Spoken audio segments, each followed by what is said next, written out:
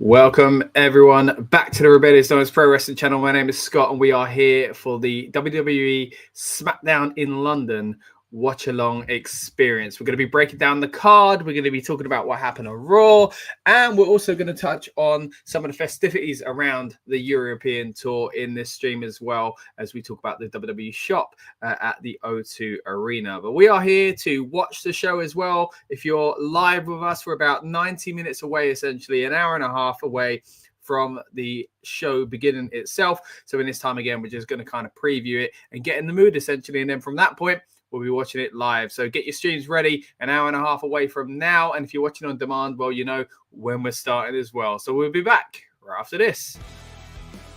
Welcome to the Rebellious Noise Pro Wrestling channel. On this channel, we bring you some great content from inside and outside of the squared circle. We will go through and offer some in-depth analysis of the biggest events of the year, as well as bringing you exclusive interviews with some of the industry's biggest names. There will also be live show reviews, in-depth features, and podcasts. So make sure you give that subscribe button a slam so you don't miss any of the action.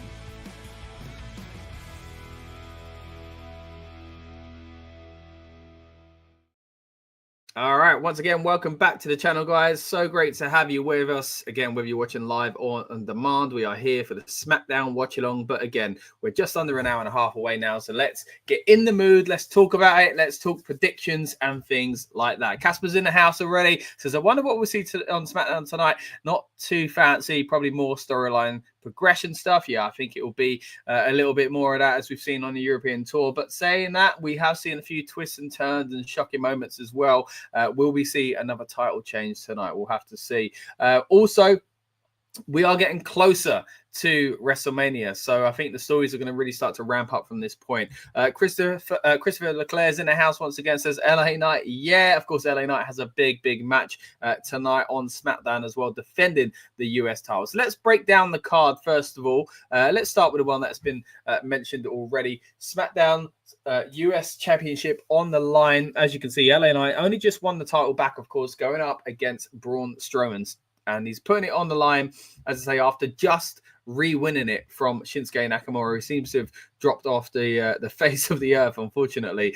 Christopher says 22 days until WrestleMania. You're right. We're getting very close then. So just under 3 weeks, of course, until that 2-night extravaganza. And don't you worry, guys. We'll be here covering it in depth as well. Of course, we're doing the show tonight. I'm not there at the O2 this time round. We thought we'd give you a watch-along experience as well to kind of make up for it. So I've got my tea ready. I'm ready to go, and I'm ready to kind of dive into this card in more detail. Christopher says Jacob Fatu's got to get involved in this match as far as the US title goes. I think you're right there, mate. I don't think we're going to get a conclusive finish, and if we do, it'll be to do with Jacob Fatu anyway, you know. So even if it isn't a draw or a DQ, Jacob will somehow get involved here, it looks anyway.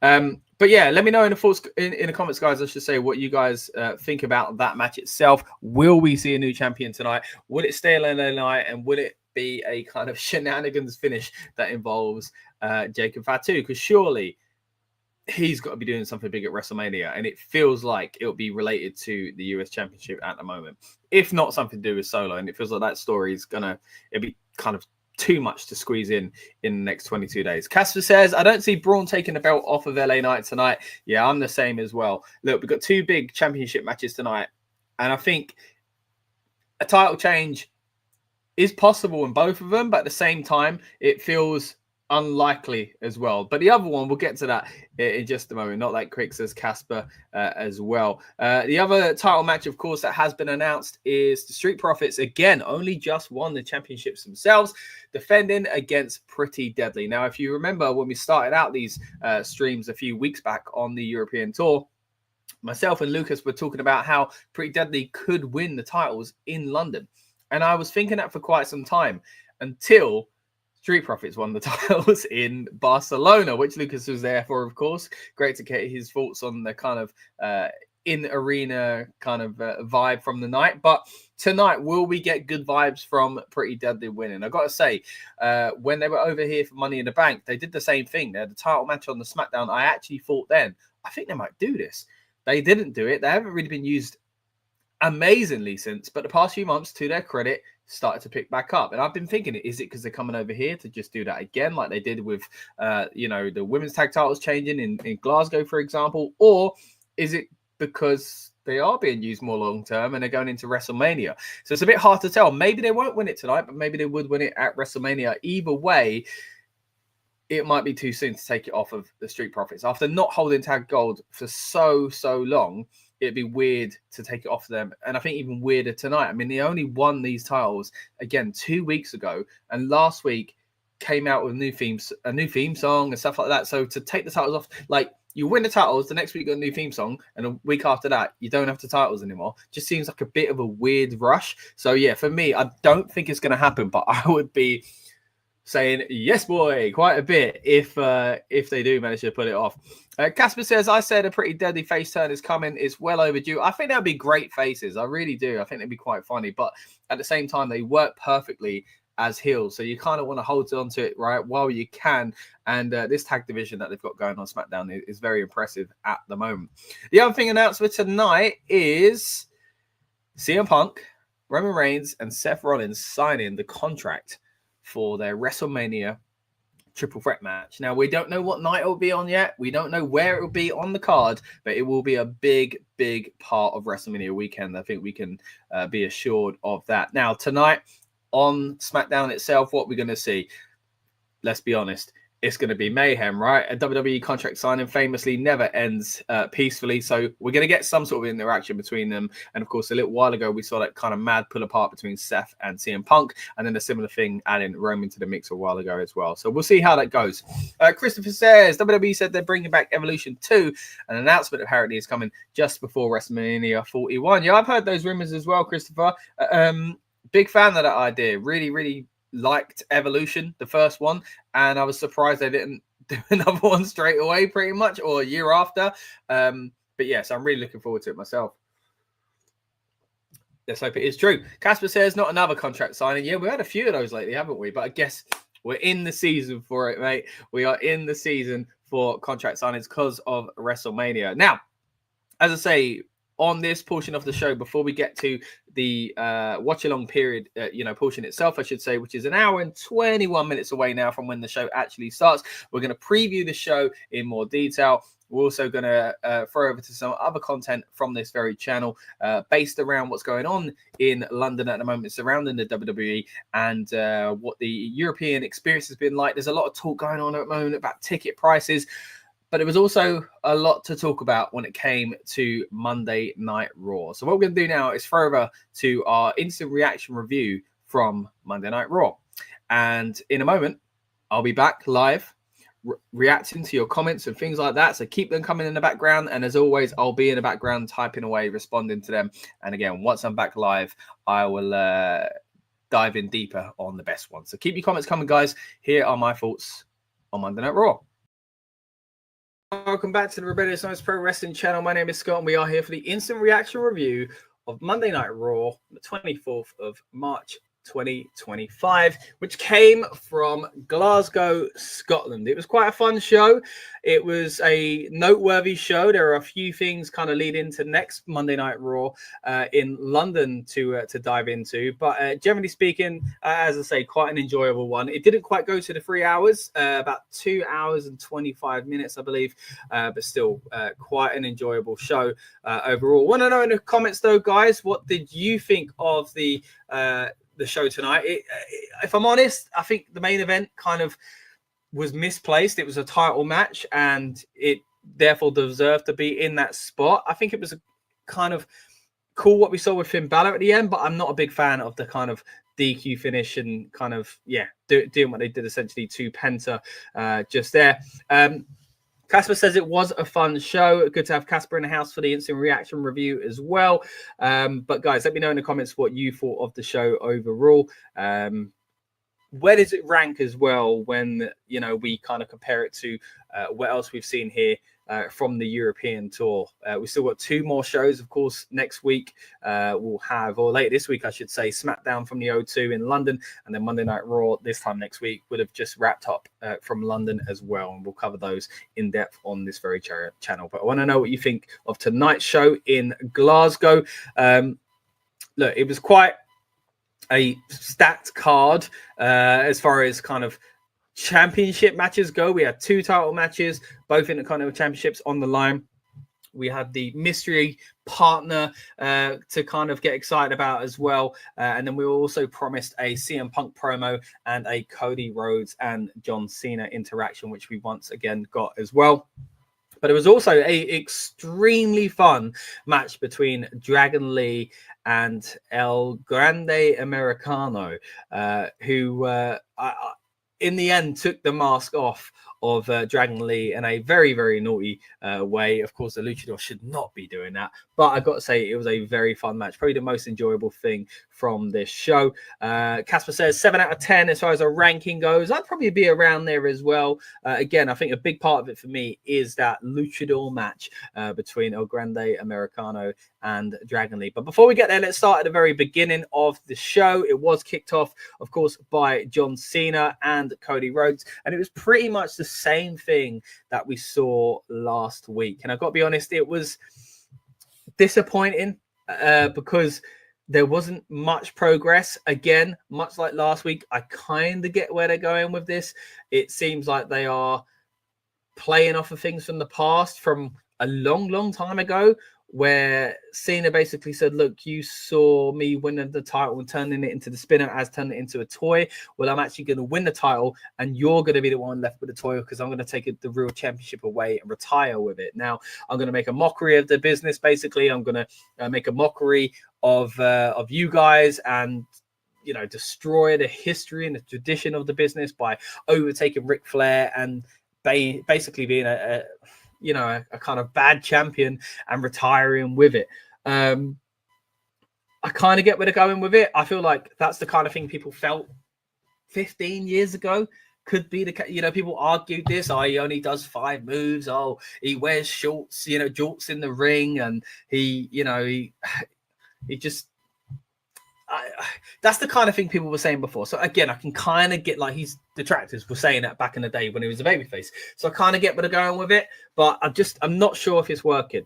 The other route would have been to change his character completely and be, new music and kind of just. I mean, he's a bad guy. Don't get me wrong. He's acting like a bad guy, but it's not like what we expected. And again, I think that's because they don't want to do that. Casper says it was okay as a segment. Yeah, I have to agree. And look, if you were watching the watch along with us, guys, if you were watching the show with us on the watch along, I should say, by the way, thank you to everyone that did tune in for the watch along. You would have seen that when they did announce the same thing for next week, Cody Rhodes, John Cena meeting face to face, I just sighed. I was just like, okay. And what? There's a bit of progression here, but we still don't know really why he's done it. We still haven't heard from The Rock or anything about The Rock or even about what Cena actually did. And Cody's kind of not got over it, but like shifted his focus. Last week it was like, I want the old John Cena. And this week it's more like, I want to defend the WWE and you from ruining it. Like, I don't know. It's just strange. Again, if you want to know my thoughts further on this and that original promo, check it out on this very channel. You can see my reaction to it on this channel as well. But let's move on from that opening segment. Again, it wasn't the most exciting, but as Casper says, we'll have to see where it goes. So that was the opening segment with Cody Rhodes and John Cena. They kicked off Monday Night Raw with an interruption from Cody Rhodes. Then we got the mystery tag partner and Jey Uso going up against A-Town Down. The mystery tag partner was solved. The mystery of that mystery was solved straight away, pretty much. In the middle of Jey Uso's entrance, it was none other than his brother, Jimmy Uso. That's right. The Usos returned. Oh, it sounded like I was getting emotional there. A little bit of a voice crack. I'm a big fan of the Usos. But that was a coincidence. But look, I said it on the watch along. I'm glad it was Jimmy. I know a lot of people expected it to be Joe Hendry, and I actually thought we would still get a Joe Hendry surprise on this show. Disappointing that we didn't, but I'm happy we saw the Usos reunite. How can you be disappointed with that? My big fear, and if you were with us on the preview before the watch along itself, you'll know my big fear was that Jimmy Uso would come out and people would be disappointed in it being revealed to be Jimmy Uso as Jay's mystery partner, because people got themselves hyped up and in the mood for Joe Hendry. Now, they didn't seem to struggle with that as badly, because I think it was wise for them to just bring him straight out. Like, you didn't get the typical, the heels wait in the ring, then the good guy comes out and goes, "This is who's with me," and then the big pop with the kind of music or anything like that. And I do think it's because they genuinely were protecting Jimmy Uso here. And that sounds crazy to say. They're one of the most important and most incredible tag teams of any generation. But realistically, at the moment, Jimmy's in a bit of an uphill battle trying to bring himself to the level of Jey Uso. I've got to say, I'm a big fan of Big Jim. I've liked what he's done lately. He's changed up his look and he's bought into the kind of yeet stuff and all that kind of side of it as well, which I think he needs to do. But I do think that it would have been damaging for him if they presented this in any other way. The only other way I would have liked to see him do it was if they just came out to the Usos theme song. But again, I think the presentation of Jay is so important that Jimmy's got to kind of play into that now. And they were kind of like the way they used to be as the Usos anyway. Like, I think Jay's character and Jimmy's characters are both extensions of the way they were as a tag team, but in very different ways. And I do think that they played into Jay's new character more so, and all in all, I liked what we saw from the return of the Usos. Now, Casper says, I called it. Yeah, as the partner being Jimmy. Look, I thought it could be Joe, but I think Jimmy was the more likely out of the two. And Casper also says, I was okay with it being Jimmy. It was nice that he tagged with his brother again. It was a fun match as well, wasn't it, guys? It was really enjoyable to see the Usos back together. Didn't miss a step, except for at the very end, to be fair, where Jay definitely missed a step. They had this spot, essentially, where Jay went to go for the spear and he slipped. Now, this played into a backstage segment later on where Jimmy was basically saying, look, last week you messed up that dive, you became a meme, and this week you slipped. I think that was really cool how they played into what happened last week. Again, I'm not sure now. I want to see last week's one again. Was that on purpose as someone playing the character? Or was it a genuine mistake that they've now kind of just found a way to create a storyline from by saying, look, you're not confident, you're not the same Jay that could be beating Gunther, and you need to be that Jay. You need to be the right-hand man, the main event, the Royal Rumble winner. And Jimmy really trying to fire up his brother, essentially goes into the next corridor, happens to see Gunther walking by and says, me and you next week, gives him a big old slap. So I think next week Gunther's going to take that anger out on Jimmy, and we're going to see a new fire, coming, lit under essentially his brother, Jey Uso, as we start leading towards WrestleMania, as we get very, very, very close now to WrestleMania. Indeed, we're 26 days away now at time of recording. So let's see how things shape up next week on Monday Night Raw when Jimmy Uso faces Gunther. Now, the match itself, as I say, was quite enjoyable. I like what A-Town Down Under did here as well. They played into their roles as heels at this show very well. Then we get to the first of our two title matches tonight. It was the Intercontinental Championship of the Women's Division being defended by Lyra Valkyria against Raquel. And Raquel Rodriguez. I was really confused as to what the IC title means lately, and I'm still not sure. I mean, it seems like they're cementing Lyra a little bit more now, and we're just not taking the title off her anytime soon. Raquel, I don't think, should have won it, and she didn't win it, and I was glad that was the case. Of course, Liv Morgan was out there cheering her on, but essentially, Lyra did pick up the victory, and she gets attacked at the end by Liv Morgan. You can see the heels basically taking advantage of the situation by having a numbers game. There was a very, very scary spot, to me at least. I'll have to watch it back, where Raquel landed on her face and you heard a thud. Now, either it was just the way it was presented and it was sold very well, or she just legit landed on her face. It's quite scary. I actually thought she was out for a bit. She started moving. Thankfully, it wasn't that bad, it would seem.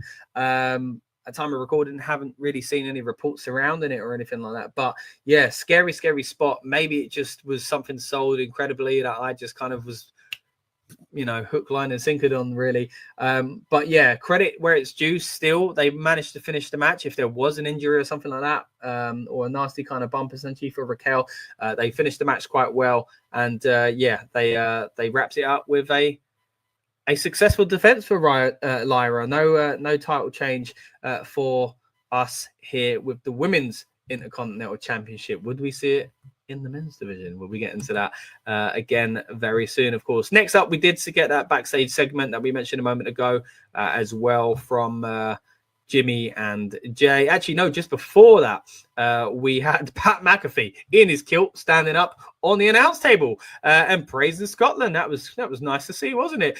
With a video package highlighting the feud surrounding the women's world title with Io Sky, Rhea Ripley, and Bianca Belair. But as of this very moment, it was not official, and it still isn't official just yet. We'll have to see what happens next week on Raw, because Rhea Ripley got given her rematch, but not in the way that we were expecting. It's not going to be a triple threat match at WrestleMania, not just yet anyway. It's going to be one-on-one, Rhea Ripley getting a rematch against Io Sky. Now, this here started out with an annoyed GM in what's his name now? I've forgotten his name. You know what I'm saying? It's official. You know what I'm talking about. He comes out. I'm forgetting his name. Adam Pearce. That's it. Adam Pearce comes out, says, look, it's not official. I've got this contract. There's only 2 names officially on it. Doesn't matter how much Rhea wants to scribble her name onto it. She's not in the match. But I've been trying to pin her down for a rematch anyway, so we're going to do that next week.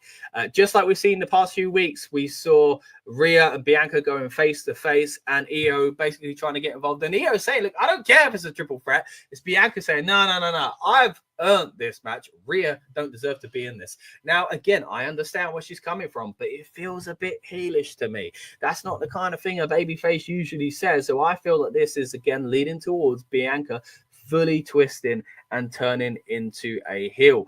Casper said this segment was okay. It kind of just led towards next week, didn't it? I mean, next week we are getting that match. Whether or not Rhea wins, I really don't know. Again, I mentioned it earlier on the watch along. I was on the Kick Out podcast a little while back, actually, talking about what happened at Elimination Chamber. And DJ Ace was on it, and he was saying, look, I think that Rhea is a transitional champ and she's going to lose the title before WrestleMania. Now, a few days after that clip went live, he commented saying, I regret this, basically. But now I'm wondering if he doesn't.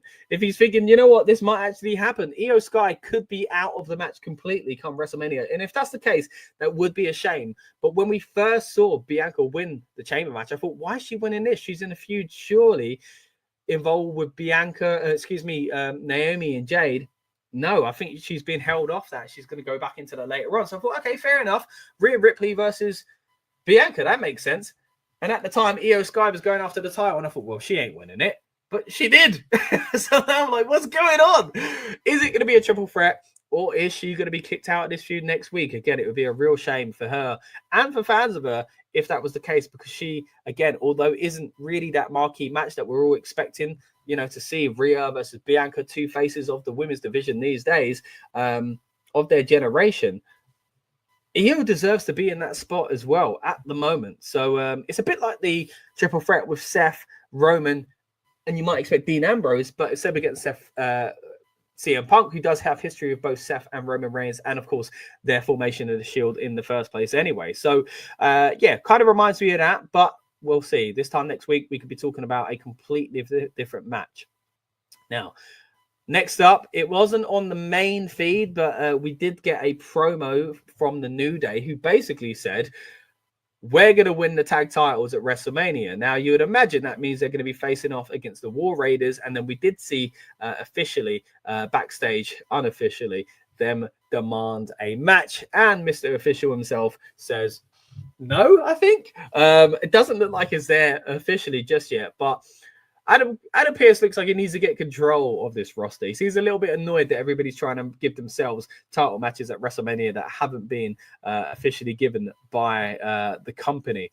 But we'll see where that goes. Again, of all the titles I expected to see get a nailed-down match anytime soon, it wasn't that one. And it's certainly, if you're going to go through the 2 tag titles, it wasn't the Raw ones that I would picture. The SmackDown division has been cooking the past few months, and it feels like that's what we're going to get. Nothing to do with the Raw side of things. But hey, it looks like maybe we are actually going to get something from the Raw side of things on WrestleMania. Now, let's get into what happened next on this show. As Casper says, the roster is out of control, all demanding matches. We saw Dragon Lee versus El Grande Americano, and this honestly was match of the night. So enjoyable. There were some amazing spots here, and look, I know it's all about wink wink nudge nudge, it's Chad Gable, but whether that was part of the storyline or not, this was such an enjoyable match. It was phenomenal. I really enjoyed their work together. Chad Gable, of course, when he faced off against Penta, was amazing, and he worked very well in that lucha style to bring Penta into the WWE for his debut match. Then you might be thinking, what are you talking about Chad Gable for? It was nothing to do with Chad Gable. Chad Gable's sick. We saw him backstage saying, look, I'm sorry, guys, coughing up. I'm not going to be able to compete tonight. Dragon Lee says, you know what? I'll face whoever. Again, wink, wink, nudge, nudge. Later on, Chad comes out and praises his totally not American luchador counterpart and says that, again, sorry for not competing. Now, whoever was under the mask, guys, I got to say, competed incredibly, but not honorably, because at the end of the match, the reason they won is because they yanked the mask off of Dragon Lee. Now, if you go back and watch that portion of the watch along, you'll see my reaction was one of utter shock and disbelief. I couldn't believe they'd done a spot like that on Monday Night Raw. A few people in the comments were saying it might have been wasted. It was a big spot, but I was shocked at how they pulled it off successfully. Now, people are going to slow it down. Maybe you'll see Dragon Lee's face. And if you do, it's a real shame. But it was, it was, from what I saw in real time, perfectly executed and a very shocking moment that, yeah, maybe he would have had a better place on a PLE, but it wasn't like it was a mask versus mask where he just lost his mask. Like, Dragon Lee's going to be wearing his mask the next time we see him. But it was still a big moment and a risky moment to put off on live TV as well. So, yeah, for me, really enjoyable match, a shocking end, but still one I really enjoyed as well. Match of the night, says Casper. I agree. Yeah, Dragon Lee versus Americano, a really fun match. Really fun to have you commenting along as well. Anyone lurking in the background, guys, would love to know what you guys think of the show in Glasgow. Was it an enjoyable show? And did you enjoy this one like myself and Casper did as the match of the night? That wasn't it, though. We might have been done with the match of the night, but next up we get a segment from CM Punk, who comes to the ring and just continues talking about, of course, the storyline he's involved with. It's the Seth Rollins and Roman Reigns storyline. The most notable thing here, I think, was basically him alluding to, again, the fact that he's not just Roman Reigns' wise man, and that potentially that could play into the storyline here. Now, we touched on it on SmackDown. A few people in the comments were saying it back then, and I've really started to get into this theory that maybe this is all leading to Paul Heyman turning not just on Roman Reigns, but also on CM Punk by aligning himself with Seth Rollins. I mentioned it last week. I can see Seth turning heel. He's due a heel turn. And if you want to know my thoughts in a bit more detail and kind of what I thought about that segment between those four guys last week on SmackDown, then you've got an instant reaction review for that on this channel as well. But you're currently watching the Raw instant reaction review for a exciting show out in Glasgow with a great crowd who Punk really played into here. He said, you know, it was great to be here in Glasgow, or to be alive in Glasgow, and all that stuff he usually says.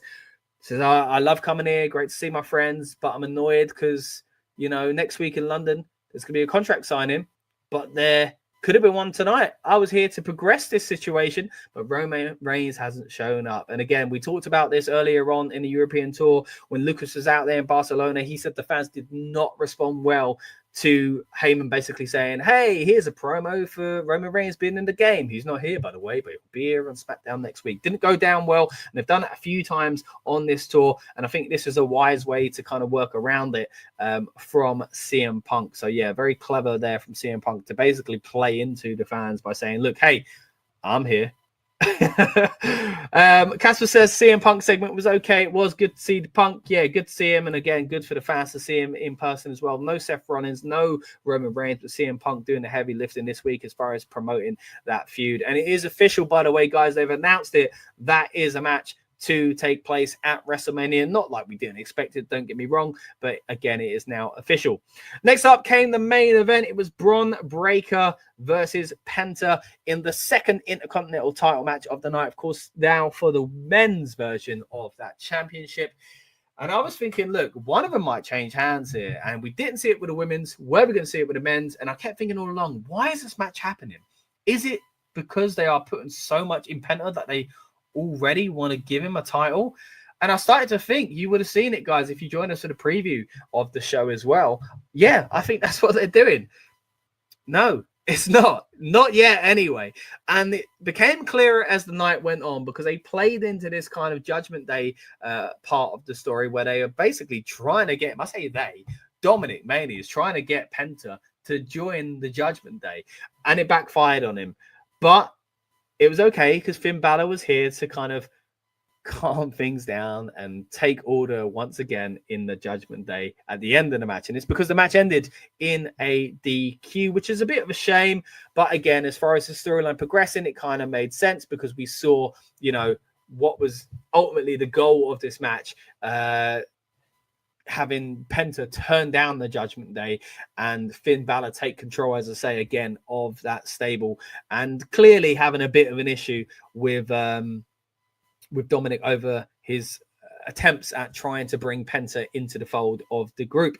Now, this match itself was quite enjoyable. Got some nice high spots and fun moments in the match overall. Was it as good as the other lucha match we saw earlier on, or other match that involved luchadors? No. I think the match earlier on was much better, if I'm honest, but still a fun match overall. Decent way to end the show. Again, it was more about the storyline progression for the Judgment Day and Penta staying strong as a babyface. It was confusing, though. We had babyface versus babyface in the match anyway. Braun kind of plays into being a heel a little bit, but yeah, it wasn't to be for Penta. He certainly wasn't turning heel tonight. As Casper says, Penta joining the Judgment Day, as you said, would have been a bit too soon, and a heel turn would have been as well, generally speaking. He's massively over, guys. You know, he's doing well at the moment, and I think they've got to continue this kind of hype train that we're all on, really, for the man with no fear, Penta. And yeah, I do think he might be winning that title soon. And we mentioned on the preview that maybe we're going to see something like a fatal four-way at WrestleMania for the Intercontinental Championship. And maybe that's where Penta is crowned instead. Now that we've led to, you know, him potentially getting close to that title already, I think that's opened a lot of people's eyes that, yeah, maybe Penta's going to be winning the championship within WWE quicker than many of us expected. But that's pretty much it, guys. That was Monday Night Raw from Glasgow, Scotland. Next up, of course, as I say, we've got London, England for both SmackDown and Raw coming to you live from the O2 Arena. We're going to try and bring you as much coverage as we can surrounding the O2 shows as always. Again, very, very thankful for those that have tuned in to not only this instant reaction review, but the watch along as well. If you're watching live, you can go back and find it on the earlier part of this stream. If you're watching on demand, you can also find it on the Rebellious Noise Pro Wrestling channel in the archive as well. Once again, last week we touched on SmackDown, so if you want to know my thoughts on that, feel free to go over and check that video out on this very channel as well. But you've been watching the instant reaction review for Monday Night Raw from Glasgow. An enjoyable show overall. I've got a message from Lucas, who was going to join us, but he said, I fell asleep at the end. That was awful. Lucas, not a fan. We'll try and get him on the next stream to break it down a little bit further than that. But yeah, not a big fan of what he saw tonight. Look, there were things that I think that could have been better. The John Cena thing is still leaving much to be desired for. I think the ending being a DQ wasn't great, but hey, the Judgment Day situation is starting to be a bit clearer now. Finn Balor does seem to be taking back control. Penta isn't turning heel. Braun Breaker didn't needlessly dive further into being a heel much either as well. But still, all in all, a good show. A fun show with you guys on the watch along as well, and this instant reaction review. The most noteworthy, I think, match or moment from the night was the luchador match between Dragon Lee and El Grande Americano. And again, the way that match ended was quite shocking as well. Night to Casper. It has been fun indeed. Thank you for your comments, mate. And again, thank you to everyone that's been lurking in the background and those that have been commenting throughout the night on the watch along experience as well. I've been Scott. This has been the Rebellious Noise Pro Wrestling channel, and your Monday Night Raw watch along will be back in a few days for some more content. So make sure you subscribe if you haven't already. All right, well, that was the Monday Night Raw review, but tonight it is all about Friday Night SmackDown, and we are live in London tonight. Of course, it's going to be a big show. We mentioned as we came on the air, haven't really given us much of a card at the moment, but what they've given us is quite interesting, of course, and we'll continue to break this down.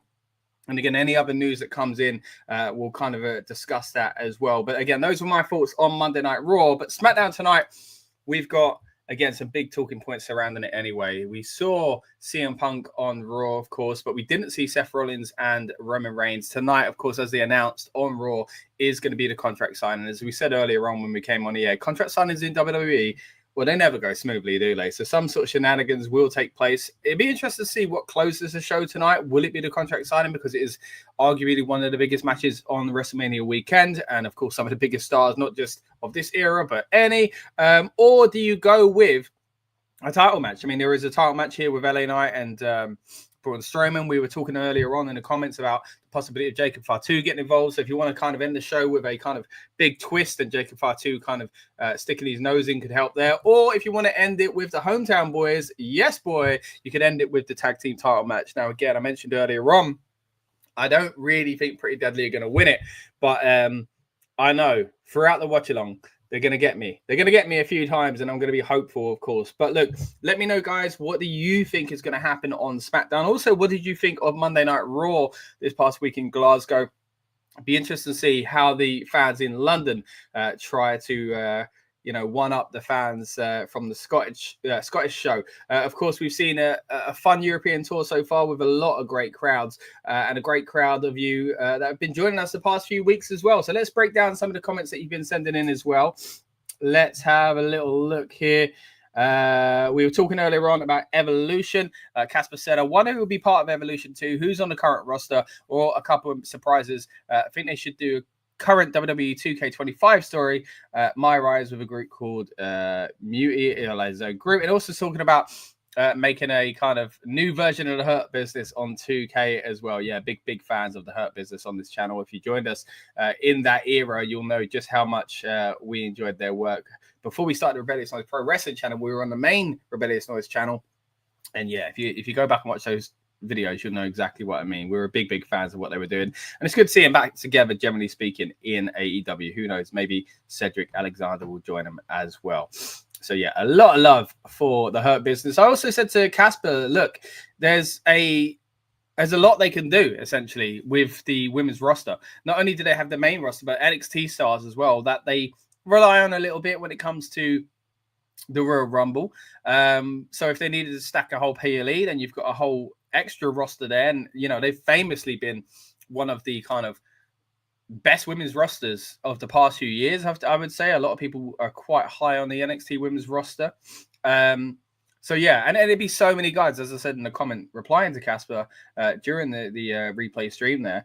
It's great because there's so many stars that not only are good and would be great to be featured, but weren't even around for the first WWE Evolution PLE. That was a story, of course, that broke recently, that apparently they will be announcing one just before WrestleMania to take place, hopefully, not too long after WrestleMania. It looks like we're getting a good year of PLEs. And some great international shows, not just this one, but the Clash in Paris, of course, as well. If you haven't already, check out my video on this channel where we talked about what Clash in Paris might look like, because they've got quite an interesting venue that they're going to with these really kind of incredibly high-tech, pieces of production equipment, essentially. So yeah, check that out if you haven't already. But of course, there has recently been announced a tour surrounding that, so that's great for us over here in Europe because we can watch Raw and SmackDown again at a reasonable time, and that means we'll be able to bring you hopefully more content like this again at a reasonable time for us as well. So yeah.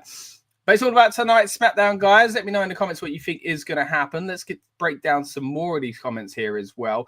I saw Casper mention Paige. Of course, big news that she has announced. Yeah, she's left AEW. Now, of course, that's going to bring questions up straight away. Even a few months back, they were talking about her contract. I think it was up in like September originally, maybe. Might be misremembering that. But essentially, there was a conversation. She said, look, until then, I'm an AEW, wrestler, but who knows in the future? Well, now she's not an AEW wrestler, so I would be very shocked if she didn't show back in WWE someday. Could she show up tonight? I mean, it's a possibility, guys. It would be a massive twist if she showed up tonight. Apparently, she's ended her relationship with her time with AEW, I should say, on good terms. They still have a good working relationship, it would seem. That would be a little bit of a dagger, wouldn't it, if she did show up tonight? But, hey, stranger things have happened. Aaron says, is SmackDown going to start tonight, or when is it going to start? So we're about 48 minutes away from it starting, guys. If you're watching live, that's where we are. And when it does start, again, this will be your watch-along experience. We'll do a kind of play-by-play experience. It will be my thoughts as we go along, describing what the show is like, and we'll basically watch it together. So I want to know things like what you're having for your snacks tonight, and what your kind of setup is essentially for watching SmackDown tonight. Are you like me in Europe watching it at a reasonable time, or are you someone out there in the States who's watching it on a cheeky little VPN at work or something like that? Let me know. Casper says, could see a few returns at WrestleMania 41 from superstars, but don't know who, and want to be surprised. Yeah, that's it. WrestleMania always leaves us open for surprises, as does the Raw after WrestleMania. So we'll see how that goes. Casper says, could fall asleep during SmackDown. Depends on what we see at the contract signing. It'll be interesting between Roman Reigns, Seth Rollins, and CM Punk. Yeah, I think it's going to be some sort of pull apart brawl or something like that again. Gary's in the house. Good to see you, Gary. Hope you're doing well. Looking forward to seeing what you purchased, Scott, at the WWE shop. It is right here. We're going to be breaking that down later, mate. I'll be showing that off very soon. Christopher says, WWE will not clear Paige to wrestle. I guess a good point there. Yeah, when she was last in WWE, wasn't cleared. So whether or not things have changed to a degree where she can be, we'll have to see. But even just to be part of the company again, I think it'd be pretty good. They used her quite well when she couldn't wrestle. They gave her a GM spot. They put her tough enough. So they definitely tried to do stuff with her. Skibbity Rizzler, what her name says, is Cody there? I can't remember. As far as tonight's show, SmackDown, not advertised. But you never know. He could be showing up, or maybe that'll be left for Monday Night Raw, of course, because he is going to be at the O2 Arena for a little confrontation with John Cena. There we go. Can't believe I've forgotten the guy's name. One of the biggest names of all time. But there we are. Now, look, things are great in WWE at the moment. I think we'd all agree. That's why we tune into shows like this, right? To hear what we all think about the kind of matches and the surprises and Road to WrestleMania and all that good stuff. But at the same time, there's a lot of discourse at the moment about ticket prices being a little high, and therefore shows suffering because of it. And WWE ultimately suffering because of it, because if they don't fill those seats, let's say for even half the price, that's better than not filling those seats because you held out for full price. And the prices have gone quite high recently. Now, there is an argument to say a premium product and, looking at other entertainment and how their tickets gone and inflation and all this kind of stuff. But at the same time, there's a lot of talk at the moment around the O2 shows in particular, because they haven't sold out. That's not a dig saying they can't sell out. The point is, WWE could sell out several nights at the O2 if the price was reasonable. That's how AEW did so well at Wembley. Again, not a dig to them, but they did so well because a lot of their first all-in tickets were quite reasonable because it was a big venue they were trying to fill. Now, again, WWE's ticket strategy has changed recently, and Lucas, you might know, went out to Barcelona and basically got a whole holiday out of it for pretty much the price he would have paid to go to watch WWE in London. So in some countries, it's slightly different, but it's still gone up. Generally speaking, I've seen a lot of people out in the States saying that you used to be able to get 10 years ago, $80 would get you maybe a floor seat. But just a few years ago, $80 would at least get you kind of the lower tier, and now $80 barely gets you the nosebleed. So things are certainly changing. Again, there are reasons behind this as well. But what I'm going to do now is throw it over to Lucas, because he's broke this down a little bit further as well, and it's got some great points surrounding it. Casper says, I don't think tickets are too high, and that they need to. I do think that tickets are too high, and that they need to come down. It's difficult though. Once you start putting them up, and even to reduce, here's a sale or a 2-for-1, it weakens the brand. And now they've been bought out, their strategies have certainly changed in a lot of their business, and that's understandable, but it is a risk. So as I say, let's throw it over to Lucas, because he's got some great points about his time in Barcelona, and also about the ticket situation. So here we go with Lucas. Sun shining down at the moment, at least. I'm on the route to the airport after my kind of couple-day trip to Barcelona, and I think something I'm going to talk about on this little walk in the sunshine, which is nice. Yesterday was absolutely miserable. What a different, I would say a day. It's barely been 12 hours or so since I left the venue, makes. But yeah, I think something that WWE have got to address is this ever rising ticket price situation we've got going on, and particularly when it comes to the TV shows now. I get that potentially the feeling is that now stuff's on Netflix and everything is premium, everything is top quality, and we're getting the best of the best of the best. But I just think we're at the stage now where we're pricing out the average customer, particularly a family customer. I looked on the 4-for-3 deal that was going on recently for the O2, for the Raw show. So with that deal, it basically means 4 tickets for the price of 3. And now usually this would be a fantastic deal if it wasn't for the fact that the tickets are averaging £300 to £400 each. So if you're a family of 4, or a group of 4 friends, or a couple of couples, or we've got lots of friends, you're still paying £1,200 in total to sit to watch an episode of Monday Night Raw. 2.5 hours of wrestling, about 2.5 hours of program, I guess. With maybe a dark match either side. It's a lot of money. And while I agree that the TV shows have become much more watchable under the era of the man of 3 H's, I still just think that things are lacking to an extent when it comes to some of the star power that is missing. Obviously last night I touched upon it, when I spoke about the fact the fans in attendance booed the absence of stars such as CM Punk, Roman Reigns, and the fact that stuff was getting announced. So Jay Cargill's return in ring for the first time about 4 or 5 months now, next week in Italy. And it just goes to show that yes, there is a star-studded roster. I'm going to go up here, this is quite nice. With a star-studded roster, it does just show that there isn't that level like there was in the Attitude Era. I'm going to get you a little shot of what's behind me. It's quite cool, isn't it? Obviously, it's nice weather today. It wasn't the nicest yesterday. I think behind me there, that's I kept calling that the gherkin. I'm pointing at it, I think now. I'm rubbish with this. But that was actually part of the design museum I went to yesterday. Follow me on my personal socials, I put pictures up of that. But I just kind of felt, that back to these ticket prices though, I do kind of feel that surely we've already gone past the max, and obviously WrestleMania ticket sales, or the lack of them, is to be believed.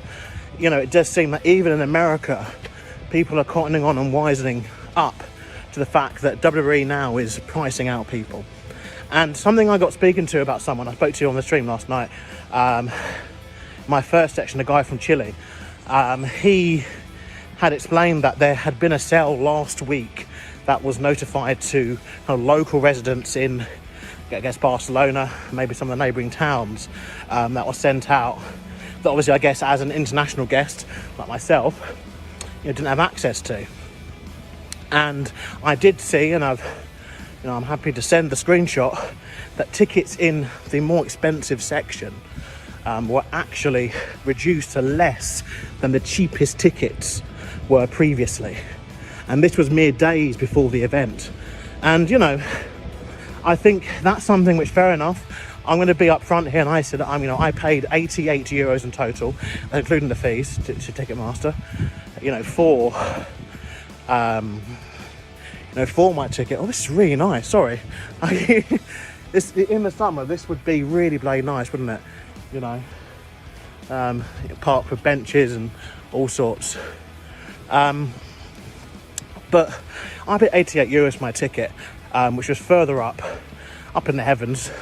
I moved to a different location because, why not? And, those tickets that were in that section were 50 euros. So 30 euros cheaper. And look, 30 euros isn't the biggest difference you could get. And imagine if this was done for Mania, or even for some of the Raws, like Raw London at the O2. Tickets last week, when I was checking, were going for over £250. Now this week I've checked, the lowest available ticket is £141. So that's £100 difference. Yeah, £100 difference for the same, the same thing essentially. You want to get the cheapest seat in the arena, and that's just 1 week. And now one would have to imagine, if they still do not shift these tickets within the next kind of 3, 4, 5 days, will we see stomping grounds, I think it was 2018, levels of 2-for-1 advertising in newspapers and on social media for people to come to watch a WWE pay-per-view event? Will we see that level of promotion happen? Because at present there's a lot of seats left for Glasgow, there's a lot of seats left for the O2, and we are not too far away from these shows taking place. So do they want the empty seats, or do they want cheaper prices to have to exist? My take on it is very much that I think they're trying to make it seem more premium than it is. And they're doing the whole like it's expensive because it's good and it's worth it. And, some people can afford it and others can't. So I'm walking uphill. I've got 2 bags I'm carrying. But to some people it is worth it. But to others, it's just not affordable. Like whereas before, years ago, we'd have tickets that were, £20-30, even if you factor in inflation, and say, okay, those tickets nowadays would be maybe, £50, £60. Where have those tickets gone? Because the customers are still there, and obviously they've got new customers now coming in that, want to see the product, want to appreciate the product. Railway stations behind. Something you do notice in Europe, a lot of the shops open quite later, or they have like split opening times. So just something to be wary of when you're coming to international events. A little bit of a tip there. Just note that, in lots of parts of Europe, the opening time for shops can be at about 11 o'clock or so. And lots of shops do close for lunch. And in the summer, they close for, obviously, in Spain and parts of Portugal, they close for, siesta. And usually then open in the evening. And be wary that lots of shops in Europe do not open on Sundays. So if you're coming to a pay-per-view or PLE or any sort of wrestling show, pretty much shop opening, it's opening up right behind me. I might just move out the way from this woman, let her do her thing. If you're coming to an event, at the weekend, just bear that in mind. And there are different public holidays and things happening, such as, to be fair, the Barcelona Marathon is tomorrow at time of recording this.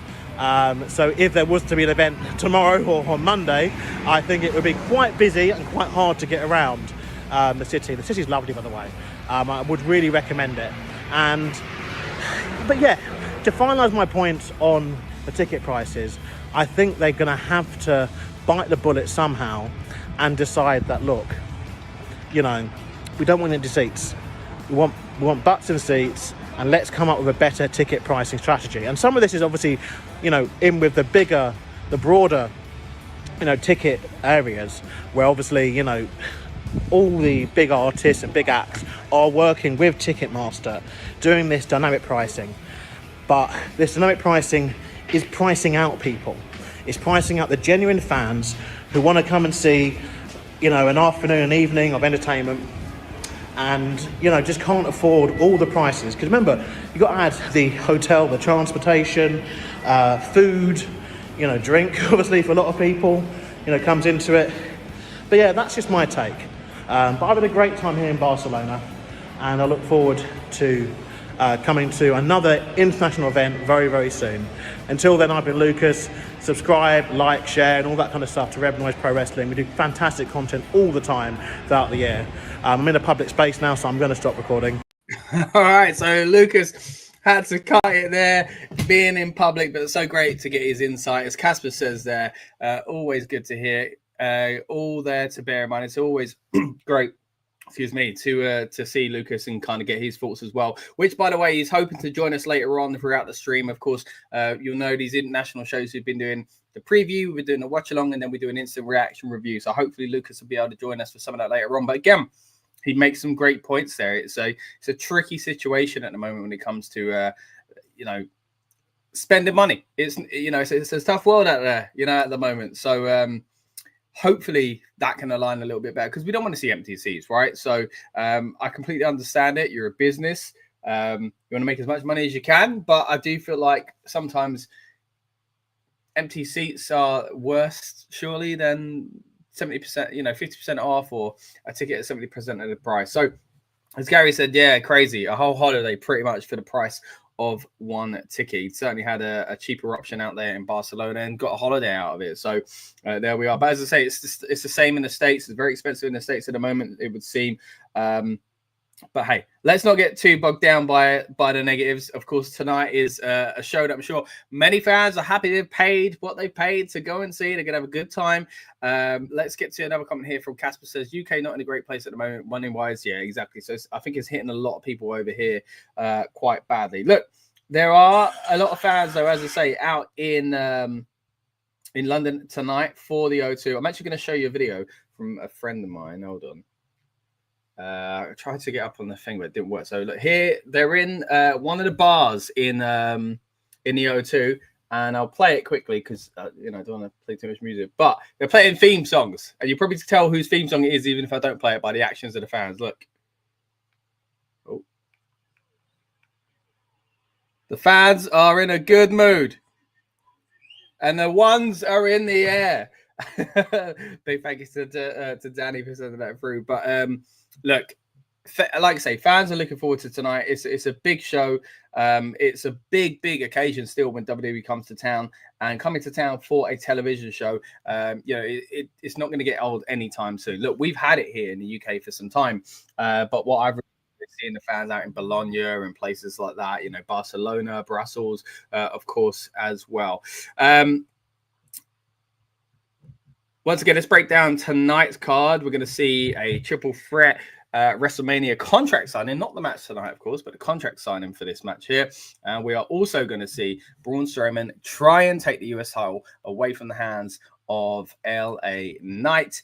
And then can we get a big yes boy at the end of the night by Pretty Deadly winning the tag titles, which have only just been won by the Street Profits. So that kind of tells me, I feel, all I need to know. But I'm holding out hope. It would be great to see it, especially in London. As much as I'm a fan of the Street Profits, I think the moment itself would be quite cool, especially for the fans there in London. Speaking of which, those in London at the O2 would have had the opportunity today, as they would have for the past few days, to visit the WWE UFC official megastore or superstore, essentially. And I got the privilege of going there the other day and scouting it for you guys. I bought something. Here's the bag. I'm going to reveal what I bought in just a bit. But let's throw it over to my review, essentially, of the WWE store at the O2. It's going to be there for a few more days, March the 31st. So if you haven't had the chance to pop by yet, hopefully this video lets you know what's going on there and maybe inspires you to do so. But so here's me at the O2 Arena in London, checking out the WWE official store. For the Rebellious Noise Pro Wrestling channel. Today it's something a little bit different. I'm outside the O2 Arena. That's because I've been to the official WWE UFC Mega Store.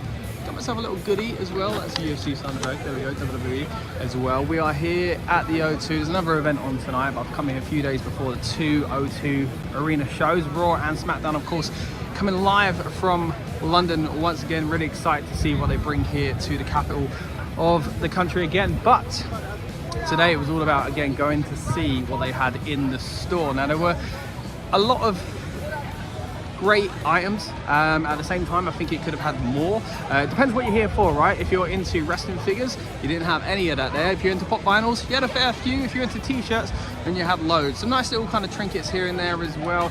I got to say the prices are way more than I expected, even though I knew I was going to be at an arena, and I've seen what arena prices are these days at shows themselves. It was still more than I actually expected, but still some quality merchandise in there as well. It's just a little bit more expensive than the days I was buying wrestling t-shirts a bit more frequently. But as I say, cool products inside there. Play some of the footage over the top here. Of course, you can see just exactly what I'm talking about. Some great UK specific and London specific merch as well. As you expect these days, you always get the London 316.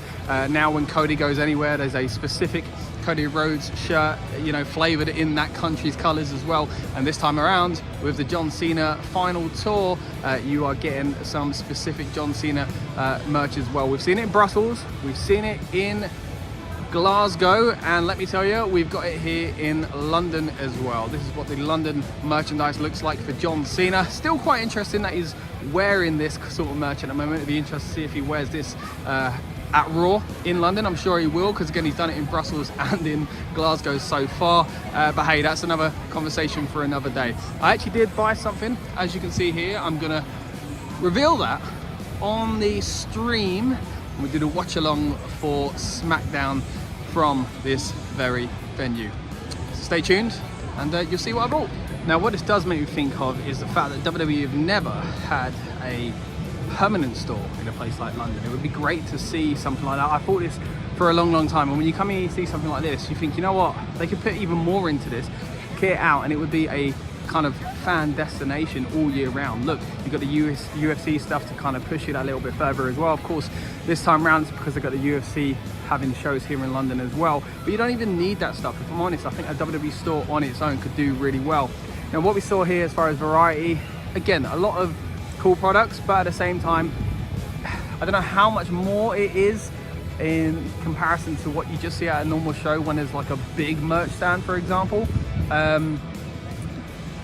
I don't know if I'd say you're going to get any kind of gems here, but again, it depends what you're looking for. I'm not big in the collecting game for pop vinyls or any of that sort of stuff, so there might be something here that you do think, wow, I've got to get there and see if I can get my hands on that. Again, some of the show specific shirts are cool as well, and yeah, that's only going to be really linked to the O2 shows.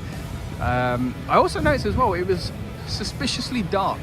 Quite strange in there as far as the lighting goes. Not sure why that was. If you want to find it though, as soon as you head into the O2 itself, chuck a right, walk down a little bit, and don't make the same mistake I did, where I went left up the escalators all the way around the outlet and basically all the way around the O2 to find it. But actually it wasn't that hard to find if I had turned right. Essentially, once you do turn right, you start seeing signage to tell you where to go. So pretty straightforward if you take the right instead of the left, essentially. But yeah, pretty cool. Really enjoyed my little trip here. Again, I'm going to show off what I bought on the stream, so make sure you subscribe if you haven't already and you tune into that one. I've been Scott for the Rebellious Noise Pro Wrestling channel. We'll see you in the next one. All right, and this is that next one. So what did I buy? We'll get to that in just a moment. Casper says, I do miss going to a live event, but it's it is what it is. I still enjoy WWE. Yeah, me too, mate. It's great to go there in person, but still great to be able to do these streams online and chat to people like you either way. But yeah, the magic about going there in person, of course, is the atmosphere and the vibe. And by the way, we're going to touch on that in more detail very soon, because again, got a Roman reporter out there tonight. So I'll play you some videos of what the atmosphere is like at the moment. It's looking really exciting and really fun. Casper says, I love the WWE shop merch, Scott. Yeah, it looks cool, man. It was a cool little experience. It's going to be there, as I say, until March the 31st. There's been a few signings there, but like I said in that video there, I'd love to see a permanent WWE shop.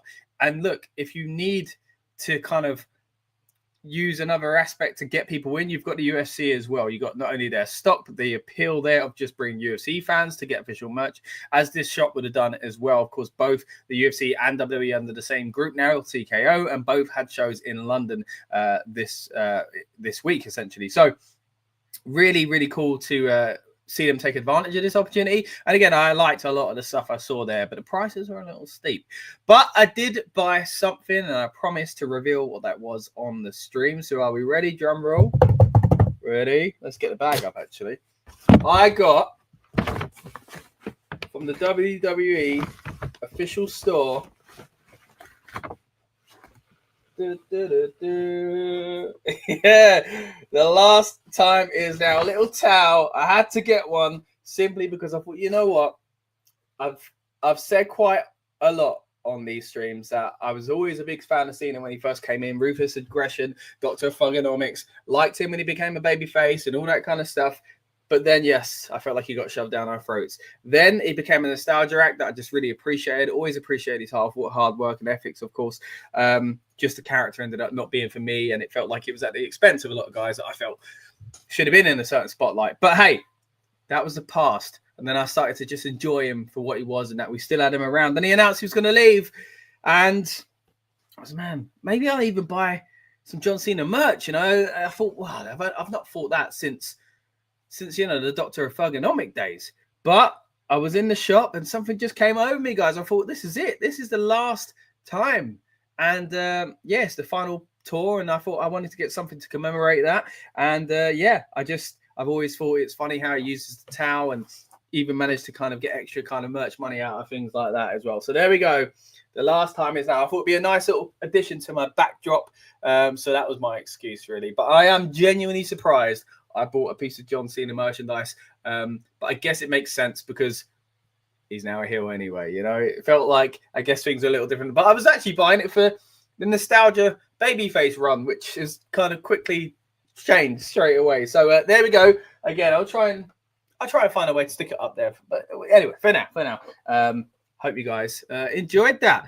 Yeah, Gary, nice, exactly that. Happy to have picked up a piece of merchandise from the shop. And again, it was a cool little experience just going there and just seeing. I didn't mention it in that video, but it was a family there who were just like so hyped. There was these little kids just running around like excited about just picking up merch and screaming at, you know, this wrestler's name. Oh, look at this and this wrestler's name. And it just made me think, man, when I was a kid, to go to a shop like that would have been an absolute dream. And these parents, to be fair to them, give them some credit, they were like, yeah, you can have pretty much, like, they were all for it. The dad, I could tell, was a big wrestling fan. The mum was encouraging it as well and supportive. And yeah, they were like, yeah, we'll get you one of these or one of these type things. So they had a little kind of plan of what they could get and what their budget was. So it was nice to see. And there's me buying a little John Cena towel. But hey, great time there again at the WWE shop in the O2. As I say, it's going to be here till the 31st of March. So if you haven't already, you've got a little bit of time to head over there if you are in London or the surrounding area.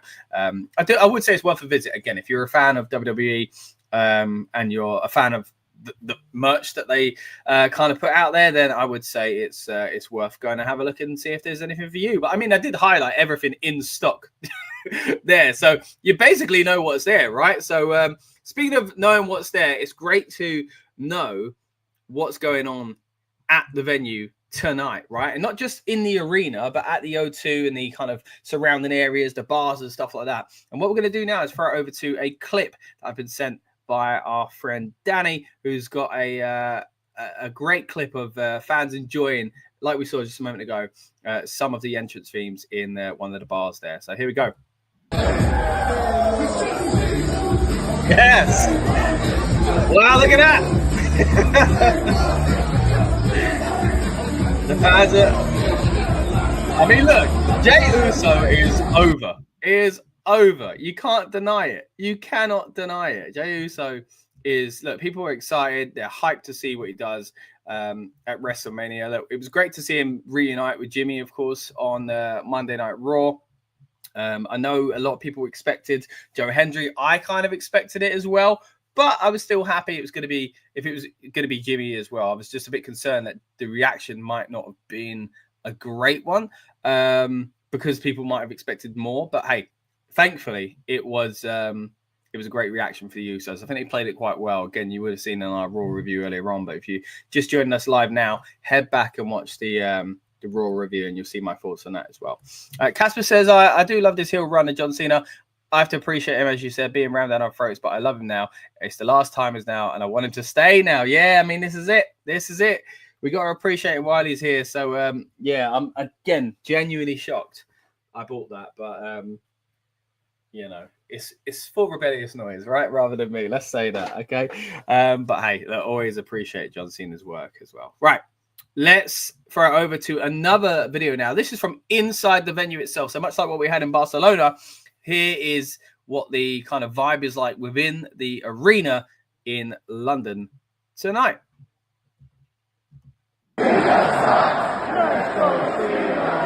Oh.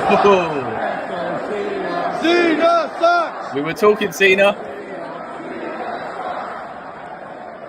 All right, now it's looking quite busy there. I've got to be honest. We talked earlier on about the amount of seats that might be empty because they seemingly refuse to bring prices down, but it looks quite full. I mean, we are 19 minutes away from SmackDown starting, and they are in full voice already. So it'd be interesting to see what the sound is like once people actually get into the spirit of the show, once the show actually begins. But again, let's play it back and you can hear the cooling chants. Let's go Cena.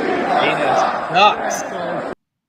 All right, again, great to have that kind of insight as to what's actually going on in the venue tonight. Now, I want to know, guys, whether you think it's going to happen on tonight's show.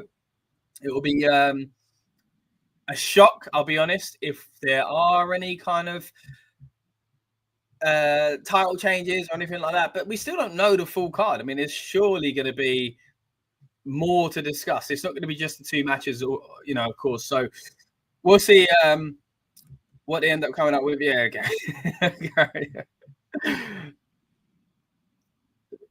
Now, I'm just trying to check in with what, again, the vibe is like in the arena, getting some more videos coming through. Let me see if I can play these for you as well. Let you know what people are excited for tonight in London. Here's another one we've got coming in now. And yeah, get busier.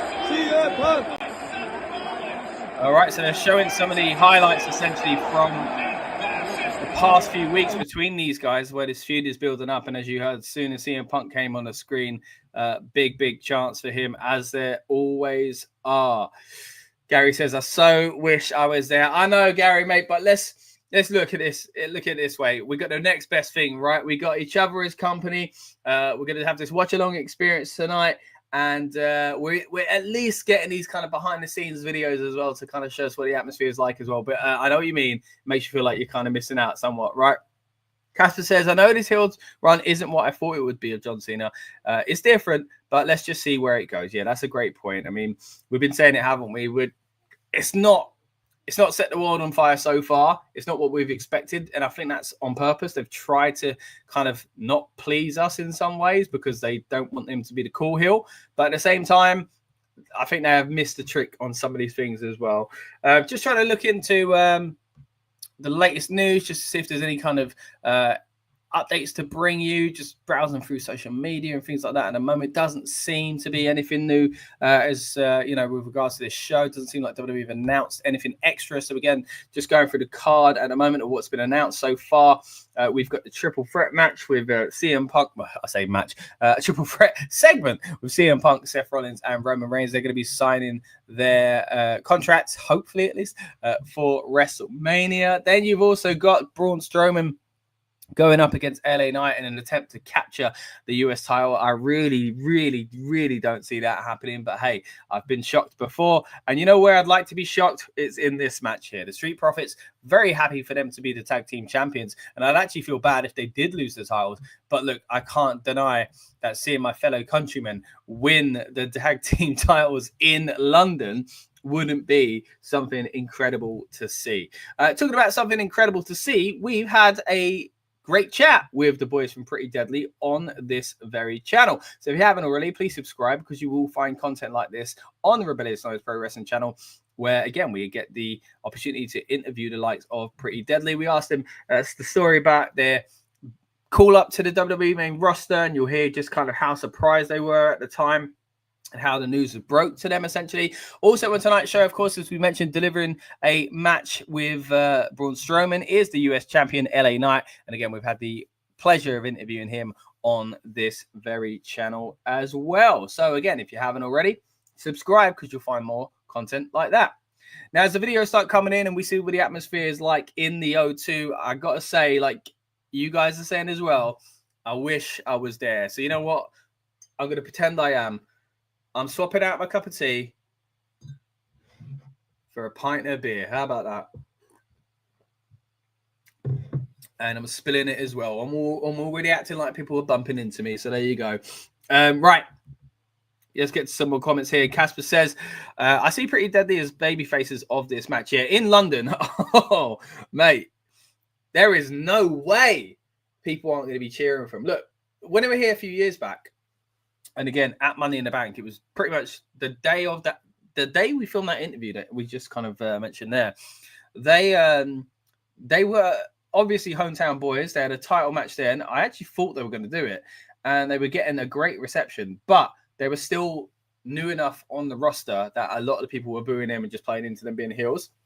I think the longer they've been there, even though they're heels, people have appreciated them more. They've had a chance to know who they are and what they're like. And even as heels, they will get a big, big cheer, I think, tonight, even more so than they did a few years back. Gary says, in my opinion, Scott, I know you like Pretty Deadly. I just feel like they're such a laugh. Yeah, I mean, it's that's it. They are, but that's what they're supposed to be. They're just silly characters. And I love silliness in wrestling. You know, there's room for it. But Gary says, I can't take him seriously. But again, that's the beauty of it, Gary. You're not supposed to, you know, they're just silly characters. So, look, don't overthink it. Don't overthink it. Just let them be silly. It's all right.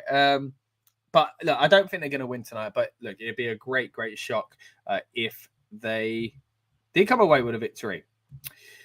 Now, coming up soon, of course, is the WWE Hall of Fame. And if you haven't already, go back and check out our video on this very channel. Great video from Rob talking about Rey Mysterio's career and what led to him becoming Hall of Fame worthy. There are some great points in that video, but just want to bring it up because, of course, the Hall of Fame is a topic at the moment, seeing as we are getting close to it once again. And this year, they're actually going to do it in a separate venue. It's still going to be after SmackDown, which I think is still kind of an issue, but the good thing is they've at least moved it. Now, we break down this fact a little bit further and how it can be disrespectful, essentially, the presentation of the Hall of Fame to those being inducted on this very channel as well. So if you haven't already, check that video out because I have a few thoughts on how they could fix Hall of Fame. And a big reason why it's tough is because there are so many events on in WrestleMania week. And we've also done a video on how to fix that as well, because again, it is chaos. They're all great, but it's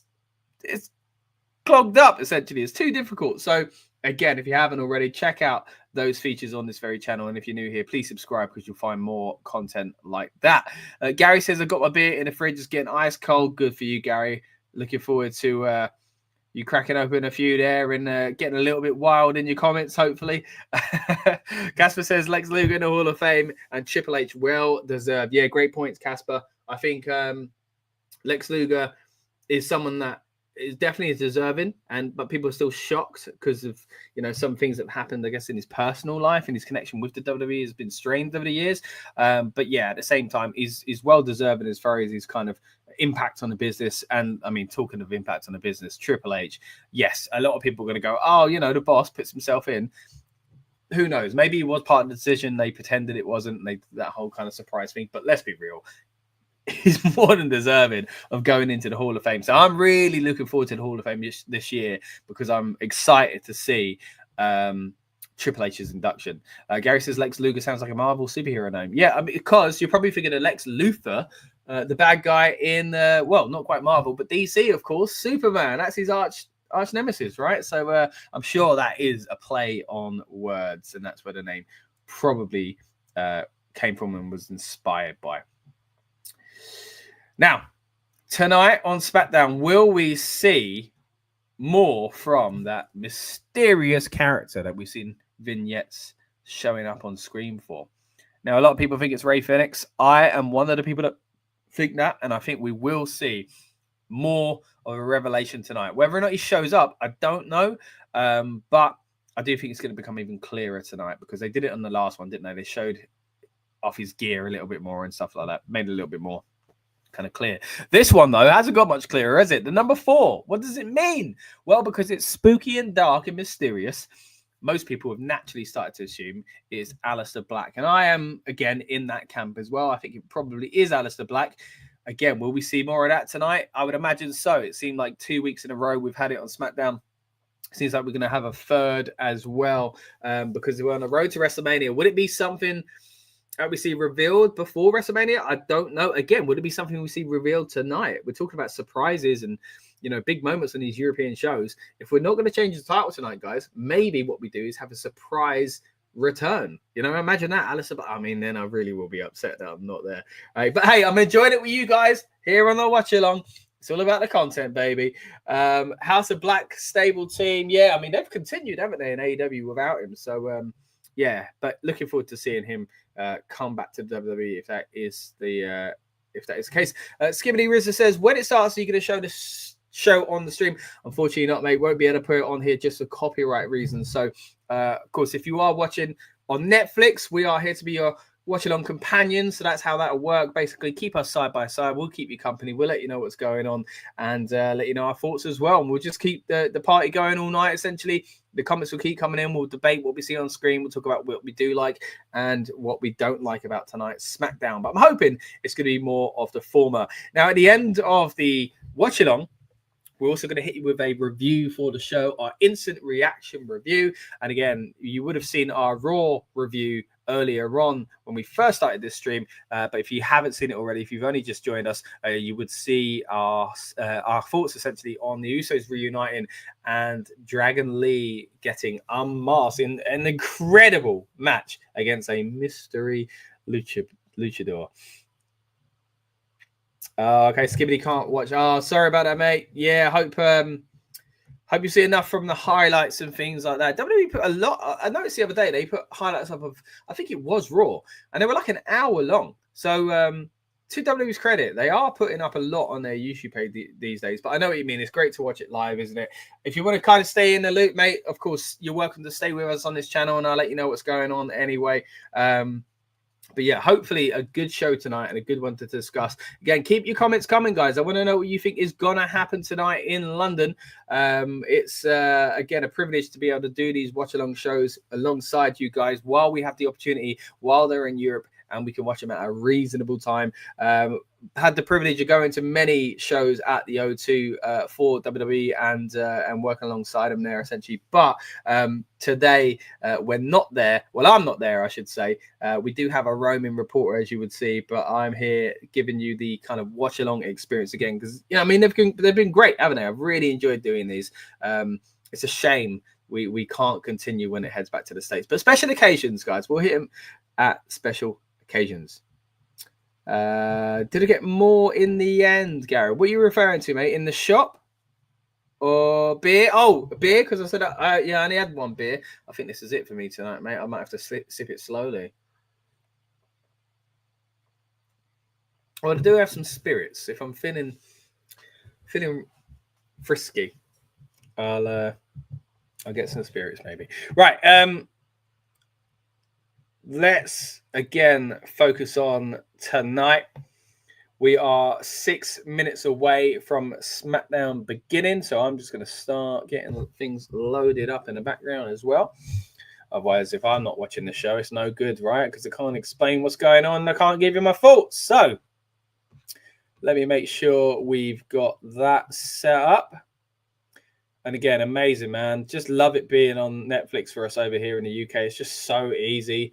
Sorry if anyone's watching around the world that doesn't have access to it like that, and I feel it's like I'm bragging, but I mean, a lot of people have Netflix. I'm more talking about the fact that it's it's live on Netflix, and the fact that we get everything live on Netflix. I know in the States it's just Monday Night Raw, but I do think once the Peacock deal runs out and things like that, you'll start to get PLEs on Netflix as well. So yeah, it's certainly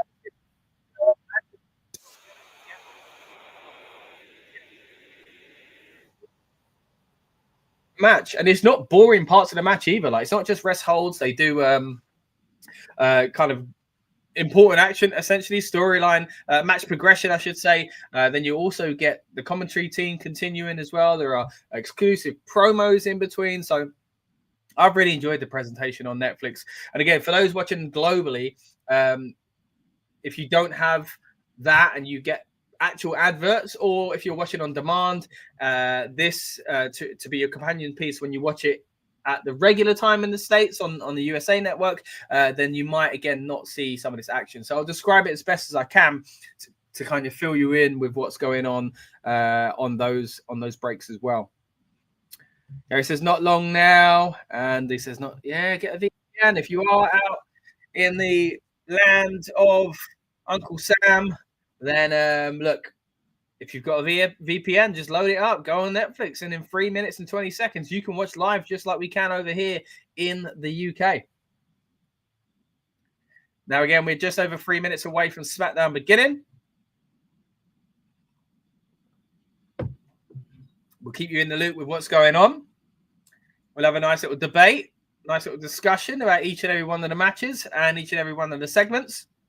Again, we have a roaming reporter out in London tonight as well, so we'll hopefully get some more footage to show you from what the atmosphere is like in the arena itself. And later on, we should be joined by Lucas, and as always, as Casper said earlier on, always great to get Lucas's insight as well. So you're watching the Rebellious Noise Pro Wrestling channel. We are 2.5 minutes away from SmackDown beginning. My name is Scott, and I hope you're going to stick with us for the rest of this ride tonight. And at the end of the show, again, we'll hit you with an instant reaction review as well. Casper says, it's going to be difficult for you to do live streams when Raw go back to the United States. Yeah, look, too many other commitments, mate. I can't be staying up at 4 or 5 in the morning every night. So it's a shame. But look, we'll continue as always for our PLEs. You'll know, Casper, I know you've been with us for a few months now on the channel, supporting us. We, for the PLEs, go live in the build-up, you know, the hours leading into it, just like we've done tonight for SmackDown for an hour and a half, really. But we go even longer in the PLEs to get us and you guys in the mood for that big event. So we're looking forward to doing more of those pieces of content. WrestleMania week is going to be mad for content. So stick with us on this channel. We've got so much to bring you, and I'm really excited to do that as well. But yeah, sadly, won't be able to do as many watch-alongs when they move away from Europe. But they are coming back here later in the year. As we mentioned, Clash in Paris, and they'll also be doing some live shows. I know Dublin will be hosting one of the TV shows as well. And it's been great, hasn't it, seeing these international fans get to appreciate it. And as I say, back for your PLE this year. So we'll try and do as much content around that one as we do every WWE PLE as well. And again, the next one, WrestleMania. What better time to sign up to the Rebellious Noise Pro Wrestling channel by becoming a subscriber and seeing more of our great content. Ingleblaw's in the house. He says, yo, 1 minute. That's it, 1 minute away. And we just saw on the little preview there, Pretty Deadly doing the old, woo. Will they be doing that with gold around their waist from the end of the night? I don't see it, but I do want it. I do want it. Again, I love the Street Profits. I'm glad they finally won the titles again. It was way too long, but I can't deny that I wouldn't just get a bit excited about the Brits winning in London. 25 seconds away, guys. Let me know in the comments what you think is going to happen, what you're most looking forward to. Again, they haven't announced too much this time around, but what they have announced is intriguing. There we go, guys. Under 10 seconds. Gary says, if they do win, you should move on to the Spirits. Yeah, that'll be the excuse, won't it? Pretty Deadly. Yes, boy. And I'll be moving on to the harder stuff. Here we go. Show's about to begin. Skibbity Rizzler says Punk, Reigns, and Punk, I guess you mean, and Rollins is crazy. Yeah, it's going to be a good match. Interested to see where they place it on the WrestleMania card. Again, is it day 1? Is it day 2? Is it an opener? Is it closing a night? It won't be closing night 2, but it could close night 1. Here we go, though. The show's about to begin. The signature has started then, now, forever together. See, I'm remembering it this time, guys. Oh, good, Skibbity. I got what you meant. So, don't you worry. Good to have your comments either way. Casper says it would be good to see Aleister Black return, but I think they're still going to build him up. Yeah, maybe a few more weeks of these vignettes. Maybe seeing a little bit more than just the number 4, right? Gary says it's coming home, as they said last week. Last so hard when they started singing that. Yeah, I forgot about that, Gary. Great point. Here we go. European Tour continues. And then we see a beautiful shot of London there with Tower Bridge. The Shard, the Gherkin.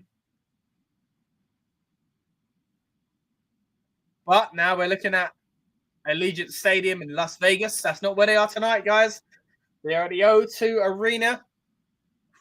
I assume we're going to see that next. Gary said, look at that view of London. Amazing. What a beautiful capital city we've got, right? There is the O2 inside, though. It's looking good. It's looking busy. We said earlier on there were seats to fill, but it don't look that way. So fair enough. Daniel Wiley's in the house. Hey, mate, how you doing? Good to have you back in action on the stream. Big CM Punk chant. Seth Rollins being shown backstage. Bit of a cheer there for him. Who's he bumping into? Security. They're going to have a big security presence tonight, aren't they? Is this all going to be like ridiculously over the top? And I'm here for it. Charlotte Flair's in the house as well. Okay, what's she going to be doing? She's facing Michin. Okay. That's a cool jacket she's got there.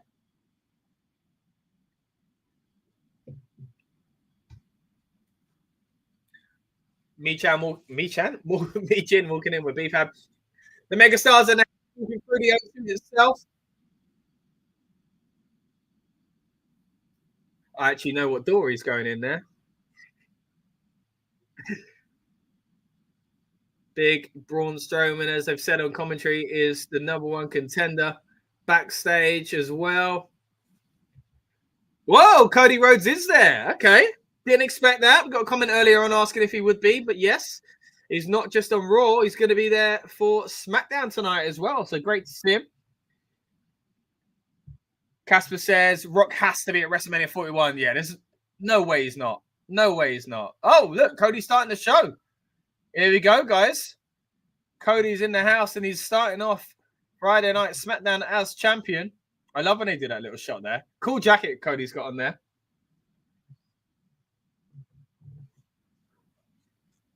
All right, let's start the show.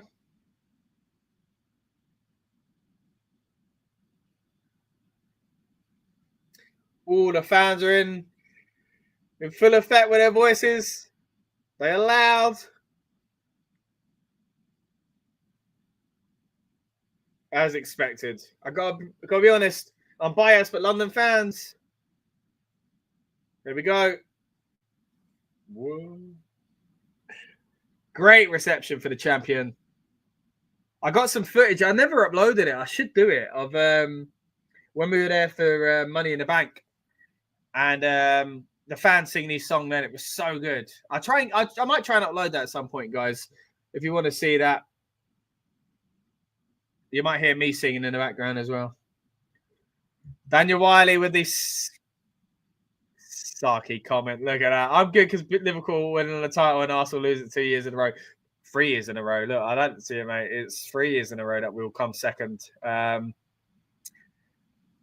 it looks like it's going to be the case, but oh well. Skibbity Rizzo says Braun is going to be good as well. A big cheer for LA, says Gary, when they show them backstage. Skibbity is also cheering for Cody tonight. Wishes you could watch. Yeah, again, apologies for that, mate, but we got to be careful with these copyright issues.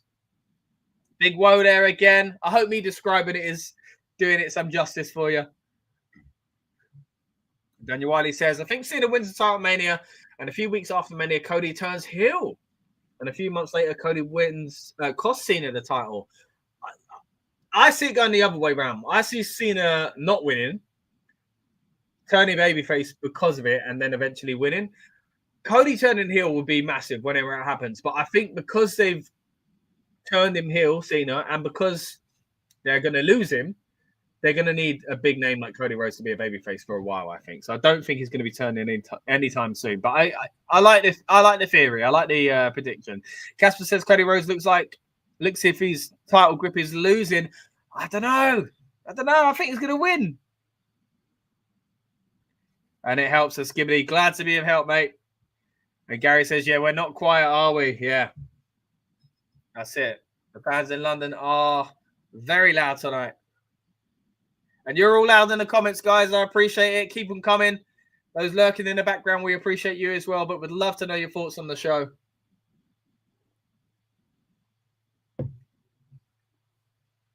There you go. Music stopped, but they carry on singing.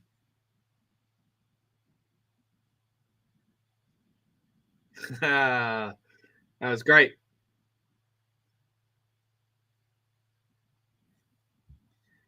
Big response for the champion there, Cody Rhodes. Casper, I agree. Love Cody Rhodes. So cool. Everything he's done since been back been amazing, right? There we go. The Cody Rhodes song. Cody Rhodes. Cody Rhodes. I see two Cena fans there. One in the farewell shirt, one in the London specific one. Again, I showed you that, didn't I, from my review of the shop. If you haven't seen that already, guys, it's on this very channel. So if you joined us late and you missed out on it, it is uploaded as a separate video. Again, I broke down all the items, or showed you all the items, I should say, at the WWE London Superstore. And they did have that John Cena merch. And I decided, for the last time, really, to jump on the bandwagon for Cena once more. Be cool if he's there tonight and like attacks Cody or something, because they got to do something. They keep just chatting. Well, what do we want to talk about, Cody? I want Cena to tell us more. It's not so much you, mate. Cena sucks chants. Again, we had a video earlier on from the fans in attendance, didn't we? Even before the show, dueling chants of "Let's go Cena, Cena sucks."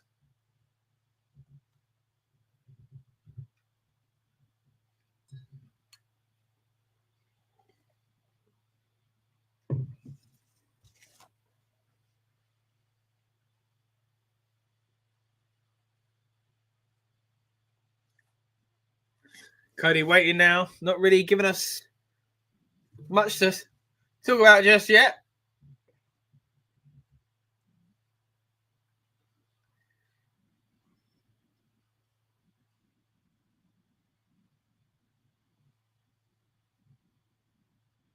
The Cody Rhodes shot again. All right, don't milk it too much, guys.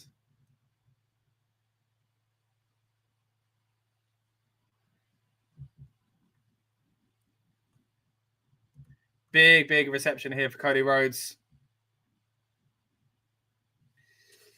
And again, I get some videos coming in. So again, I'll show you guys in the break the atmosphere in the venue. Of course, we're seeing it on Netflix, but I'll show you from a fan's perspective very soon. Cody's now talking, though. Ooh, just to mention the scene of there, big boos.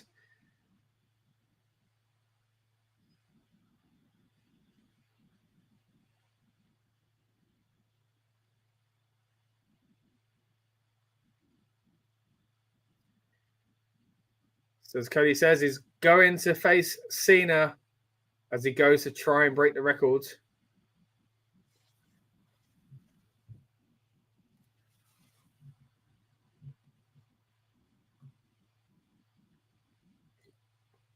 So talking about how on Monday they're going to go face to face. Whoa, Randy Orton. Didn't expect this. But talk about a sing-along, we're getting another. And guys, it's happening again. The Rock. Goosebumps! I love the sing-alongs.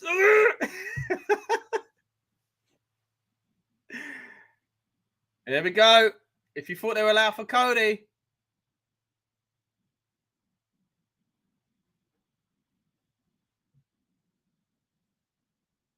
As he says, Wade Barrett and commentary history going back to 2008.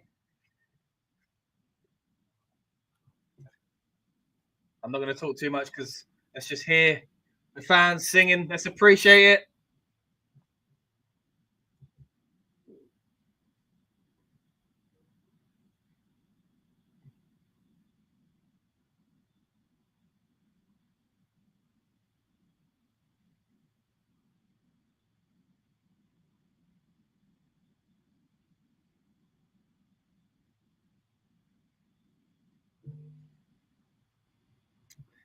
A few comments here as well.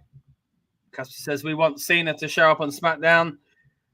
Daniel says, I think Jimmy helps Jay win the title and Gunther causes a ref bump and Jimmy runs out and they hit the 1D on Gunther. That could happen. And we're going to see Gunther go up against Jimmy on SmackDown, actually. So that'd be interesting. But yeah, maybe his brother will help him win something at WrestleMania as well. We'll talk about that again on SmackDown, on the Raw stream, I should say. Excuse me. Daniel Wiley says, and Jay wins the title. Kevin says, can somebody tell this guy to please stop farting? Do you mean me, mate? Or are you talking about on WWE show? Is someone farting there and I'm missing it? Or is it me? Because I ain't farting. I ain't missing that. But it could be my chair. Is it? Let me take my headphones off. That's it's a weird part of the stream, this, isn't it? But I thought I heard it squeaking earlier. Maybe Anyway, this is just ridiculous now. Anyway, yeah, not fighting, mate. Although I just have some baked beans tonight, so it is entirely possible. Gary says, let's freaking go, Randy. A lot of love for Randy Orton, says Casper. I got a chicken skin right now, says Gary as well. Yeah, with the goosebumps. Great start to the show. Yeah, I mean, it's just been a sing-along so far, Casper, but I agree. It's been good. It's not just a watch-along now, it's the sing-along. Gary, I think that's in reference to my possible farting, right? I did hear a squeak earlier, to be fair, but there we go, the fans. They don't need the music, they'll carry on. Woo! Even louder, like I told you it would be.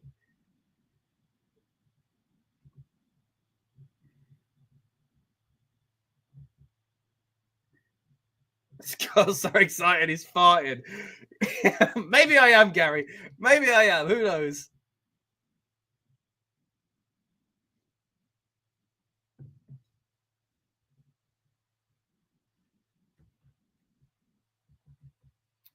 Okay.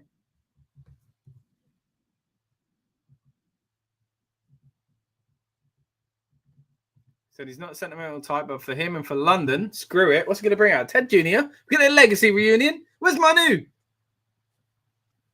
RKO. Are they saying they want him to RKO him? I think a heel turn on Cody is due, by the way. It's not here, but it has to happen. I actually thought it'd be the WrestleMania match. But now I'm looking at SummerSlam. And it just does wonders for Cody as well. Everyone turns on Cody, you know, and now one of his mentors as well. Goosebumps there, says Gary. Yeah, I mean, the fans are doing us justice, right? As Londoners, that is it's great to see.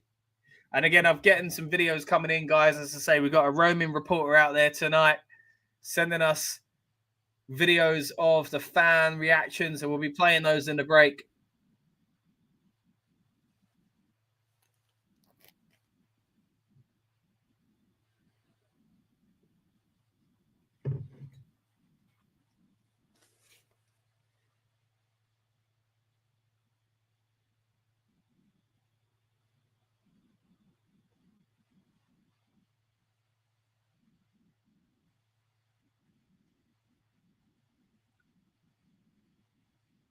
Okay, so talking about how Cody left, basically. Orton said he weren't treated fairly, so he left. and it took some big ass balls to leave and do what he did. It's interesting when they refer to what he did, right? But I like it. It's a different world for WWE now.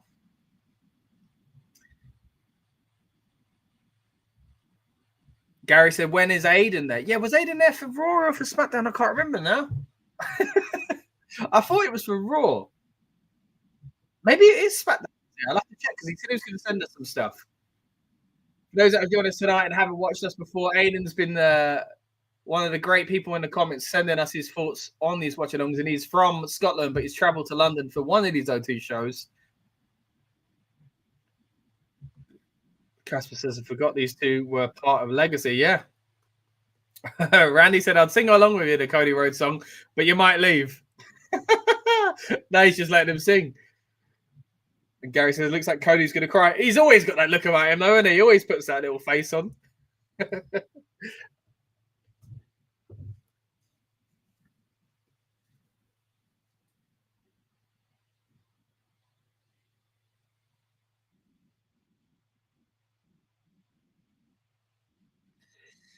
Oh, it says, do we remember when he faced Rollins and Hell in a Cell, Cody Rhodes? Yes, we do. Remember that bruise.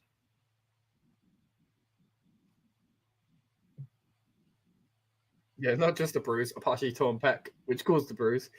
And then finish with a fully torn bruise, pec even.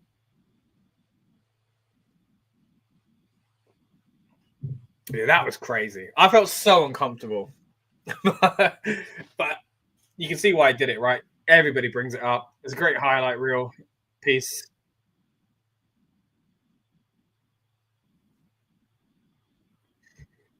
Randy's such a great guy, man. So Gary, yeah, Randy's in that kind of legendary status, right? I mean, he's been there for a while, but he's on this amazing run at the moment, and we just got to appreciate him. But I want him to be a heel again.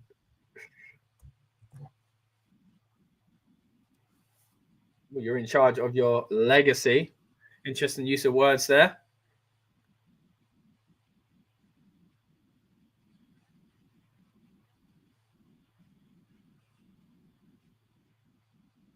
Wow. Randy said tickets are up globally. People are loving the product, basically, and it's 99.9% because of Cody Rhodes. Big claim. I wouldn't say 99.9%, but I'd say he certainly has been a big part of it. Maybe in storyline you could say that.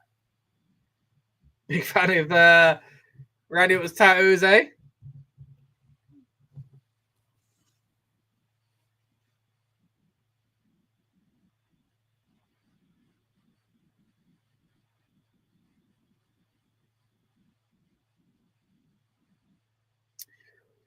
Orton says he respects him, he loves him, and most of all, he's very proud of him. This is a nice little segment.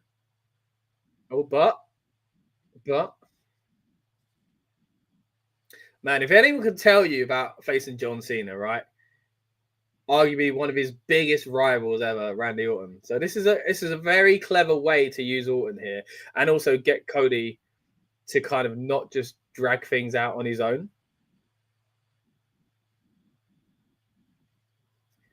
Yeah, Randy wants to kick Kevin Owens in the head. Looking forward to seeing that punt. It's a bit emotional, says Gary. Yeah, it is. Casper says, what if Randy turns heel at WrestleMania and costs him? Oh, it could. That'd be crazy if he did. I think he will turn heel, and I think it will be on Cody. But I think the Cena thing complicates it, but maybe not. Maybe not. Maybe that adds to it. But imagine heel, Cena, and Orton working together with The Rock.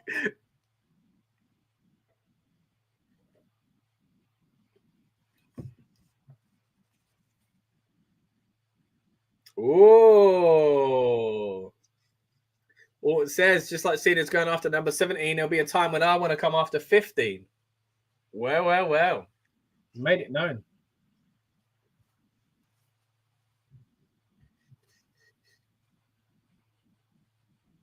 Randy says, I'm not going to kick you in the balls like some coward like Cena did, of course. But because I love and respect you, I will just tell you. I'm going to look you in the eyes. Which is strange, because he's now said it's not going to be as much of a shock that he wants it now if he does turn. But, talk about shocks. We've got Drew McIntyre now. Massive pop for Drew McIntyre, as you would expect. But Randy Orton basically saying, look, I will be coming after that. So it won't be as much of a shock if he does turn in that sense because the goal was obvious. But it will be a shock because he's basically said, look, I won't do it dirty. I'm coming after you the right way. So if he now does kick him in the balls, for example, then it'll be even more emotional. Gary says, yeah, big cheer for Drew McIntyre. Great, well-deserved.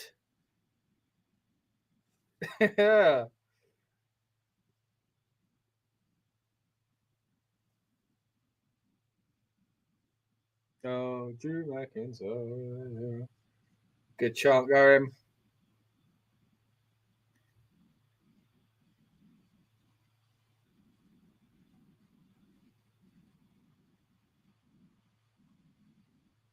Couple Nepo babies having a left fest in the ring.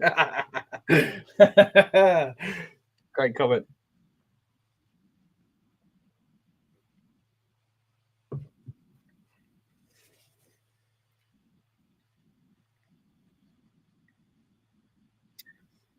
Drew saying he don't deserve that match to go after Cody.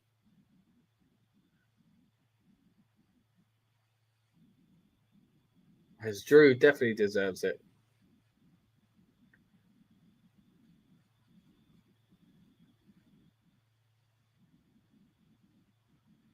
Get to the back of the line, sunshine.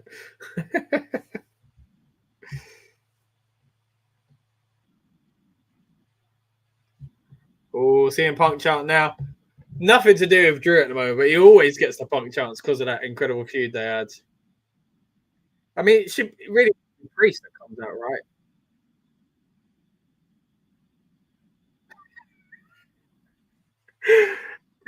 Cena kicked you right in the twig and berries.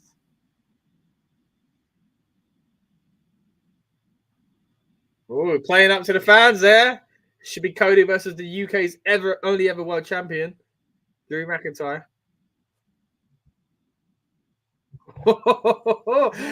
He called Damian Priest a guy liner wearing Team U Undertaker.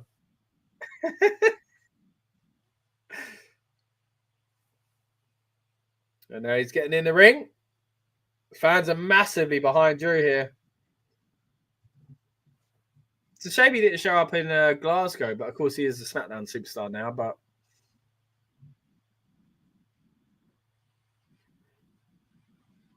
big old security guard, says Gary. Fans are very much behind Drew. Ooh. Well, it says, I'm trying to have a moment. We just cut the BS.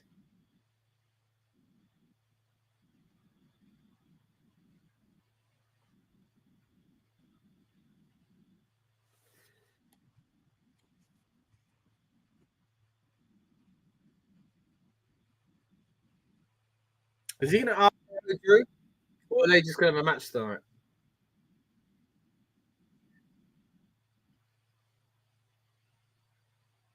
Talking about Randy's physique. Ooh, looks great on the outside, but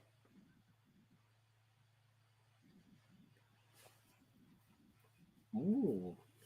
Drew says, I know that back is hanging by a thread. And he'll break it if he's provoked, essentially. As for you, Cody, here goes. Oh! Jump down, uppercut. Here comes the RKO.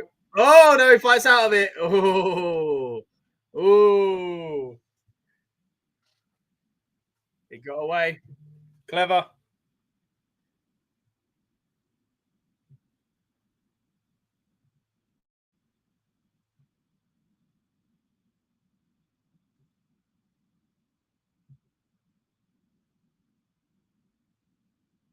We can see now backstage the Street Profits.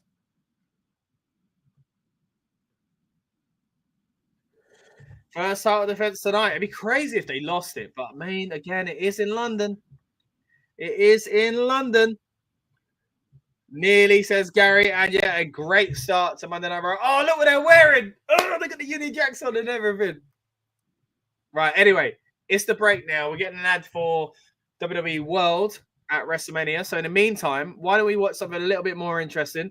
And we'll throw it over to a clip from inside the... Again, Roman Report effects for Danny. Here we go.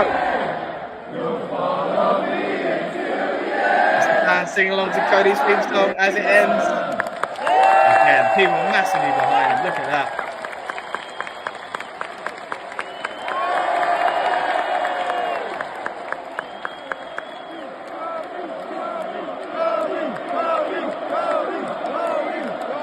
And if you're watching SmackDown at the moment, you'll notice it's gone to a break. And it's a break for us here as well in the UK. We're not getting a continuation of action or any kind of promo. It's the promo videos even. So instead, here we have Cody Rhodes being serenaded by the fans in London.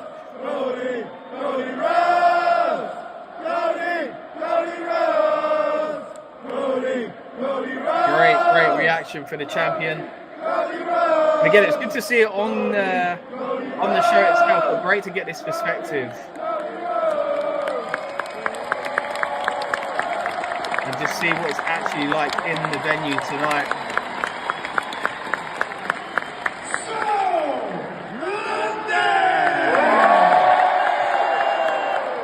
Again, huge opening to tonight's show. Didn't really set up much for the rest of the show, but it definitely kind of hyped up each character, and I think helps us going forward to WrestleMania, and really hyped up this crowd. Speaking of which, here we go with a Let's Go Cena. Let's go Cena.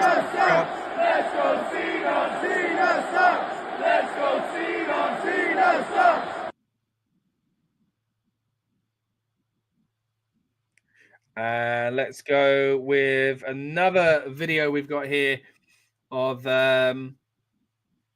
Randy Orton and his entrance. Again, great reaction to Randy Orton. But here are the fans in London serenading him.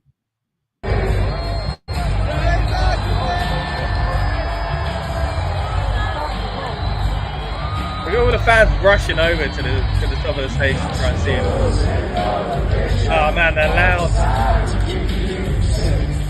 About 30 seconds away, guys, from SmackDown coming back. But in the meantime, here we have a bit of a concert almost. Again, the fans in London.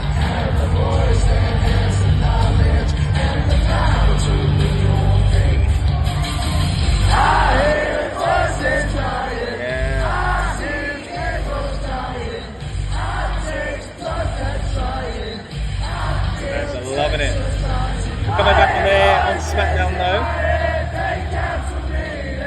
Showing Vegas shops at the moment, advertising WrestleMania event. But we've got some footage from inside the venue here tonight. It's all about SmackDown today and the London fans.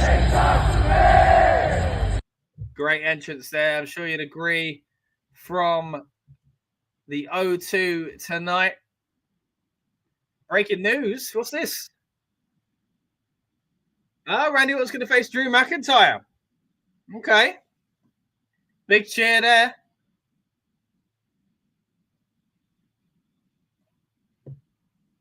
This is a good show. Yeah, you're right. Who we got here?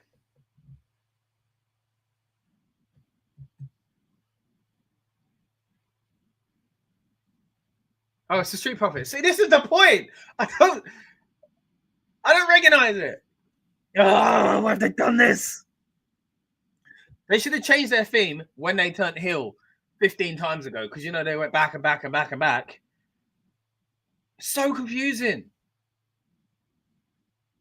And it ruined their celebration last week as well.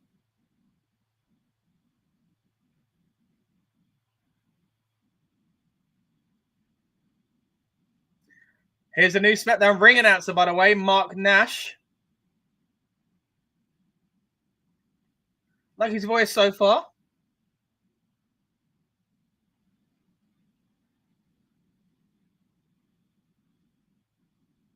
There you go, his first ever WWE announcement.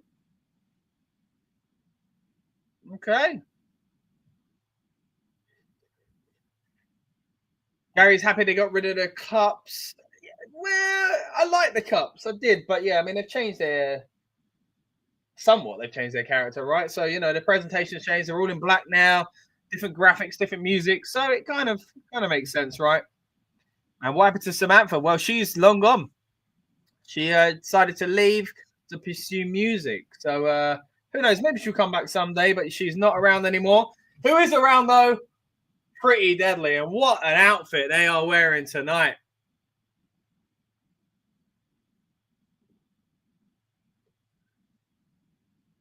Come on, Pretty Deadly. You can do it. You won't, but it'd be great if you did. I think they've started on such a hot kind of start to the show. They don't need a big moment to pop them now. So if this is at the end, I'd be thinking, oh, maybe we're going to send them home happy. But I think they're so buzzed that they'd be accepting of the hometown guys losing. They'll be disappointed, but it won't ruin the night, basically. Because they've started good with this show so far. So I don't see Pretty Deadly winning it. Gary's not a fan. I am, Gary. I am. And I got to be honest, they're very nice boys. Yes, boy. Again, if you haven't already, check out our interview with the boys from Pretty Deadly on this very channel. They're wearing great clothes tonight, but look at what they were wearing when we interviewed them as well. What an outfit that is. Both of them. Will we see new tag team champions? Gary says if they do win, it's Spirit time. I forgot about that.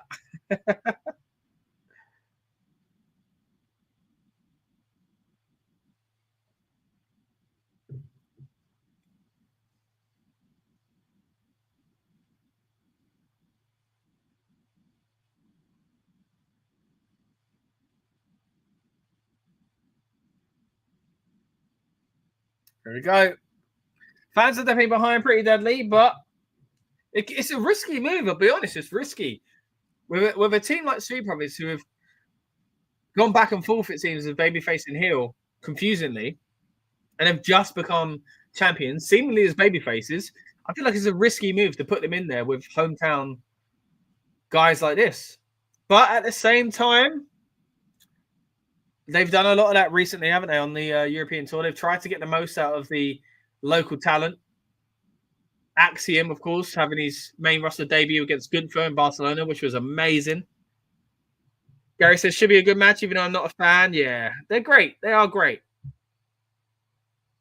All right, now, talking of great, again, the Netflix feed continues for us. We're 3 minutes and 10 seconds away from the main feed coming back. But if you are watching around the world and are unable to see what's going on at the moment in the match, let me fill you in. Pretty Deadly are in control now as Elton Prince has just been tagged in. Lovely double team from the Brits there.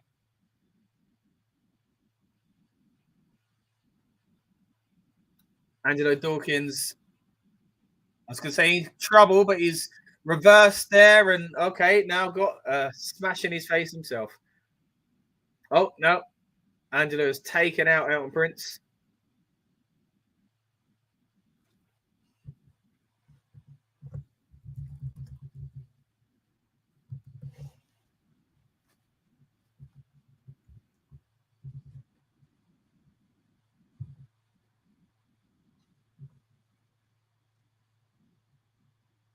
Oh, crotch chop there from Montez Ford to Elton Prince. Kit Wilson now is trying to fight his way out of a pin and then get control, but one half of the tag team champions, Montez Ford, certainly preventing him from doing that. Kit's trying to fight back, though. Montez whips him into the ropes. He comes back, flips over Montez. Roll through. Oh, big kick there from Montez. And he taunts Elton Prince, who's on the outside. No, he comes in, but the ref tries to separate them.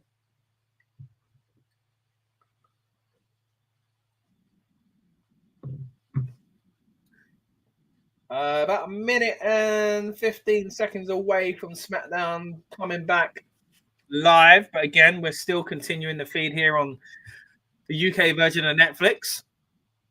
So what's happening now is Pitt's still trying to raise the Elton Prince to get the tag.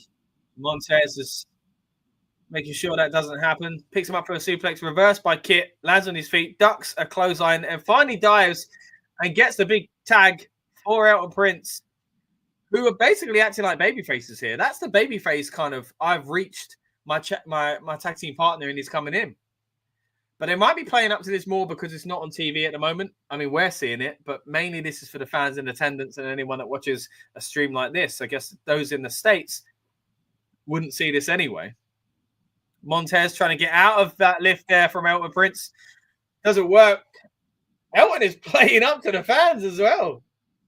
They're acting like baby faces.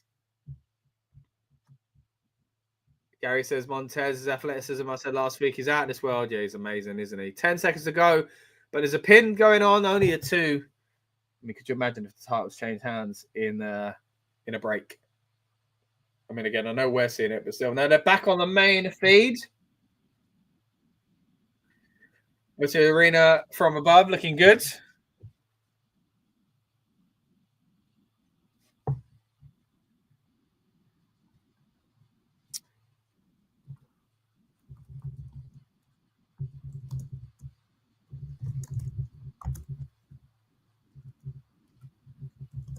Tag titles on the line. I like those designs, by the way.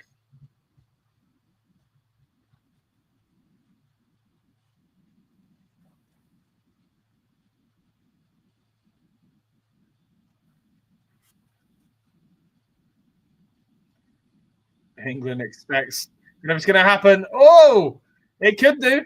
Kit's thrown Angelo into the ropes, knocks over his partner Montez, who lands on his Mitsu veg and falls out the ring. Pretty deadly now, working together. Oh, beautiful move. Elton Prince throws Kit off of his back into a kind of a, not a backstabber, the other way around. Code breaker, that's it.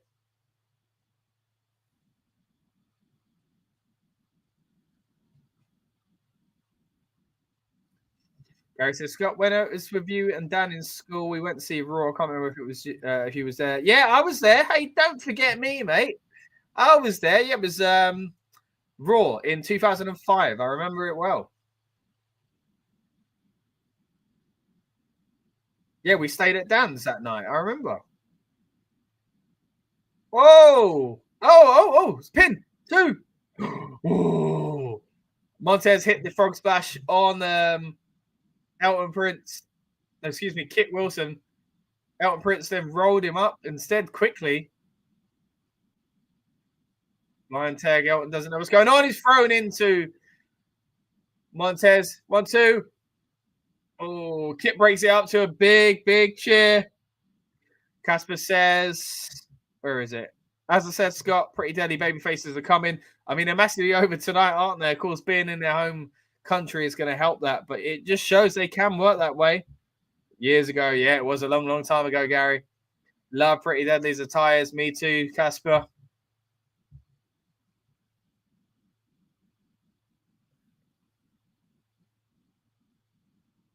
Well, all 4 of them running at each other. Whoa! Pretty Deadly got the big. Oh, here we go. Top rope. No. Straight in. Oh, the fans are cheering like mad. 1, 2. Oh! No!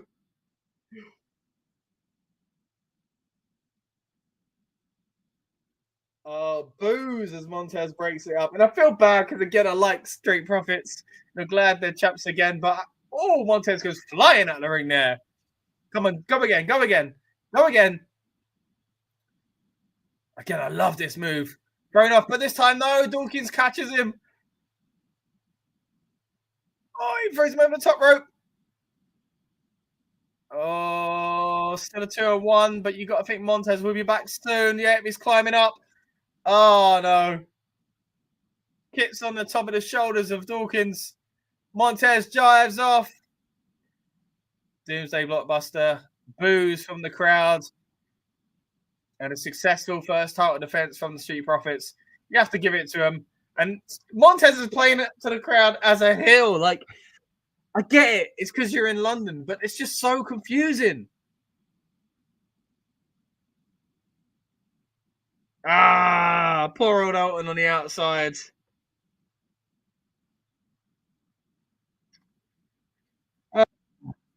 Yeah, SmackDown started very strong tonight. Gary says they actually did all right. Now I'm surprised.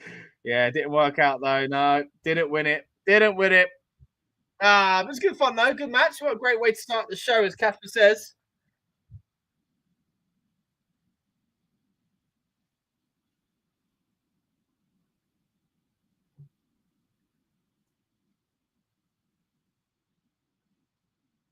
Starting very strong indeed, Casper. So they're talking about Zelina Vega now.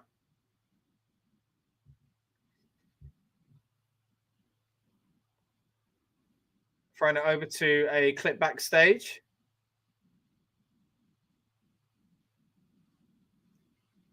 I love the Secret Harvest. Oh, here they go. Again, 2 bricks. Legend, A. Yeah, big cheer for Chelsea Green as well. Bootleg Men in Black from Zelina.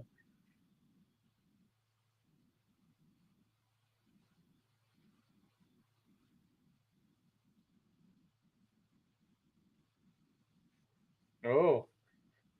Zelina's basically saying, look, if it weren't for the 3 of you, I'd have been champ, but now she's got backup. Carter and Chance. Okay, so is that our match now? Here we go. Oh, look at those little guys. I haven't seen them do this.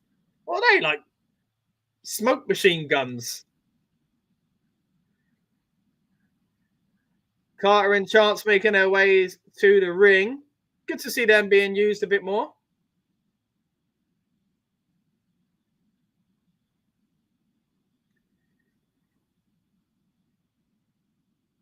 Big cheer for the Brits and Chelsea Green there. Chelsea's not in this match or Zelina. It's not 6 women, I should say. It's going to be a tag team match, Carter and Chance versus the Secret Harvest. They're back in 2.5 minutes, guys. We are back with the promotional clips of the wrestlers doing their poses. So in that time, it gives me an opportunity to say thank you so much for joining us. And I hope you stay with us for the rest of the stream. We're going to continue to break down what happens here on Friday night SmackDown live from the O2 here in England on this watch-along stream. But at the end of this stream, though, we'll also hit you with an instant reaction review for SmackDown. Stay tuned for that if you want to know my thoughts, as we have a bit more time to digest things throughout the night, of course. Now, we started off strong with an opening match between Pretty Deadly and the Street Profits. Sadly, no title change there, but will we see one later on tonight between LA Knight and Braun Strowman, of course, going up against each other for the US title. You got to feel like the women's US champ might be making an appearance out in front of the audience very soon, seeing as her Secret Harvest are about to be in a match. And it never goes smoothly for the bad guys, does it? They always get involved. Once again, we've had the opportunity to interview Pretty Deadly, so if you haven't already, check that out on this very channel. Current US champion LA Knight also spoke to us. And also Zelina Vega, who we just saw on screen as well, was very kind to give us her time in London a while now. We talked about her love of Cyberpunk, joining Andrade in the early days in wrestling as Rosita in TNA. Gary says, if it was the old Braun, I think he would have won tonight. This version, I'm not too sure. I don't know what they're doing, Braun. Even when he was like in the world title, to be fair, Gary, they kind of like weirdly used him then as well. He won titles, and like you say, he was dominant pretty much. Like one week could be thrown over a car, and then the next week we could be losing. So you'd be thinking he was going to become the next big thing. And then every time he did win the title, is at a weird time as well, like pandemic and stuff like that. Yeah. Gary says making some ramen for tonight. Oh, okay. I had yeah, guys, let me know what your SmackDown snacks are. I did the very British thing of having beans on toast earlier. Ones with little sausages in as well. Lovely. Great segment, says Casper as well. And Gary, yeah, he was a scary dude. I mean, when he's with the Wyatts. Oh, yeah, good point. That was even earlier. I think he looked even stronger once he left the Wyatts, but his time in the Wyatts was cool as well. Now seen an ad between, well, a clip even, I should say, between Brett and Austin about their WrestleMania 13 match. Legendary performance from both wrestlers here. The famous double turn.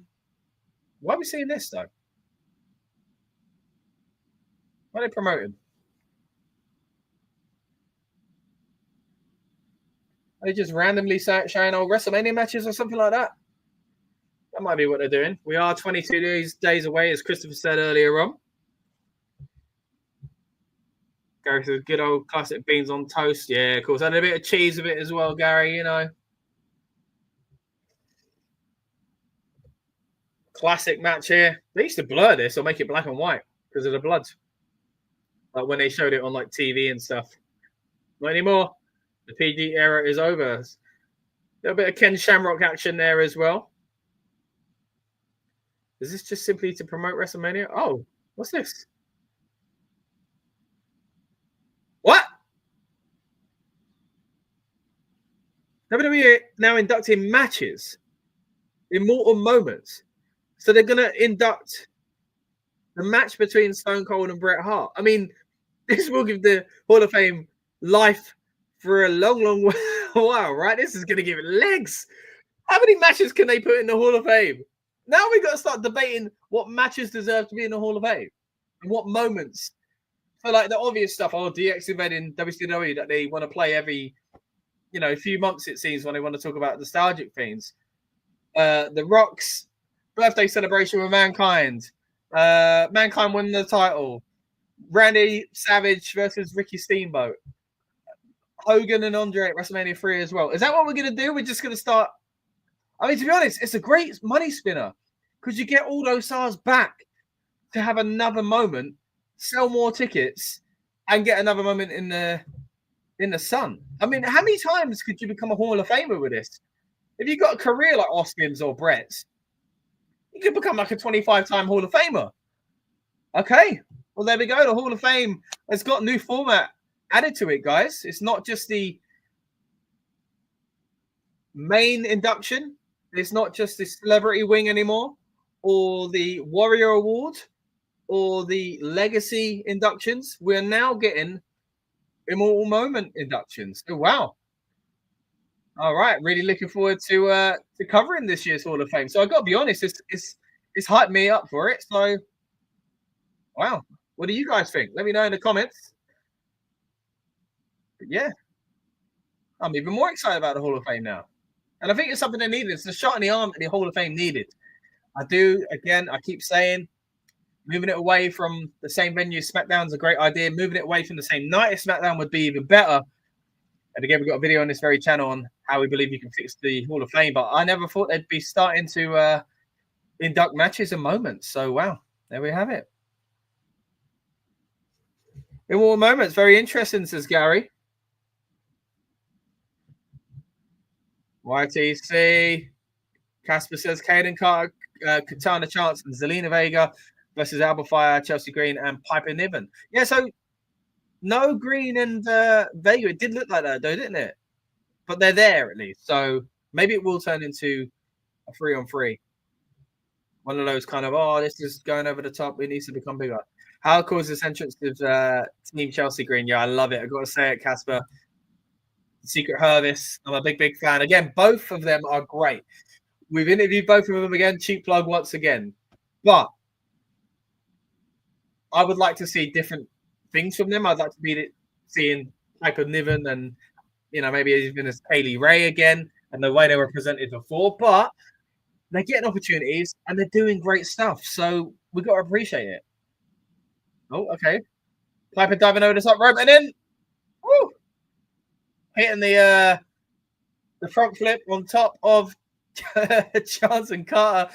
Big salute as well, and a big, big cheer from the fans in London. We're 2.5 minutes away from the feed coming back as the ads would come on for those maybe in the US, but what we're getting here in the UK is a continuation of the match. So let me tell you what's going on. On the outside of the ring, in her amazing attire to wrestle in, I've got to say, is Piper Niven. And Alba Fire as well. Both in suits. I didn't think they'd be wrestling in suits.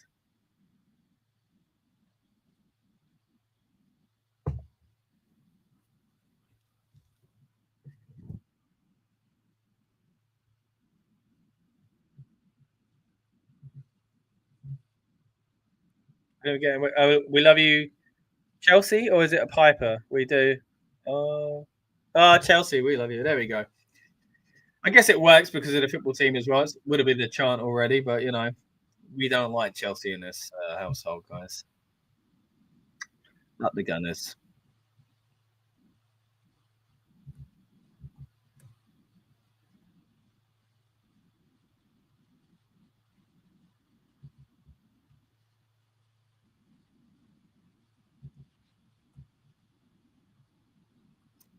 Suits in the ring is interesting, as Casper says. Yeah, give him credit for working in that tie. I was going to ask about the tie actually, because I wasn't sure if it'd be clip on, because that'd be a lot safer essentially than having one around your neck and wrestling with it. But Piper's just took it off and used it as a weapon, and it looks like it is one that goes around your neck. I didn't see her take it off, but there you go. It's part of their attire to use as a weapon, so it's quite clever anyway. I mean, I've got to say as well, Right to Censor used to wear them, didn't they? So suits in the ring. So we've seen it before. No jackets for them, but you know, shirt and tie at least. Alba Fire, yeah, is fire.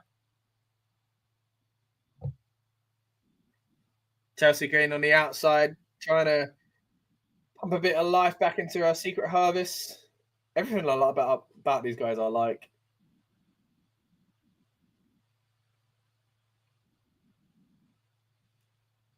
We are 10 seconds away from the main feed coming back. Just before we do, Fire is in control. Nope. Got out of. It's gone black. We're coming back on. What's going on? Who's in control now? Oh. Alba Fire is certainly not in control. Ken Carter taking control as the break ends. Ooh. Roll through there. Kick to the head of Fire.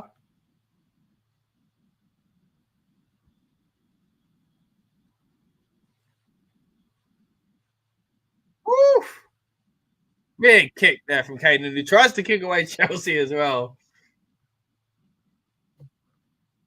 Love fest in the comments going on. Casper a fan, Alba Fire, and Gary as well. All right, keep it calm, you dirty dogs.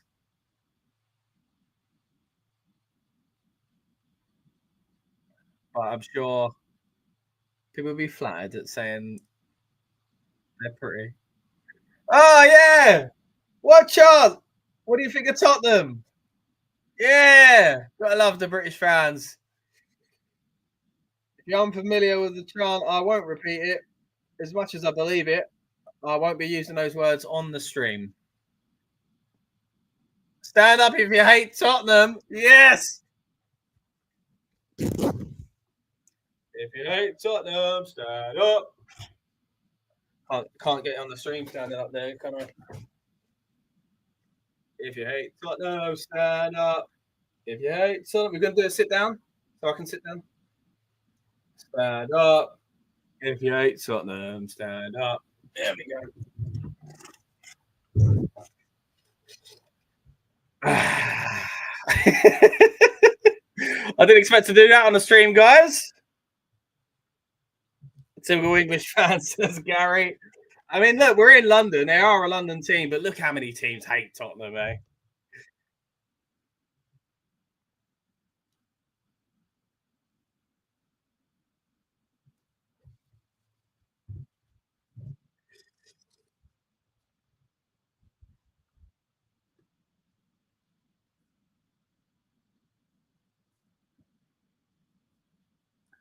Chelsea Green is on the apron.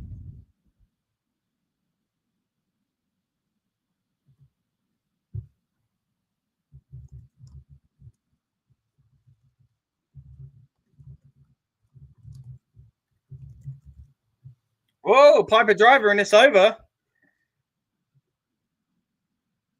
Piper Niven picks up the win. What are my thoughts on Piper Niven? It's a tricky one. I think she's great, number one. But as I said earlier, I think I'd like to see it presented as the way she was on the UK scene, but it's not been the case. But I mean, but it just shows how versatile she is. Zelina's coming out now, by the way, guys. Try and make the save. That's a long old ramp, isn't it? Cool. Alba Fire hit right in the face. Zelina in the ring now. Going after Piper. Beautiful kind of a tilt well DDT there. Knee to the face of Alba Fire as well. Zelina Vega now getting attacked from behind by Chelsea Green to big cheers. But yeah, to kind of complete your question there, Casper, I'm a big fan of Piper Niven. And I think just how versatile she is does shine through when she gets to play other roles. So we managed to talk to her before when she was playing the role of Dewdrop, and she won me over. She was saying that this is an opportunity for me to kind of show my diverse, diversive. That's not a word, is it? Diversive. What?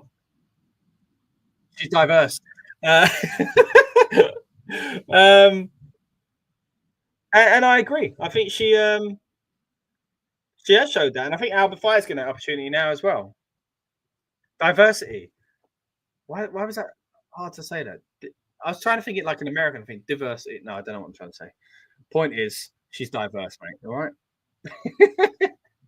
And then like being shown backstage as well. Of course, we got the US title on the line. Again, I don't see a title change here tonight.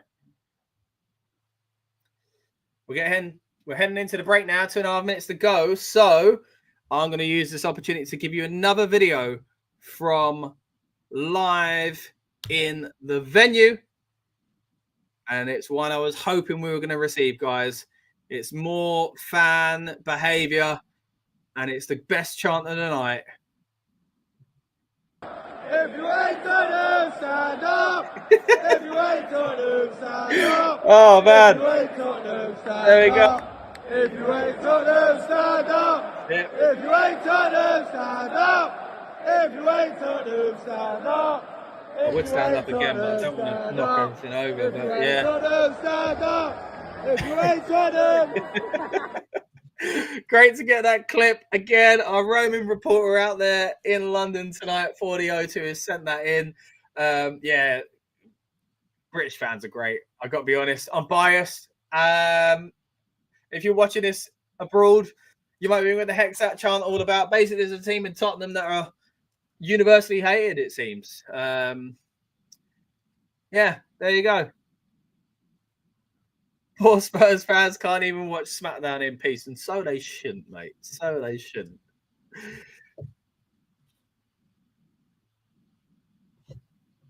All right, we're still on a break now. We've got a minute to go. Hope you enjoyed the little bonus clip we got from the venue there, though, guys. Again, where else do you get this sort of action, right? Only on the Rebellious Noise Pro Wrestling channel. We're sending out roaming reporters to Barcelona, to London, to bring you updates from within the venue tonight and on the night out there for the other SmackDown as well. 40 seconds away from this SmackDown continuing, though. The Netflix feed is continuing, as I say, to show those promo shots of the wrestlers. But soon it will be, I assume, time for the US title match, since we saw LA Knight just before the break. Jerry says, I have no hate on Zelina, but that DDT and Piper is so stupid because of the size difference. It shouldn't be possible. Yeah, you see a lot of the heavy lifting from Piper's work there, but I mean, a lot of moves are like that, really. But I get what you mean. You got to suspend your disbelief, I guess, on those kind of moves, right?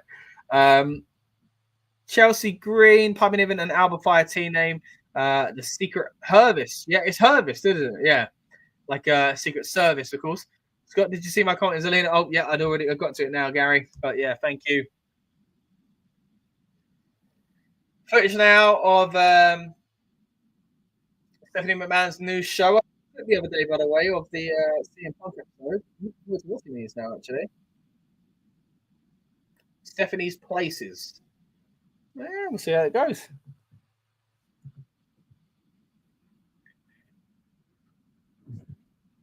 Some more footage of London. Different footage. Look at this angle.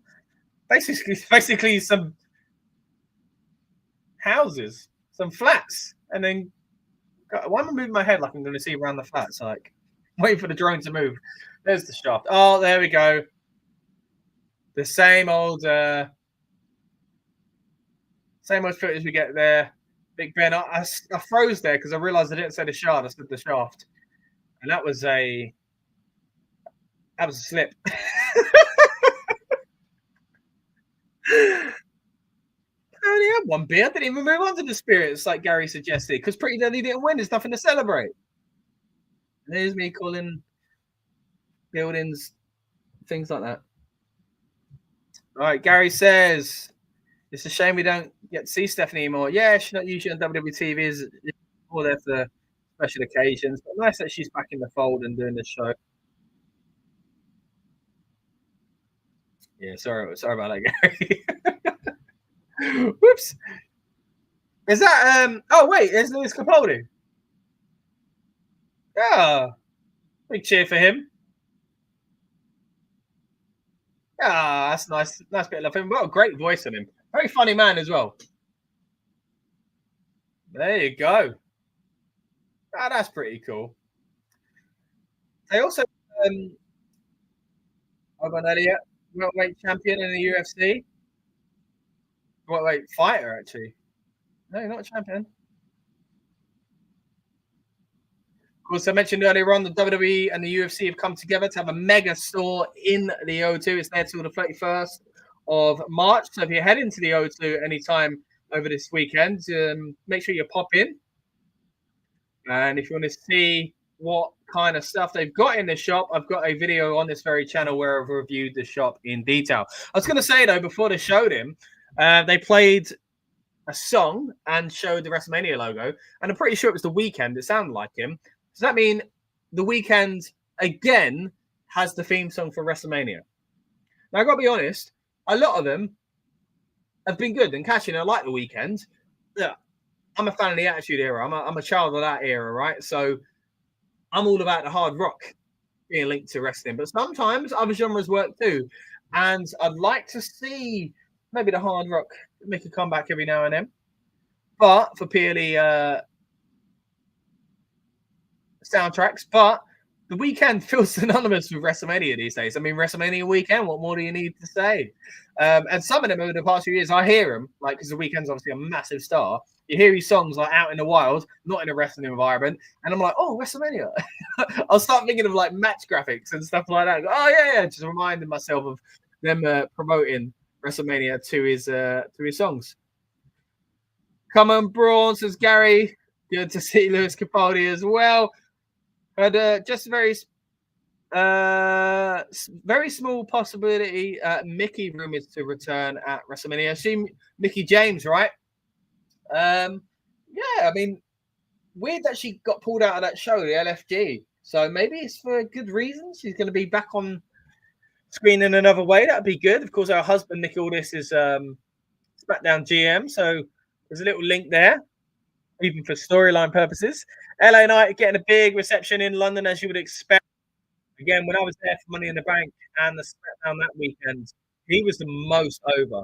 People were so excited to see LA Knight. Things are quieting down for him a bit since then. But at the same time, at the moment, look, he's getting a big cheer tonight, and he's a champion. So he's doing all right for himself there. Casper says, LA Knight, yeah. Gary says, who do I think is going to win this match? LA Knight. I think it's going to be LA Knight. And I think it probably should be as well. You got to go into WrestleMania, I think, with some of these champions looking strong to give that sense of jeopardy that someone could beat them. So sometimes the longer a champ has a title going into WrestleMania, the better. Well, depending on what you want the result to be, right?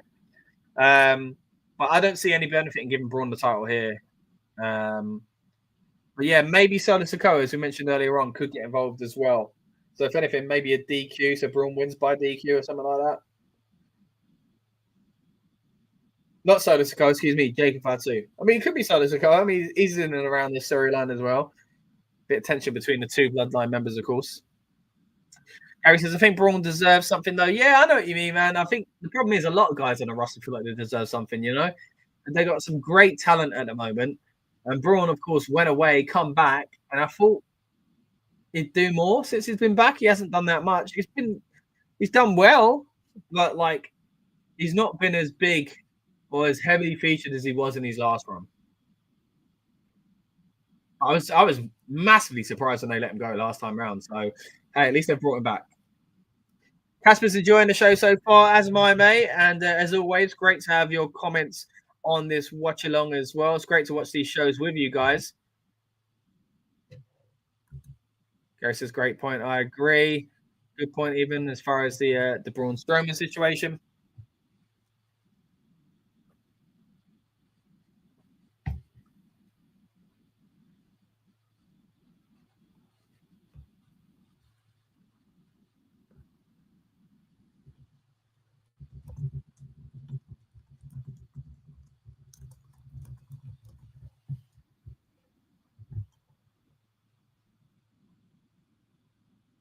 LA Knight in control. Oh, not for long. Big old boot from the monster among men. Hits the champ in the face as we head to a break. I assume this time we're going to see a continuation in the match, though. So again, if you're not getting this in your feed, let me explain what's going on. Yes, we are. Braun Strowman is picking up the champion, LA Knight, getting to his feet, but thrown into the ring by the challenger. Who's now slowly making his way back into the... Oh, no need, because LA Knight has rolled out for the other side.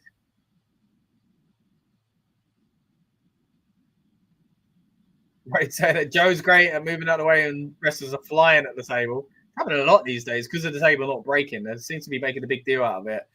He runs around the ring and he gets disappointed because he crawls back in just in time, playing the games as you would expect LA Knight to do.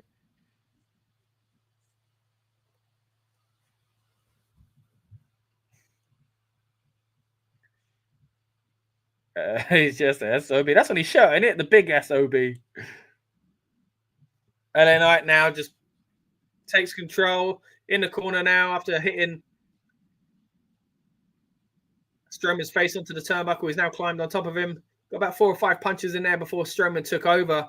Tried to get him out of the ropes. And then LA's rolled through, but only got stomped on by the challenger.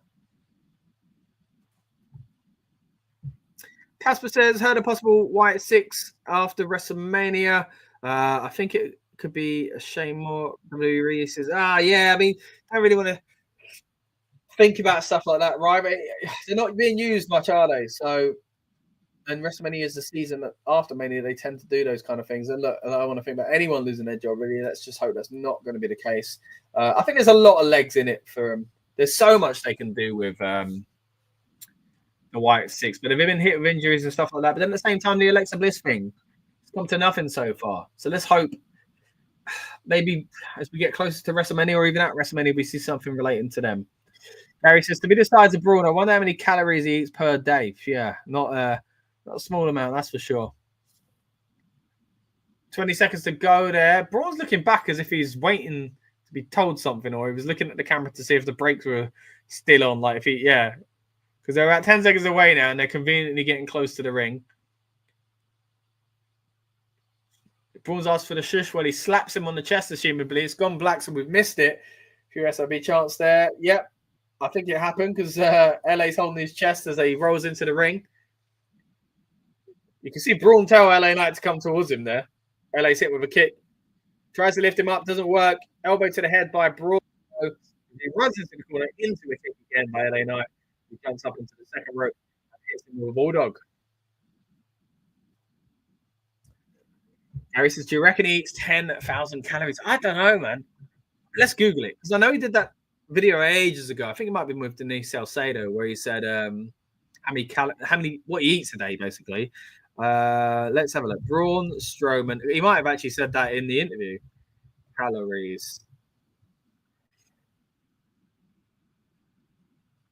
So there's a thread on Reddit that's discussing it, and they're saying it's a rumor, so who knows? 8,100 calories a day.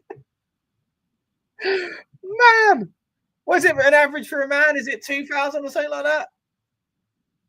Or maybe not even that. I don't know.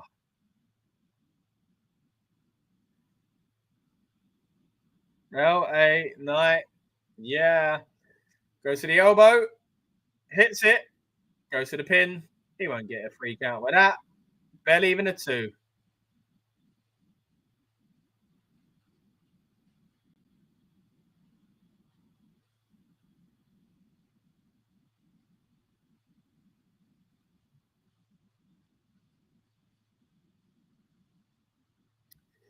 Good SmackDown so far, guys. I want to know if you agree. Let me know in the comments, especially those lurking in the background. I'd love to get you involved with the conversation as well. Again, whether you're watching live or on demand, we'd love to know your thoughts on SmackDown.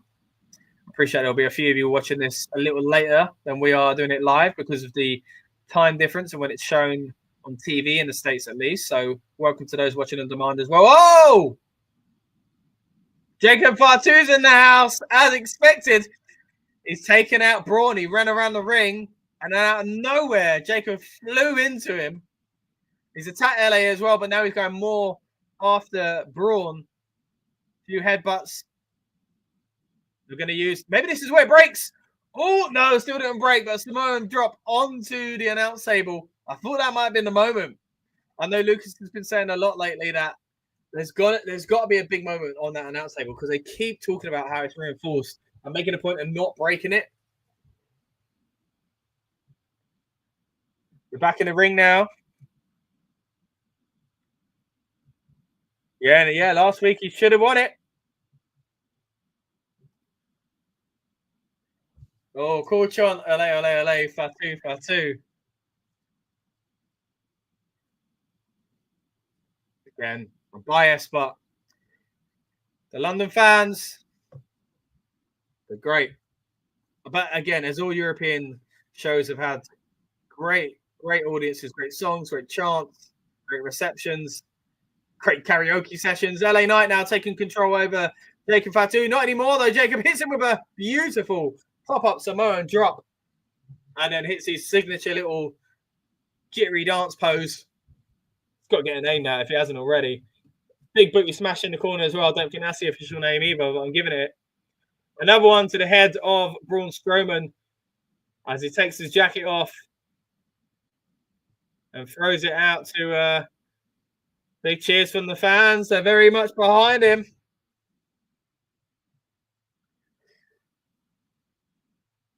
And a third booty smash in the corner. Gary says 10 out of 10 show so far. This show's been good. This is 100% right, Scott, as far as the, I think the Jacob Fatu thing, because Casper as well saying, yeah, Jacob Fatu attacking Braun. Also touching on the comments earlier on about Alexa Bliss. Oh, beautiful moonsault there from Jacob Fatu. Casper says Alexa Bliss is great and ain't been seen since. I do worry. I don't like seeing anyone lose their jobs. Yeah, I don't think she would yet because I think she must have just renegotiated the contract to come back. But yeah, beautiful second moonsault there again. The fans love Jacob Fatu in London.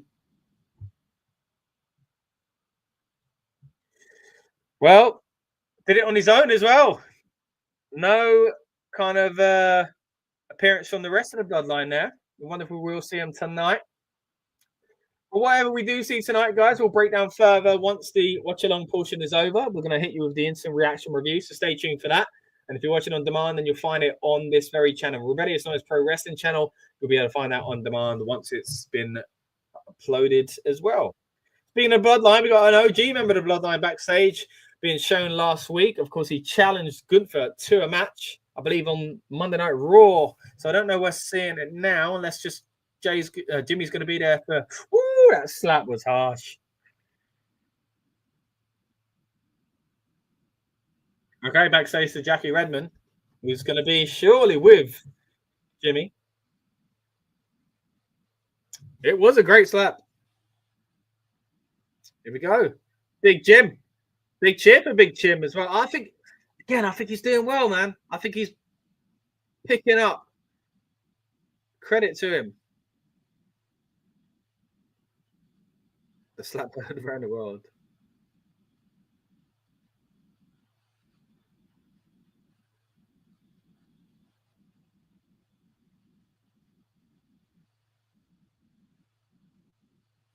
The ring general can be got. And he's saying he's going to bust Gunther next week. And Jimmy's going to do it. Jason's going to do it even at WrestleMania. Become the champ. I think he will. I think he will.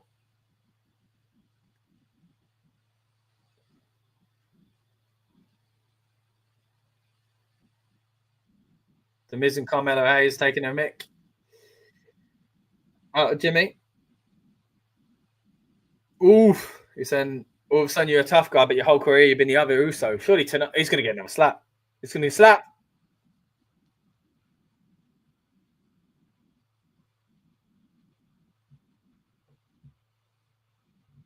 And that neither of them are going to be Gunther. Doing all that talk outside the club, you can't even get in. This is Carmelo. Who's he going to slap? He's got to slap one of them. Might slap Carmelo. Maybe both of them.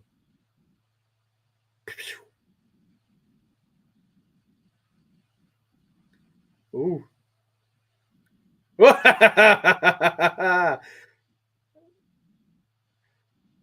Miz said, if you ever slap me like that, you'll still be on the ground. Jimmy fakes a smack. And Miz jumped. Yeet. It's just like Carmelo on the way out. Ah, what a shame. He should have made that part of his thing, man. A slap should be his new gimmick. Big Jim with a big slap. Maybe they still will. They're advertising the Raw recap. Don't you worry, we're going to have our own recap next week as well. The instant reaction review on this very channel. We'll be covering Raw in depth as we look at that beautiful shot of the O2 Arena, the former Millennium Dome over in Greenwich.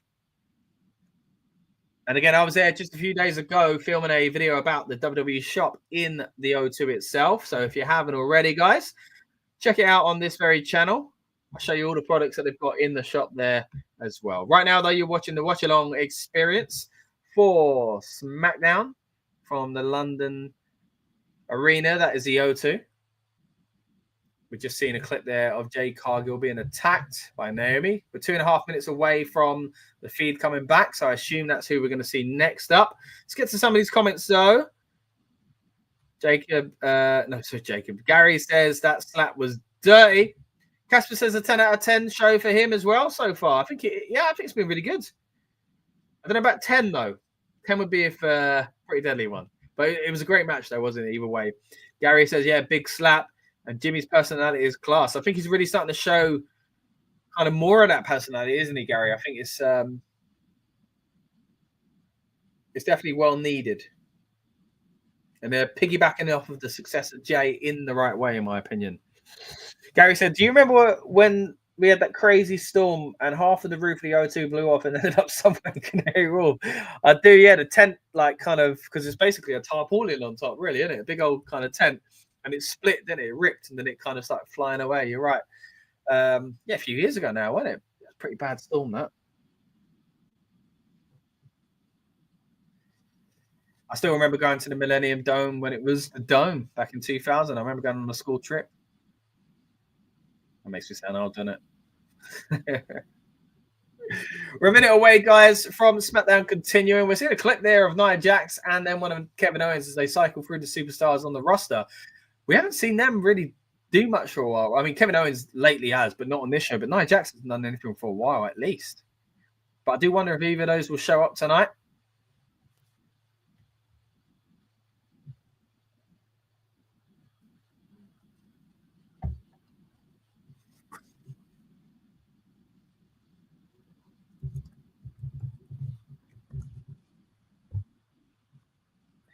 And again, we've got some footage to show you from inside the venue. Don't forget, guys, we're getting live updates from the O2 itself. So we'll play more of those as they come in throughout the night. And we're going to hopefully be joined by Lucas later on to let us know what he's been thinking of SmackDown. Gary says, oh, bloody hell, I remember that on the boat, right? Wait, what on the boat? What was on the boat?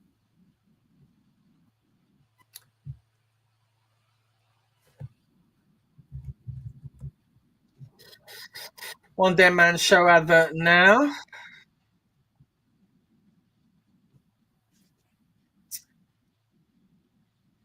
There's so much going on WrestleMania week these days. I keep saying it, but how do you fit all in when you go to WrestleMania? How do you fit all in?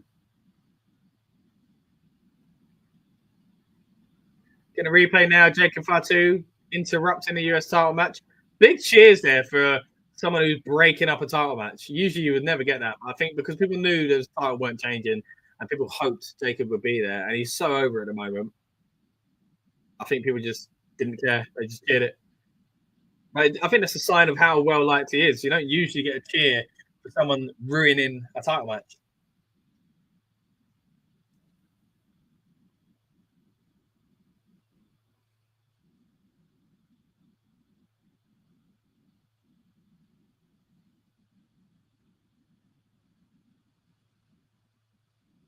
Backstage now with Jake and Fatu.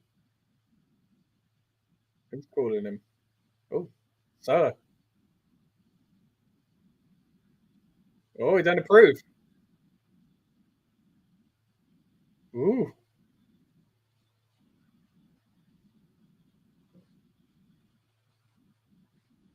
Ooh. He's not letting Tama speak either. So now I don't need to basically check in with you. And Solo saying, you better lower your tone when you're talking to us. Jacob has lowered his tone. He said, okay, let me be clear with you.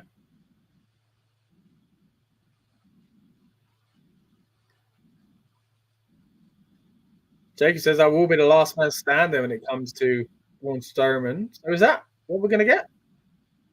And he's going to bring the US title home to the family. But that's LA Knight, not Braun Strowman. Oh, he said, I'll do it with you or without you. That was cool. You know what I mean? That was cool. Oh. You know what I mean? Oh, I like that. I'm going to start using that. You know what I mean? Oh. I think I did it differently each time there, but that was fun. That was fun to do. Anyway, I wonder if this is all because they're making it look like they're going to split, but they're not, and they're going to kind of come closer together and then split someday. Now getting a promo with Naomi backstage, who is a big bad heel now, says what's she got to say for herself.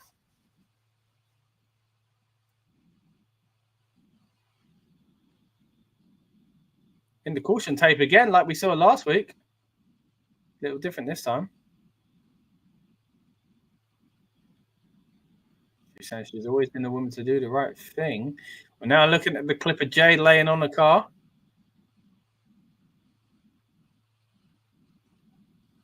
She's basically saying me attacking Jade was the right thing.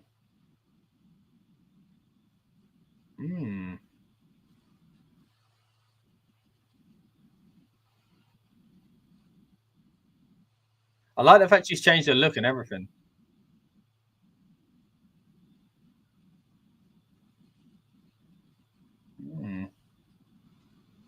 She's crying. Wow. What a performance. And I don't get how Jade can come in and take my place. With you talking about Bianca. Tears rolling down her cheeks. Look at that. And who inspired you? And who's had your back? This is so good.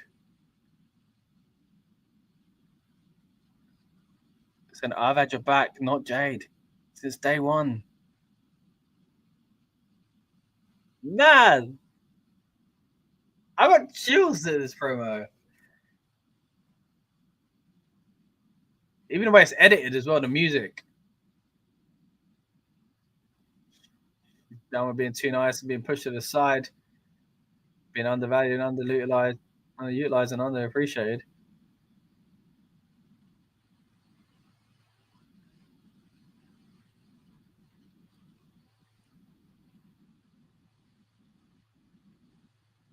She switched it up now. She's not as emotional now. Says to Jade, if you continue to be in my way, I strongly advise you to proceed with caution. And that's why she's wearing the caution tape. Oh, I love it. I love it. I was hoping we'd get a cool heel Naomi, and man, she is performing even better than expected. Backstage now, we've got Jade in what looks like a Kill Bill kind of inspired outfit. Talking of outfits, we saw a lovely Union tie there for Nick Aldis, British GM, of course. Nichin and B-Fab backstage now. Bumped into Jade.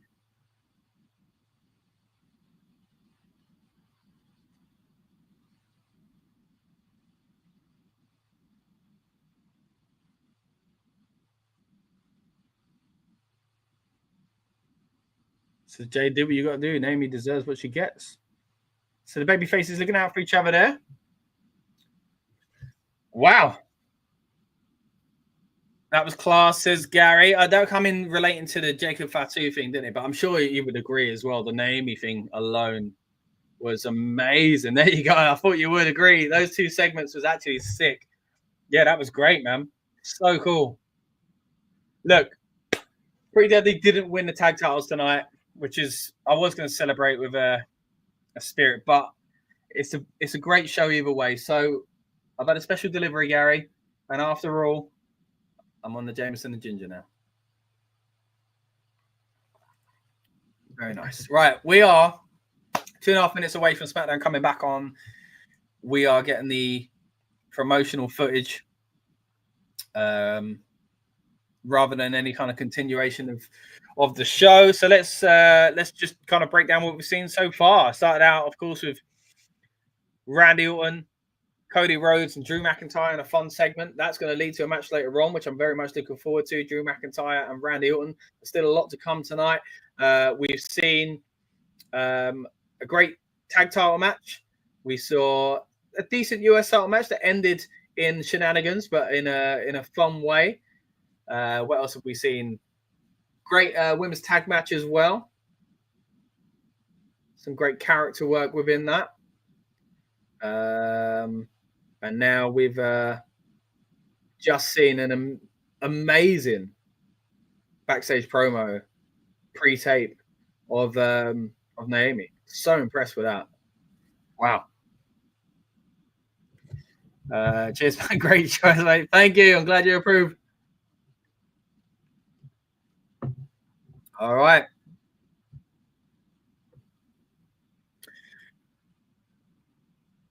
Great show so far.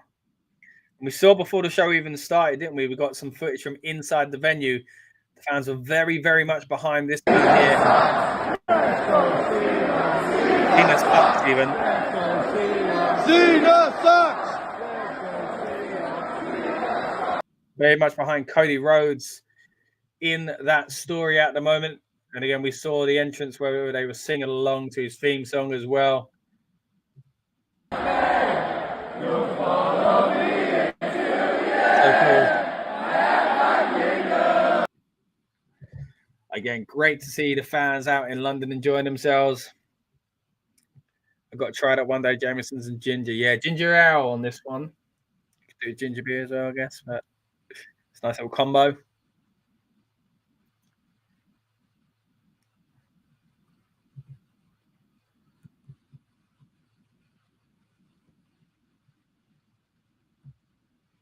We're 5 seconds away from the main feed coming back, guys. Once again, thank you to everyone that's joined us on tonight's watch along. Oh, here we go. Another.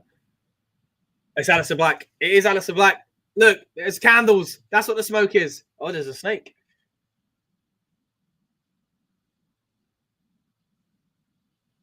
What did he say? What? It was whispered. Either you will be or who will be. What was that? What was it? Another one of those graphics with the 4. This time we saw more of the smoke, but we also saw the kind of Roman numerals character of 4.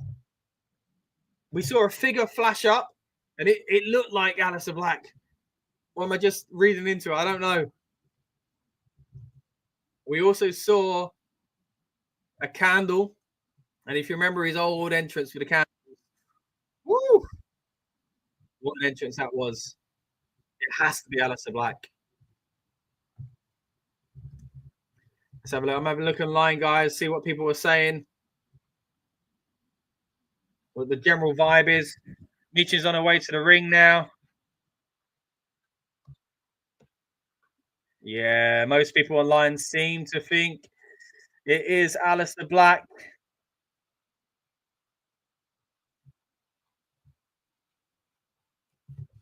I think it's got to be.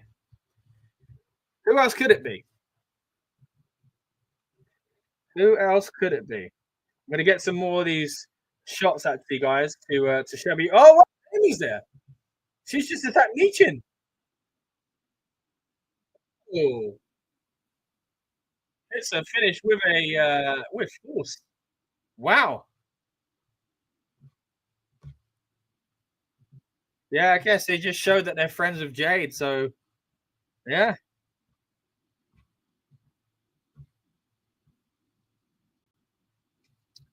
Okay. No.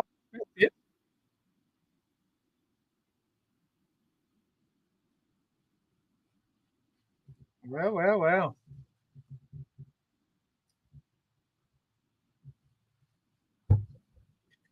Naomi being vicious now, taking out B-Fab there. Whacked into the announce desk.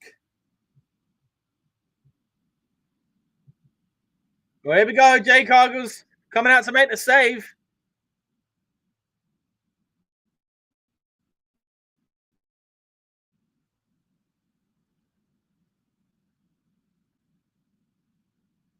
A bit weird that they're both wearing black and yellow, but they look like a team. I mean, I guess they were. Ooh. B-Fab is not looking good.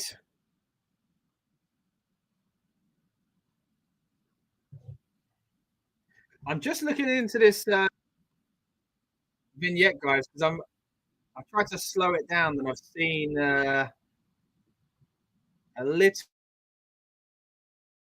bit more. Oh, here comes Flair, and I did in the first bit. Oh, seeing these two cross paths is interesting. Jay Cargill and Charlotte Flair. Oh, Jay don't look impressed. Yeah, what a moment, guys. Yeah, that was cool. Really cool, that. Huge pyro for Charlotte Flair, as you might expect.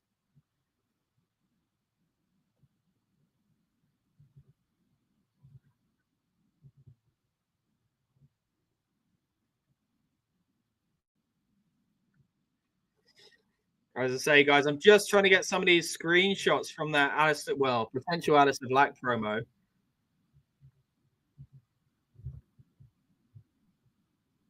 Because again, there's a few extra clips we can talk about here.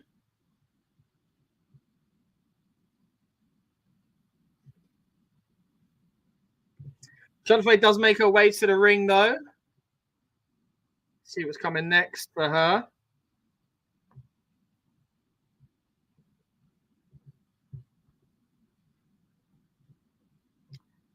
Of course, she's going up against Tiffany Stratton in a few weeks' time. I don't think Charlotte's winning that one.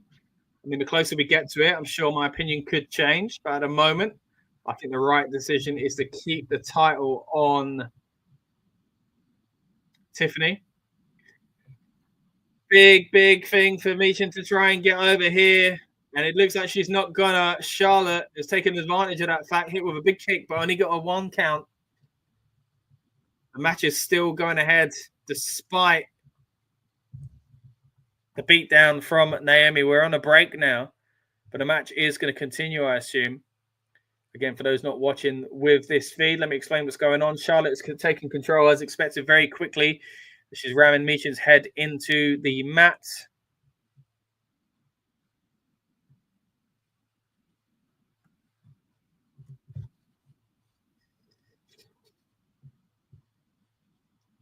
I mean, this is just smart, really. I think it makes Charlotte look good because she's a heel, and she's definitely not going to lose this. It also makes Meechin look good because she looks heroic. She's fighting back, and she was taken out by a heel herself, so she's kind of got a reason to, not win essentially. She ain't winning this. There's no chance, unless Tiffany Stratton gets involved. There is a possibility there.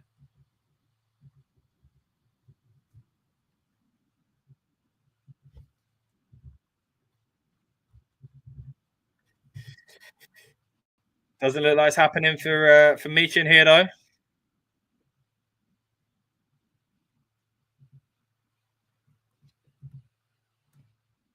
Let's get to some of these comments here, guys. Casper had to step out. What did I miss? You missed Jade Cargill coming out to save B-Fab and Michin because Naomi attacked them essentially. And what's happening now is Michin is heroically continuing on with the match, and Charlotte Flair's taking advantage of the fact essentially. Gary said at the beginning of Cody's song, does it say not the royal family? He says wrestling has more than one royal family, essentially referring mainly, you'd assume, to the McMahons, and also you've got the Harts and the Von Erichs, but of course the Rhodes themselves. Gary says it's got to be Black in reference to Alistair Black and that vignette we saw there. Casper said, let's step out and talk to my brother 15 minutes. No worries, buddy. All good. Hope you're all caught up now. Jade Song is sick. Yeah, I like Jade Song as well, Gary. And Casper says, B-Fab and Minchin faces or heels? They're definitely playing baby faces now.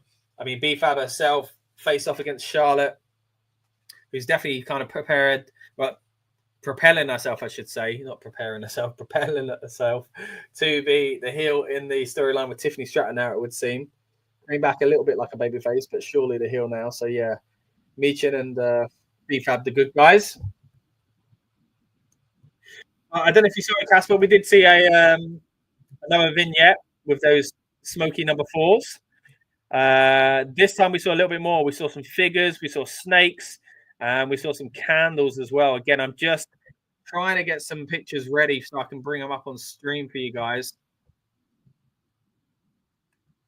And again, we're going to break this down even further on the instant reaction review.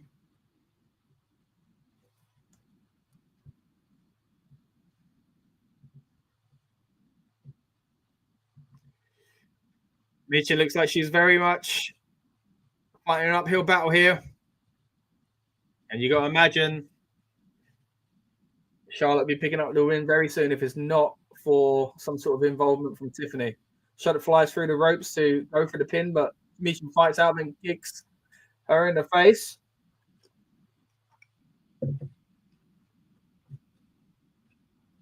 Oh, goes for a dive into the corner. A little bit of a bowling ball action there, but misses.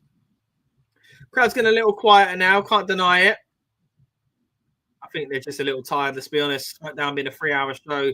I say it time and time again, guys. I think it is problematic, especially for the live fans. As much as it's entertaining, there's still some issues with the length.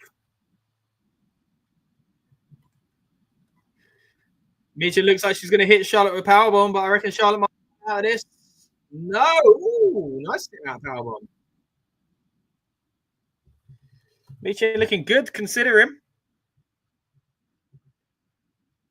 But Charlotte would not look good. Unless Tiffany gets involved here, she would not look good losing a match as she heads into WrestleMania to try and look like a threat.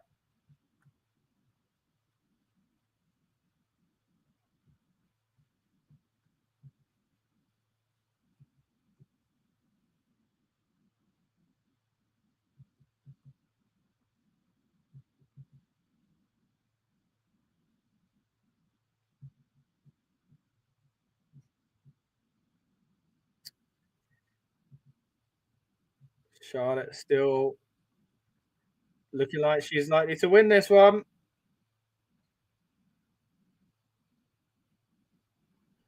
Oh, F you, Charlotte from the fans in London. They've started to try and blur it.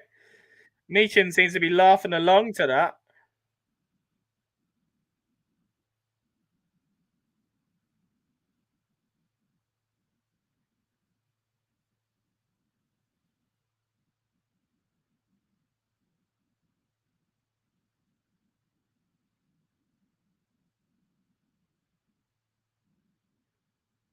Michin takes advantage of Charlotte's slip there. She goes for the kick, but landed her leg on the rope rather than on Michin.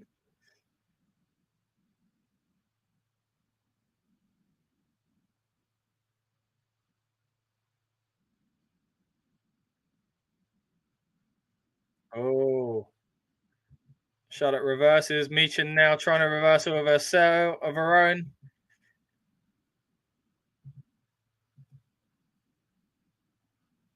Foot on the ropes for Charlotte Flair.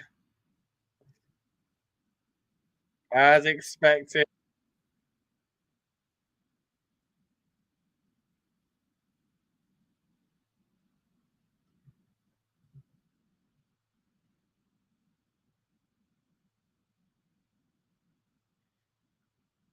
I can't hear what they're saying VAR. Because I think the camera didn't show it, but it looked like you could tell from the way her leg moved, she didn't quite hit the rope. So the fans are asking for a VAR call.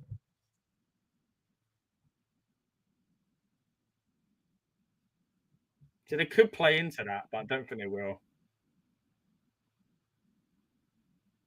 We want what? We want Tiffy.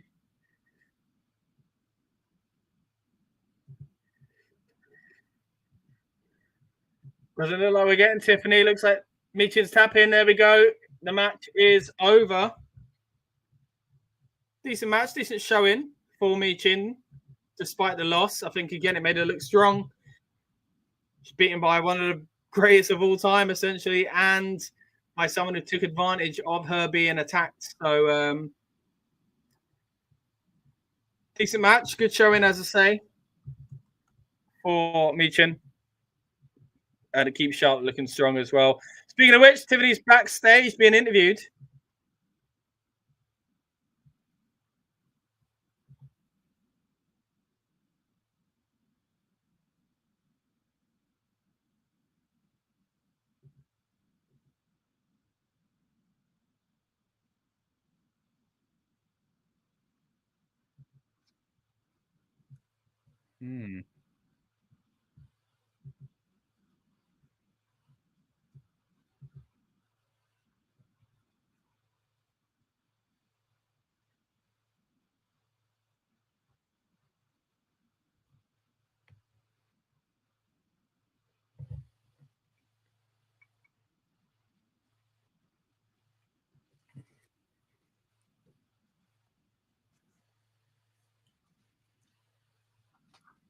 So Tiffany basically saying, look, if I'm what Charlotte says I am, then her losing to me is basically embarrassing. If I lose to her, at least I lose to a legend.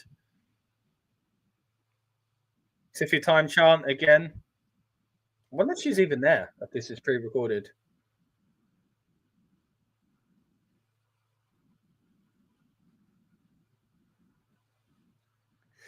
She says she's walking out of Mania as the women's champ, and Charlotte's massive ego is staying in in Vegas.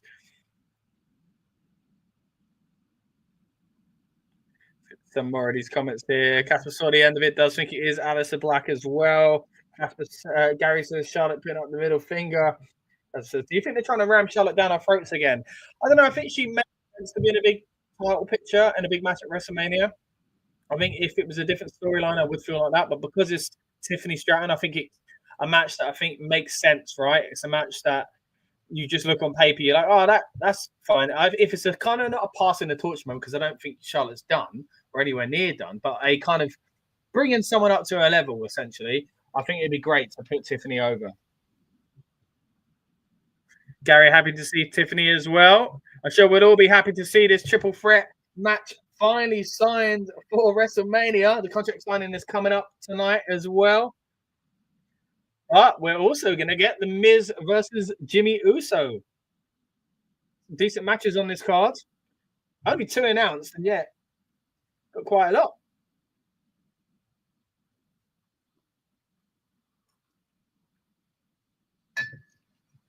All right. What's next? Randy, okay.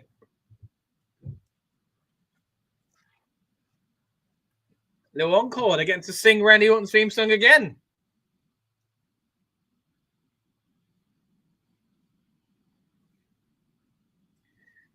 It says, Gary says, let's go.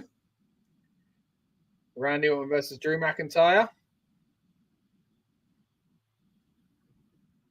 Look at the accolades on his nameplate there. All those titles. It's interesting seeing that they put the World Heavyweight title in there. That's the new design, but it's technically put in as if it was a new title before, but they are definitely referring to its legacy there, being linked to the old version by saying that Randy Orton's won it 4 times.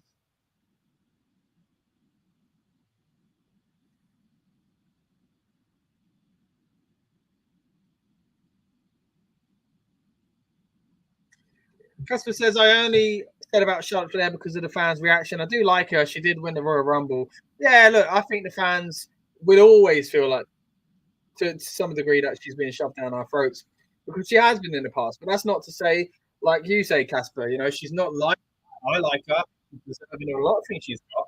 I think the way she's been booked has been unfortunate at times because it makes it seem like she doesn't deserve to be at the top of the card when she does. But just not all the time, I think is the way I'd say. London crowd getting a bit tired. Definitely singing along to the Randy Orton theme song, aren't they, Gary? But yeah, you can imagine after a few hours, it does start to dip naturally. I know Lucas said the same when he was out there in Barcelona. We're now seeing the ads have come back again on the Netflix feed in the UK. It's those promotional shots, no continuation here, which is a shame. Would have been nice to see the fans sing more of Randy Orton's theme song. And once again, at the end of this watch along, guys, we're going to have another instant reaction stream. So stay tuned. If you're watching live, it's on this very feed. If you're watching on demand, you can also find it on the main feed for the Rebellious Noise Pro Wrestling channel on YouTube. And we'll be breaking everything down, including that cryptic promo that we saw just a few moments ago.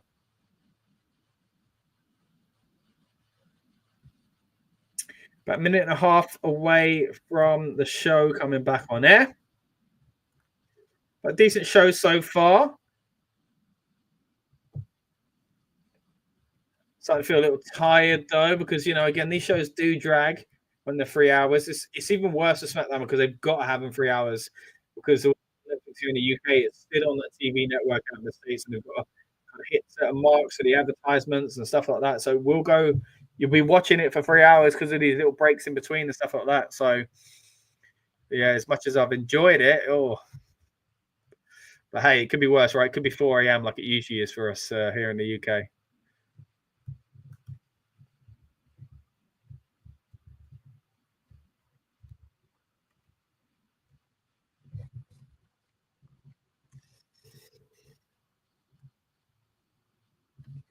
Casper says, is the show 3 hours? Yeah, I would imagine so, mate. 30 seconds away from it coming back, though. And Gary says, it's got to be a short match because time's getting on already. Yeah, good point. I mean, it started at 8 o'clock, didn't it? So 9, 10. I guess we've got an hour and 10 minutes to go, though, to be fair. We've got another hour of this, so I'm a bit tired. Yeah, that's the thing. It does get quite tiring, doesn't it? I mean, look, what we've got coming up should be good. Drew McIntyre versus Randy Orton. Looking forward to it. Carmelo Hayes. No, it was the Miz, wasn't it? Against Jimmy Uso coming up as well. And then we've got the triple threat contract signing. So I think they're the only things we're going to see. Oh, another Hall of Fame clip. Oh, this is about Triple H, though. This is not another moment being induction, I don't think. Lemmy singing Triple H to the ring there as a head of Motorhead, of course.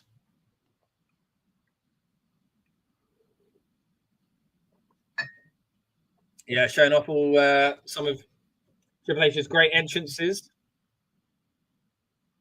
It's not just time to play the game though. The Evolution, Bow Down to the King of Kings one, DX, other versions of DX. My Time, probably still my favorite Triple H theme song.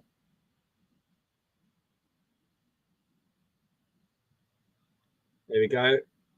On your knees, dog.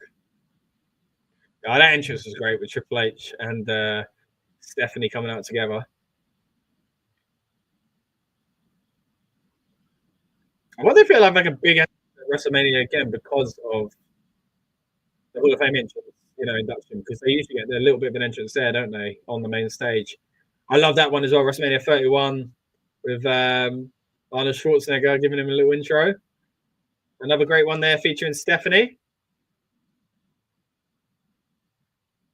Oh, man. Some great memories there.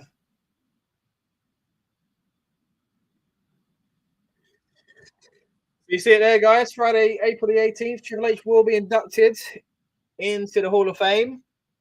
Long time, of course. Absolute legend of this industry. Despite the fact, yes, he could easily put himself in because he is the boss now, but you cannot deny that he has a incredibly Hall of Fame incredibly worthy Hall of Fame career, I should say. Great wrestler, says Gary, big fan.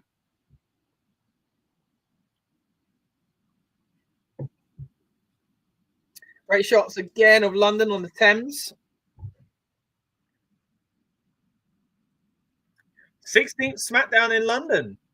36 TV broadcasts, and it's the first SmackDown there since June 2023. Was that one? I've just said June in my head. It doesn't even say June, so maybe that's what I'm thinking. Is that the one with Money in the Bank, or is that 2022 now?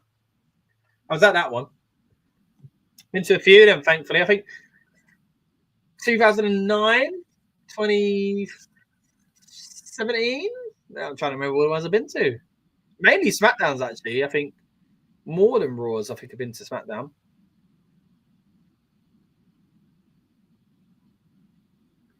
But then again, when I go to WrestleMania, I go to more Raws than I do SmackDown. So, well, I should add it up. Just see what I've been to more, Raw or SmackDown.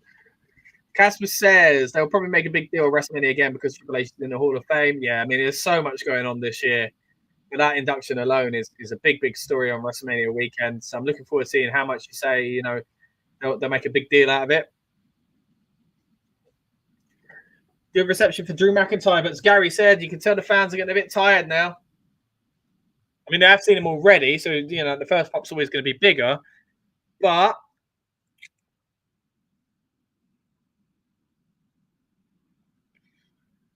and as he said earlier on, the only British champion making his way to the ring in the capital of the United Kingdom now. 3-0 record in London. Okay.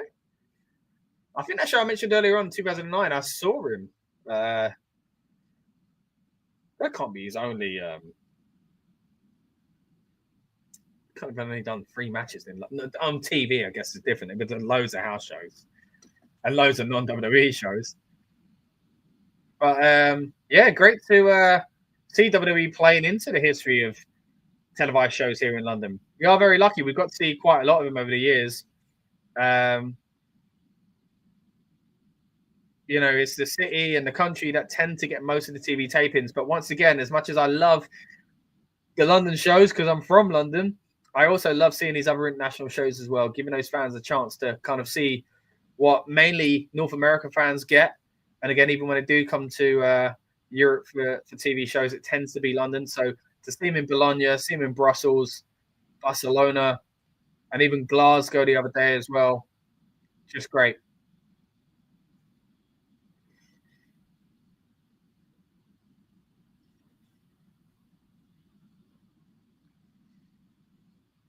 Gary says, can they have a beer at the O2? Do you mean like when they're watching the show? Yeah, they can, if that's what you mean. Are you just wondering that because of like football where you can't drink in the UK in front of in the pitch, in view of the pitch? You can when it's wrestling, don't worry. King Joel's in the house, says, yo. Good to see you, King Joel. Welcome in. What are you thinking of SmackDown so far? It's been a good show. I think the audience are getting a little tired now. But hopefully they're going to get picked up now because we've got a legend in the ring in the form of Randy Orton facing off against someone who is absolutely on fire lately, Drew McIntyre. But surely we're going to see a Damian Priest kind of involvement here. Maybe, I don't know, maybe Drew's going to do some like kind of mega heelish stuff to Randy and Damian will come in for the save. And Gary says, yeah, that's what I was thinking about. Yeah, about to be a year. You can basically anything other than football, Gary, you can drink at. You just can't drink at football because of all the hooligan issues back in the day. You can drink in concourse, I'm sure you'll know from going to football matches yourself. But yeah, just not in view of the pitch. But any other event, rugby, cricket, basketball, concerts, WWE, you can drink in your seat. As that backfield, Randy says, Drew McIntyre, as he taunts Randy Orton there. Again, in the promo earlier on, he said, look, you look great, mate, but we know inside you're a bit broken.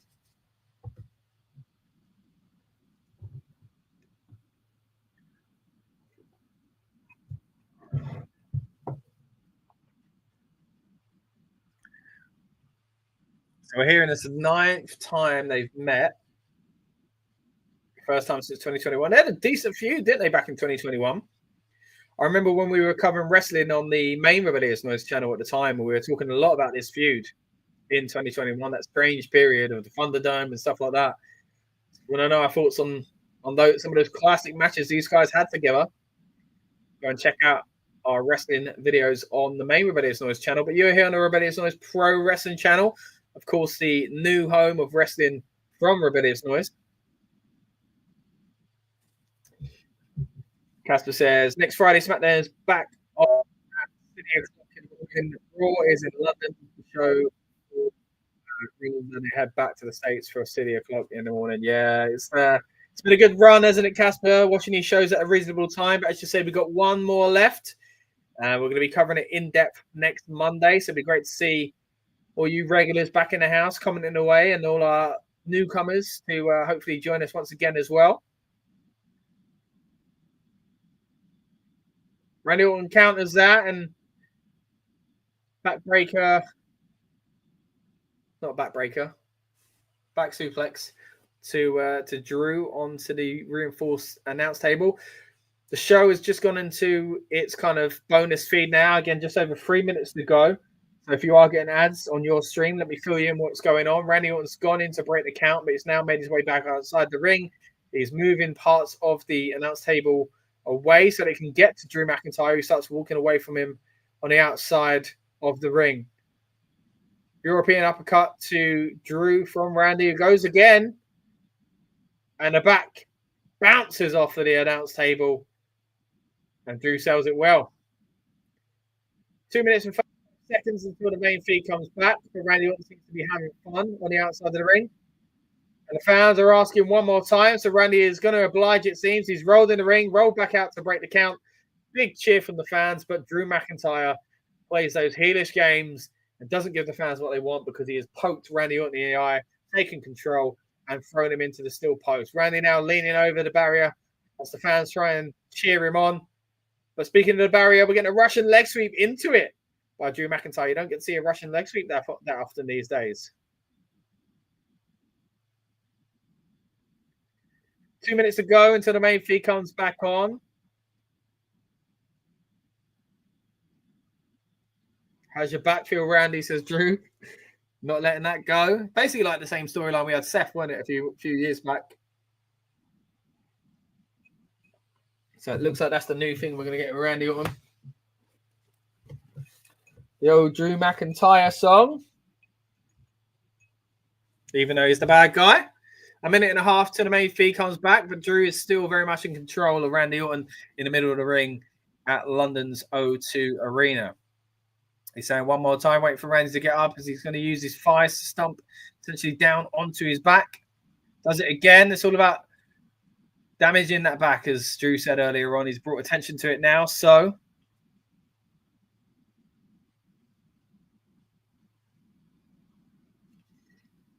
I heard someone in the crowd say, shake it off, man. I didn't catch that. Yeah, just shake it off. You'll be fine.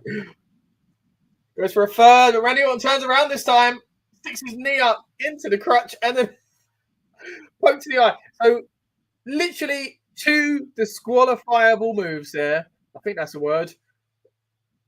In front of the referee, who did nothing. Absolutely nothing. Probably a good thing, because I'm sure the match isn't meant to end. They were playing into kind of the crowd and whatever else, and we are on the break. Imagine if it came back to the main feed, guys. Especially for those that aren't watching this version of it. You're seeing all the advert about insurance and whatever else. And then all of a sudden they're saying, yeah, Drew McIntyre won due to DQ because Randy Orton need him in the family jewels and then poked him in the eye. Right, the main feed is coming back on, and that's not what you're going to see, guys, because you're going to see a lovely aerial shot. Look at that. Of the O2 Arena. Good looking pack. We mentioned earlier on the high prices. Let's not turn too many people away.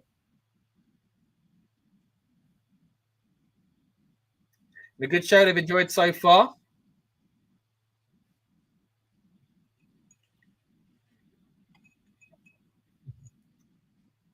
We're just over 3 weeks away from WrestleMania, guys. Now's a good time to subscribe to the channel if you haven't already. And I've got a few lurkers in the background, so if you're not going to comment, then please subscribe and join us again. We'd love to have you on board and continuing to support us. Our subscriber base is growing, and we're very appreciative of that. But we'd love to bring you more content, like interviews for superstars and watch-along experiences like this in the future. Don't forget, we got our build-up shows to our PLEs as well. So loads to bring you on the road to WrestleMania. Randy Orton's taking control there. Classic moves. The snap, shot, twisty, slammy move.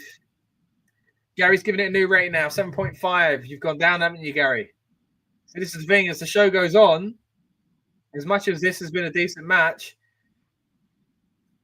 if it's up to drag, it doesn't affect the overall score. Randy Orton now setting Drew on the ropes for the DDT, hits it. Vintage Orton, as Michael Cole would say.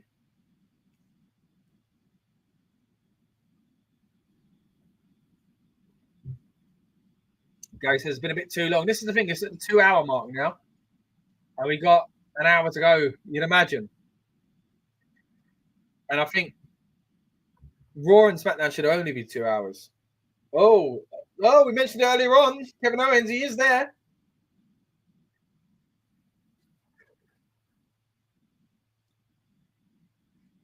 Randy Orton has been distracted there heavily. I'm talking about heavy, a big old Claymore into the face. That's got to be it.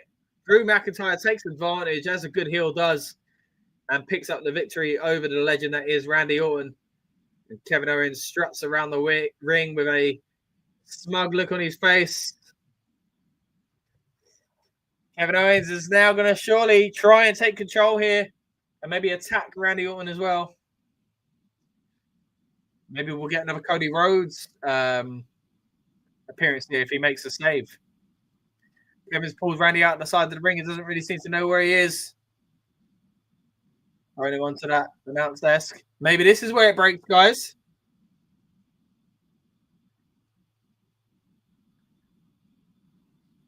The phones in the first row are getting their phones ready. The fans, I should say, in the front with the fans in the first row are getting their phones ready. That's a lot of photos. And I need to it all up. Randy Orton now fights his way out of it, pulling the legs of Kevin Owens, who falls off of the desk. What on earth are KO's trainers, says Gary? What are they? Pink, aren't they? Bright pink, a hot pink. It looks like he's setting up for the punt. He's not going to hit the punt. That's going to be either at WrestleMania or like just before. Oh, Kevin Owens gets away, dives over the barrier. Security tried to stop Randy from getting to him. Kevin makes his way through the fans in London. Randy Orton climbs up onto the announce desk to look for him. But he's long gone, mate. You ain't getting hold of him.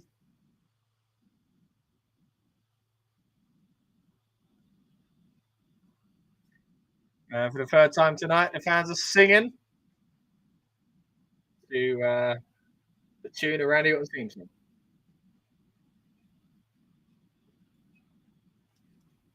That match is starting to build quite well, guys. I think quite an intriguing feud now. I'm looking forward to seeing what they do at WrestleMania. Up next, though, will this man have a match at WrestleMania, by the way? Big Jimmy Uso. Tonight he's facing The Miz.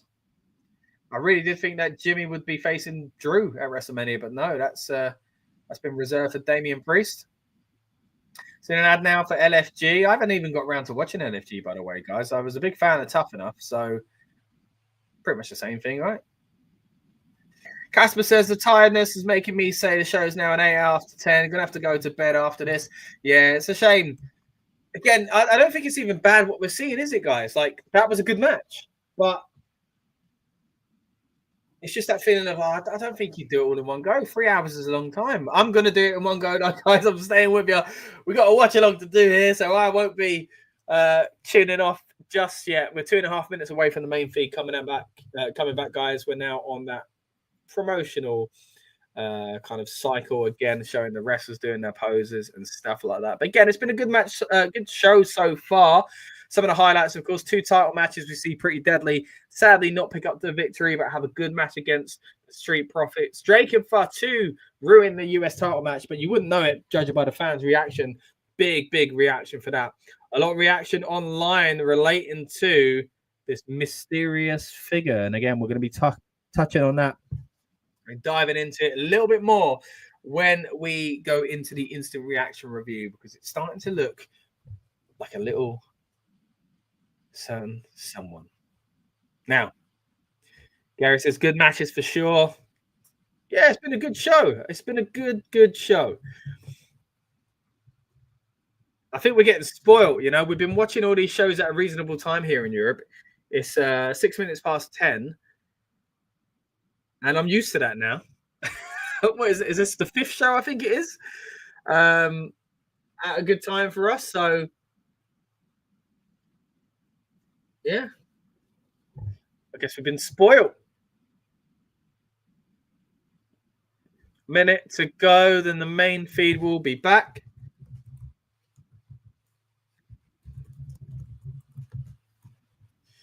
Thank you once again to everyone that's joined us live and those that were with us on the earlier portion of the show where we previewed the card as well and broke down some of the biggest stories around WWE at the moment. On this very channel, if you didn't get to see them, you can watch our Raw review.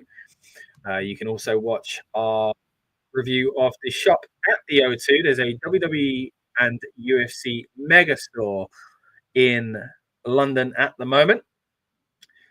We also saw Lucas talking about a big topic at the moment, a hot topic and a big debate, I should say, whether or not WWE are pricing out the fans at the moment.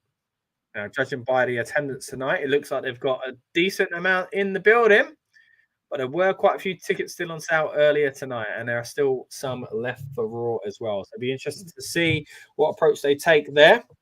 But again, even if they don't sell anymore, like they didn't tonight, it still looks good. Oh, here we go. Another promo for who we don't know, but surely is Penta. Well, not Penta, Penta's brother, I should say. Rey Fenix. It is him. There he is. That's his tattoos. That's his mask. That is just straight up Rey Fenix. And then that blurry shot of him again on the top rope. Now running the rope, spinning through the ropes. There he is. And that's his name, Rey Fenix. Next Friday on SmackDown. Wow. Big news.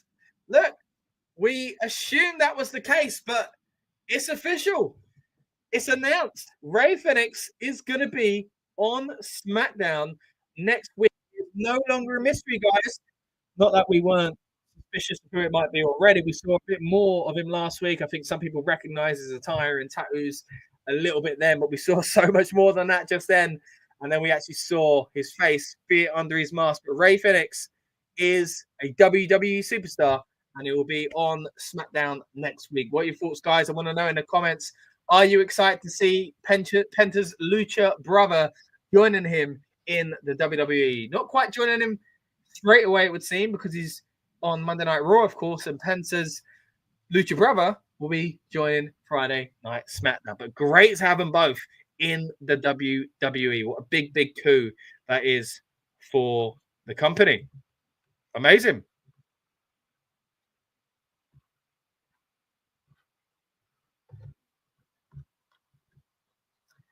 Jimmy Uso now making his way to the ring, of course, to face The Miz.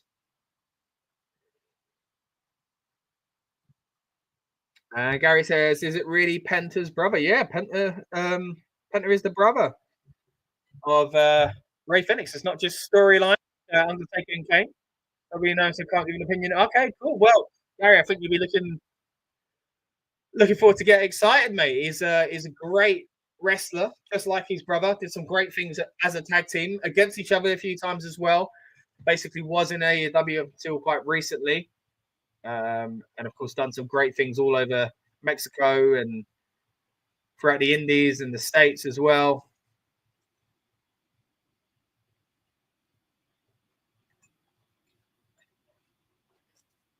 But Jimmy Uso is in the ring, about to welcome The Miz into the Uso penitentiary. You would imagine. I can't see The Miz winning this one. Jimmy's got to continue to look strong, in my opinion. But good to see The Miz out there in the first place and be used in some fashion at least. Gary says, yeah, looking forward to seeing Ray Phoenix. Yeah, he's debuting next week. Very cool. Now, unfortunately, it is at silly o'clock, as Casper called it earlier on for us. I don't even know where it's going to be, but I know it's not in Europe. So sadly, we won't have a watch-along for that show. But we'll try and cover the news as much as we can surrounding it. And again, we will have one more watch-along on this European tour when Monday Night Raw also comes to us live from London's O2, as SmackDown has done so tonight. Now, speaking of live from the O2, it's been great to get some inside kind of footage, essentially, from the venue itself. And we'll play some more of that as we make our way through the night, and later on hit you with our instant reaction review as we recap all the big stories coming out of tonight's SmackDown. But thank you to those that are watching along with me at the moment. Been a real pleasure to chat with you and kind of have you allow me be your watch along companion, even if you're lurking in the background. We appreciate you. Gary says, I feel sorry for the Miz. He complains a lot, but he deserves so much more. I think, yeah, Miz is going to be, future Hall of Famer and all that good stuff. He plays his role, I don't think he's ever really going to be at the top of the card again. But he's there if they need him to be, right? And that's the thing about the Miz. And here he is making Big Jim look good. One of the GOATs, says Wade Barrett. I'll say future Hall of Famer. I'd say you'd be able to call him a legend when he retires. One of the GOATs, though. I don't think Miz would even call himself that. Even heel Miz would struggle to call himself that, surely. As Gary says, though, he is there no matter what.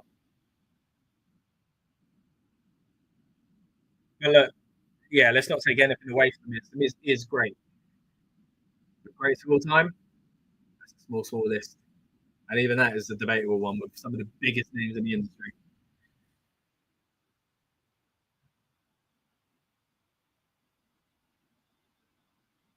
Jimmy Uso gets a kick to the back of the head. Booze now for the Miz. No, Miz, nice. Strange though. I wouldn't pair them together myself. I wouldn't expect to see them paired together. Jimmy Uso now clotheslines Miz out of the ring. He's getting ready to do a dive though. Against the rope. Oh, stop, because Miz gets away. What a big old slap! Sends him over the barrier. I've got one more slap come for you as well, Gunther, he says.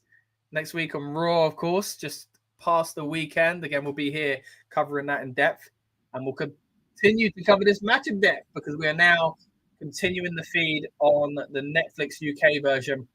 Jimmy Uso is throwing the Miz into the ring. The 2:15 away from the show coming back on the main feed. If you've not seen it, let me describe what's going on at the moment. The Miz is now bought himself some time to control the match by pulling Jimmy's neck down onto the ropes there. Gone in the middle of the ring himself now, taking advantage even more. Going for the pin. Only a one. Only a one. Big Jim ain't going out like that. Not in the breaks.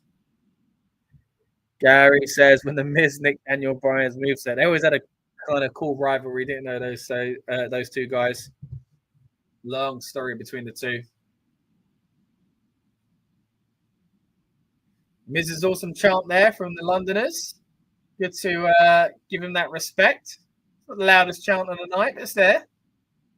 But again, I think that is because the fans are getting quite tired.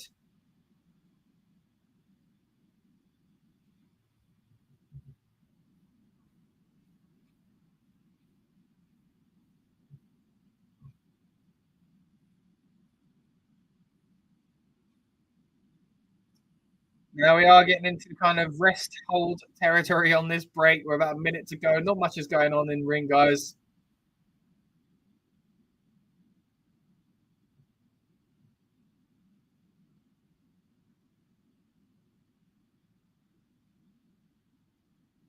Jimmy trying to fight his way out of this now. He's hitting the elbows and hands into the stomach of Miz, but Miz fights back, pulls him down to the ring.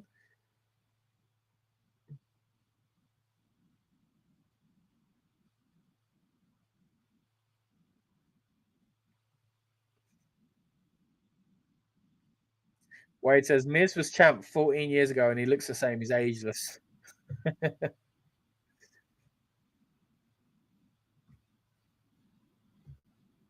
10 seconds to go till we get back to the main feed. The Miz is now playing with the crowd, pointing at Jimmy, gets a some house show stuff there, sort of.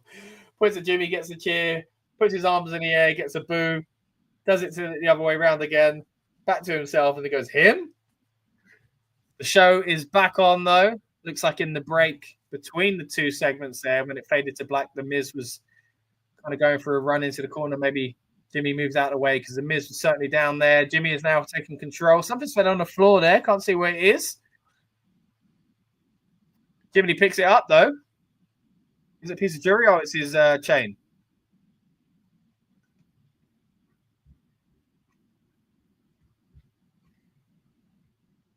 Uso chant goes into the corner. Lovely slap again. It's definitely part of his character now, guys. If we weren't sure before, there we go. Great for him. I'm not sure the other wrestlers are going to want to take it that often. Clothesline there by the Miz, though. Jimmy Uso down onto the mat.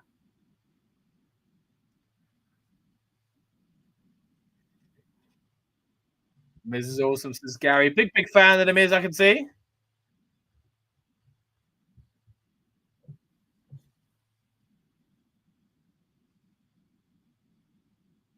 Oh, DDT to Big Jim. Sold it well. It's really a 2. Yeah, we ain't getting a third hit at the mat by the referee just there. Results coming across the screen at the moment. We see the Street Profits have continued to remain champion. Secret Harvest pick up the win. Jacob Fatu spoils the US title match, but fans love to let him off. Charlotte's defeated Michin in a match where she really did take advantage of the fact that Michin had been beat up by Naomi. A bit weird when you look back that Jade just kind of walked out of there, though, right? Oof. Just goes for a kick. Duck from Jimmy. Swings around with a kick of his own. And again, to round up the results so far, Randy Orton has lost to Drew McIntyre in Drew's home country.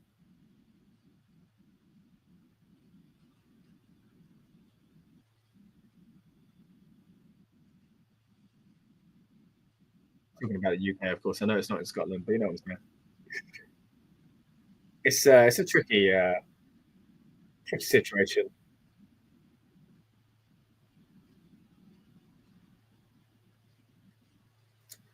Miz, though, about to jump up into the ropes and hit a no! Beautiful super kick from Jimmy Uso. Miz has totally lost this match, it seems. Control is gone. Uso splash. Picks up the win. Gary says, in relation to the Miz, he's just one of the OGs and doesn't get the respect from the crowd. Yeah, I think it's one of those the way he's presented at the moment. You know, there's not much to cheer about for him. Jimmy Uso's picked up the microphone, the headset, I should say, from the commentary desk, straight from the O2.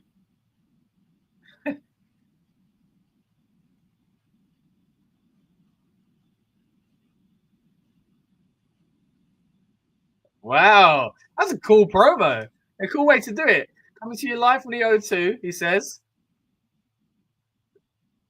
Big Gem. Getting the Uso yeet ready. I'm ready. Why not, man? Take advantage of the yeet situation. Doesn't do it as much as Jay, but still, I think that's probably the right way to do it. But anyway, yeah, he said, look, next week, Gunther, you won't be the ring general. You'll be Private Gunther. Wow, Lewis Capaldi and Drew McIntyre backstage together now.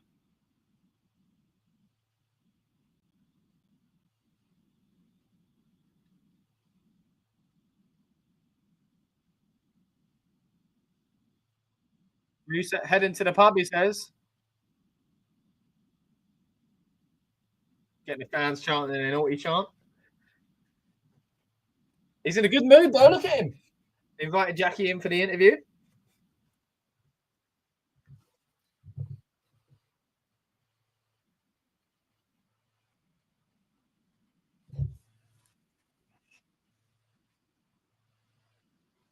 He says, look, when no one screws me and gets involved in my business, I win.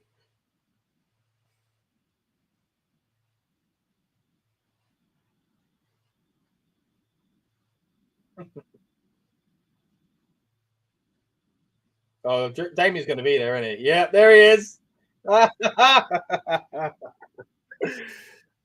Drew far too cocky. Going out for a few beers. Said he was going to meet Lewis Capaldi. And invited everyone. I thought, man. I wish I was at the O2. I'd go meet Drew for a beer as well. Oh, random guy just gets thrown for a table there by Drew, Damian Priest. They're fighting on a car now. Convertible being used. What are they going to do? They're going to break through the glass or something like that? The windshield? You hear chants, cheers, and groans in the background. Essentially, sounds like we're going to get someone break this up surely soon. Damian grabs the face of Drew. That's how they're having in the car. Oh! Smashed the windshield. Oh!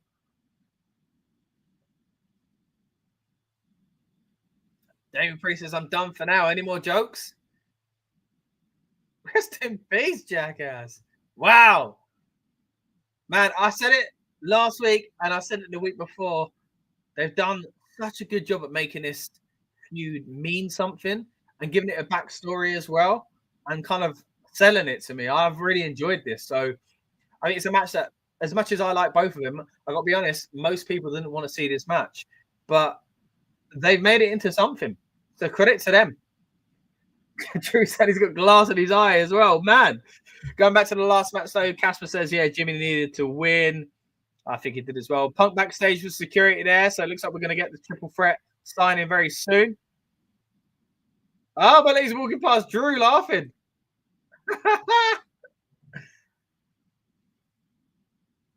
Is room to have a crossover between these two guys. Of course, Casper says, love that backstage segment with Drew McIntyre, Damian Priest.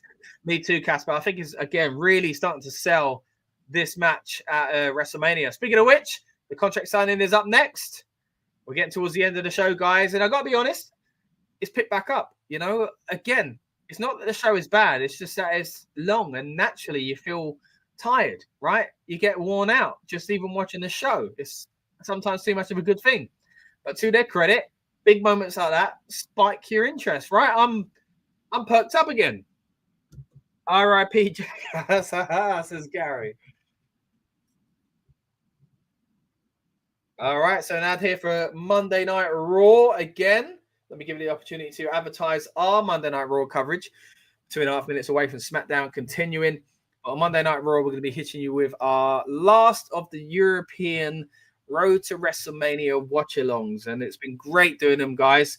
You know how it is by now. At the end of the show, we're going to hit you with an instant reaction review for that Monday Night Raw as well. Probably do a little bit of a recap of the European Tour overall, because I think it is quite a interesting topic in itself. But you're here for the SmackDown watch-along. Now, last week's SmackDown saw an interesting segment between the three men we're about to see very soon, and Paul Heyman played a big part in it, in my opinion, even if it was quite subtle. A lot of us speculating whether or not Paul Heyman is up to something, maybe with Seth Rollins, not quite CM Punk after all. If you want to know my thoughts on that, the review of SmackDown last week is on this very channel. But you are watching the watch along for tonight's SmackDown, the one coming to you live from London, England, the home of Rebellious Noise. And again, we've got a roaming reporter out in the O2 sending us footage from the show itself, which has been great to look at and get an insight as to what it's like there as well. You don't get that from many other watch-alongs, guys, I've got to admit. We also had it from Barcelona as well. Lucas did a review out in Barcelona. So if you haven't already, check that out if you want to know what the atmosphere was like in Spain for that SmackDown. But tonight, again, we are watching SmackDown from London. And you know the drill by now, guys. We're going to hit you with an instant reaction review once this show is over. If you're watching live, it's going to be on this very stream feed. And if you're watching on demand, thank you very much for tuning in as well. You can find it on the Rebellious Noise Pro Wrestling channel as a separate video, as well as on the original stream. Gary said, I wonder if Drew's still going to the pub. I think he might be going to the hospital, mate. Either way, I think he still needs a hard, strong drink maybe to get over that smash on the glass. Great clip. Cool. It's kind of stuff I love in wrestling, man. It reminds me of the Attitude Era, you know? Big fan. 10 seconds away from SmackDown continuing, though. And again, we're about to get to what is likely to be the last segment of the night. And it's the triple threat contract signing for WrestleMania. We're now seeing an ad, though, for WWE Shop. And speaking of WWE Shop, there is an actual physical shop in London at the moment, guys. If you're local and you haven't already seen it, you can go and visit it until the 31st of March when it does close down. I think there should be a permanent WWE shop in London, if I'm honest. I think they could do quite well there. But it's a permanent fixture, but it's pretty cool nonetheless. If you are around, go and visit it if you get the time. If you're not, then hey, still check the video out and you get an idea of what a superstore looks like from the WWE and the UFC. Again, this time around, it's at the O2 Arena. As is SmackDown tonight. London welcomes SmackDown. You can see from the sign, it's Tiffy time as well. Signs of the night here. LA Knight, yeah. Seth Rollins dressing like my nan.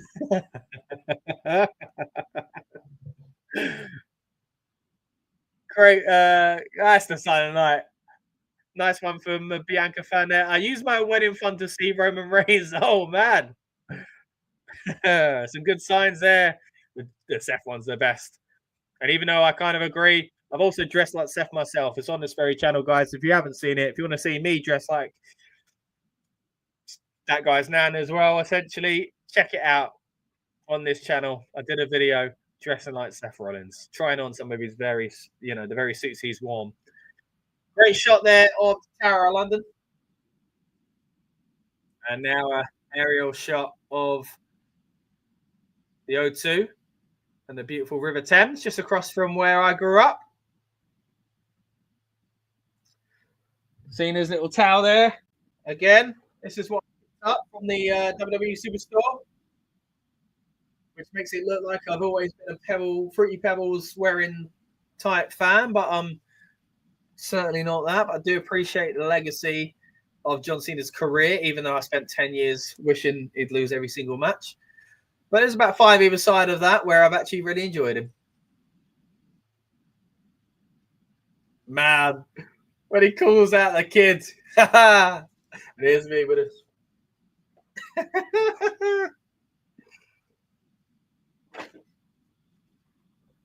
Showing the old clips there of Cena getting some backlash from the fans, even when he was a fresh-faced rookie.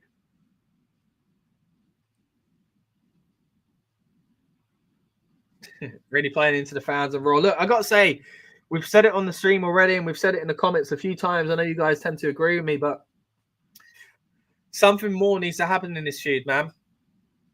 I get what he's doing, and I actually like what he's doing, but it just feels like not enough.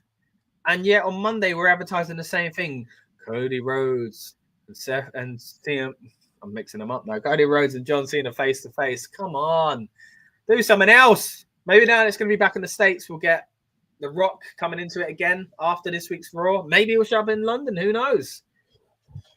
But there's got to be some sort of kind of clarity on what even happened leading into Elimination Chamber. But the story they're telling now is that I'm going to be the last real champ. I'm going to take the title, and you're going to be left with the toy. And I'm going to kill wrestling. I'm going to ruin wrestling and the legacy of it. And Ric Flair, maybe Ric Flair will show up at WrestleMania. You know that? I wouldn't be surprised. especially with the link between Rick and Dusty. Let's get to some more of these comments. Casper says, I'm off to bed soon. The city ended, but might bounce after the match. Reaction, I'm sorry. Yeah, before the match, no problem, mate. Yeah, that's a shame, but great to have you on board all night. I appreciate it's a long night. We will be hitting people with the instant reaction after this, though. So if you're able to stay and join us, we appreciate that. But Casper, great to have you in the house as always. Let's see your last Cena comment. What was the last Cena comment? Let's see if I can find it.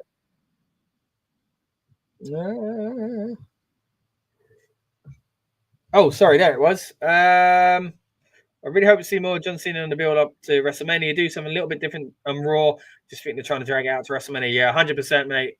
Again, it feels like it's more the same old stuff. But then watching this, I'm like, oh, okay, I get it. But I think it's also the way he delivers the promo. Like it's slow, it's long, you know, it feels like we're not getting much. And then when you watch it in a highlight package, you're like, oh, okay, especially with all the footage overlaid over the top.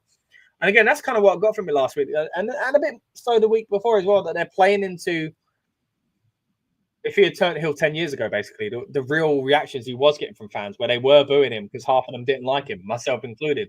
But that's not how it is at the moment.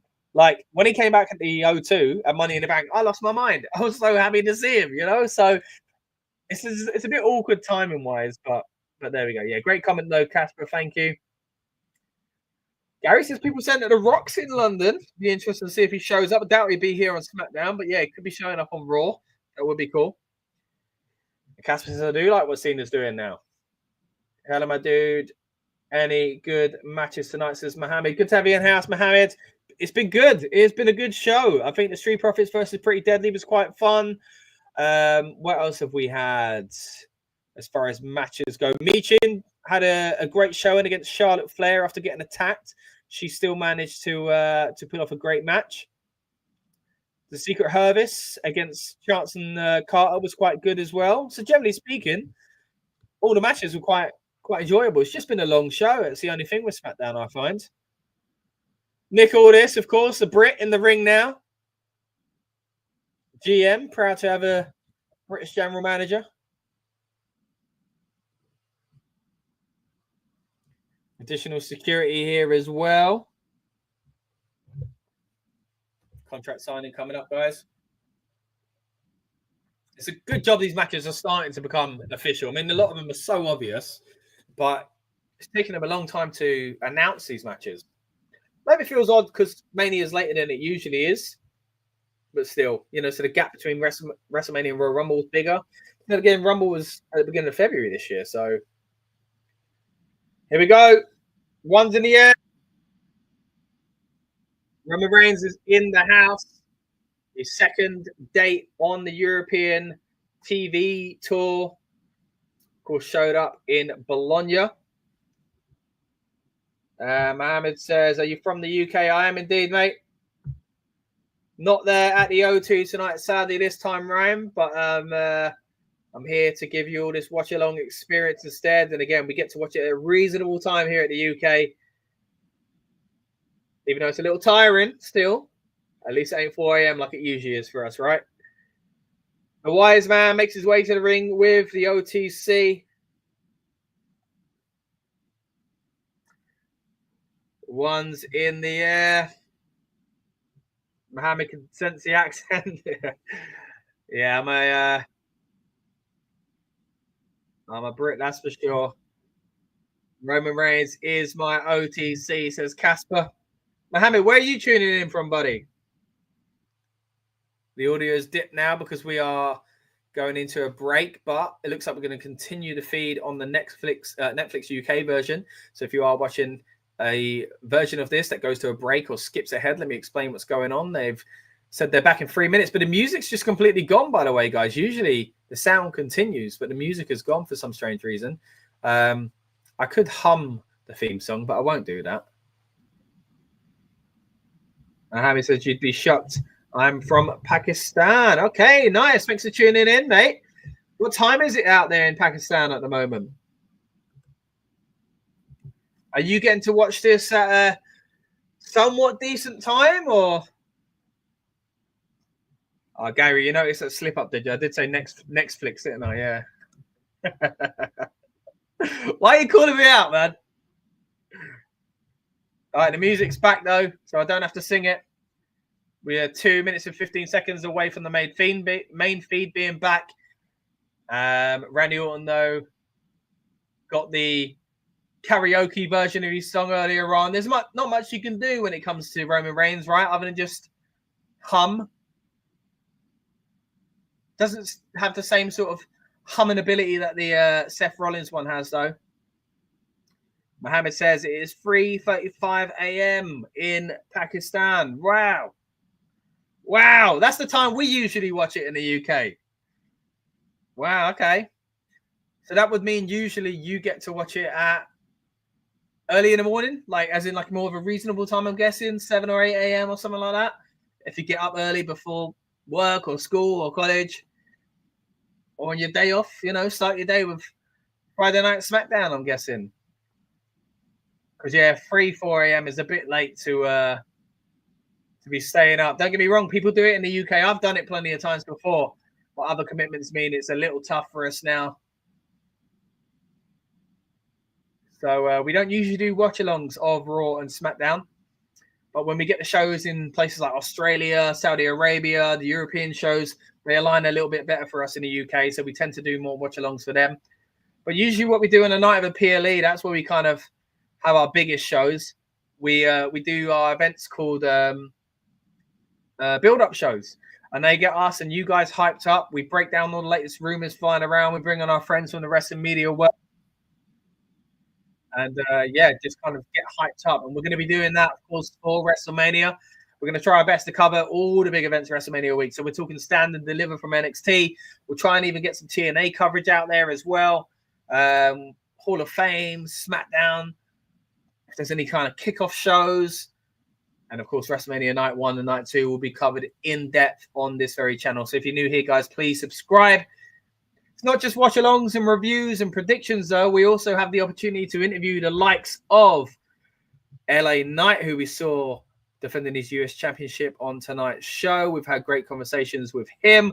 We've also had the opportunity to interview people like Gunther and Ludwig Kaiser, and also had great chats on this channel with people like Bianca Belair and Liv Morgan. So if you haven't already, guys, check those videos out and subscribe for more content like that. We're back on the main feed, though, and the entrance for Roman Reigns is just starting to wrap up. Who's out next? Will it be an entrance straight away, or is there going to be a bit of mic work here?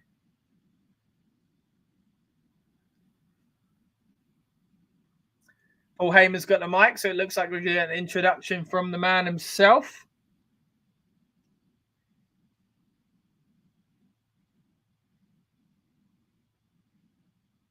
OTC chants from the fans in London.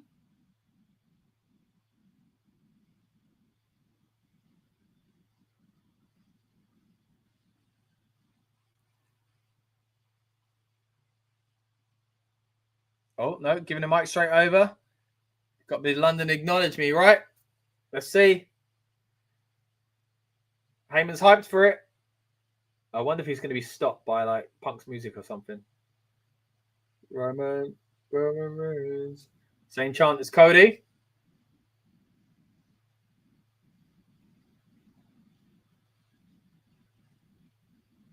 Loud, though. Fans are very excited to see Roman Reigns live.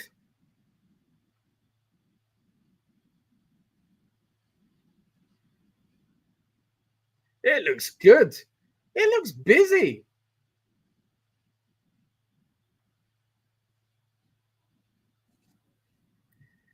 Roman's impressed with the fans in London. OTC chart now as well. Casper says, I'll try and stay up at a few City o'clocks on Raw SmackDown if I'm not tired on the Raw for the road to WrestleMania. That's the thing. It's the exciting shows, isn't it, Casper? Size of Roman. He's got bigger, says Gary. He does look to be in great shape. London. Acknowledge your tribal chief. Last time he was in London was when it was the Usos versus him and Solo for the Bloodline Civil War. And people wanted to cheer him back then. But now he's actually a babyface. So, oh, look, he's going to sit at the head of the table. Of course he is. Clever.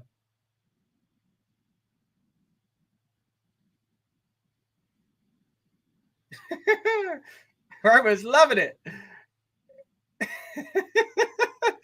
Almost conducting the orchestra there. And again, he sits at the head of the table with his tribal chief to his right, over his shoulder. Roman says it's beautiful. What you sing to your tribal chief is beautiful.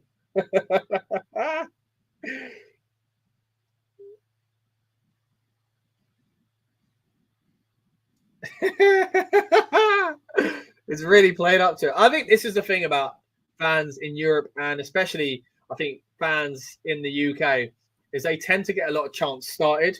I used to get a lot of WrestleMania weekends. I say it all the time. The Fandango thing was thanks to international fans. I was there myself. Oh yeah, Paul Heyman singing. That's great.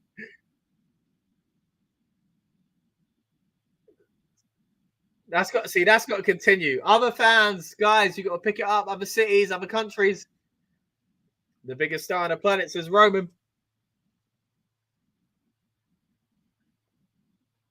2 reasons he's here for. One, to be acknowledged. Check. 2, to sign a contract, right?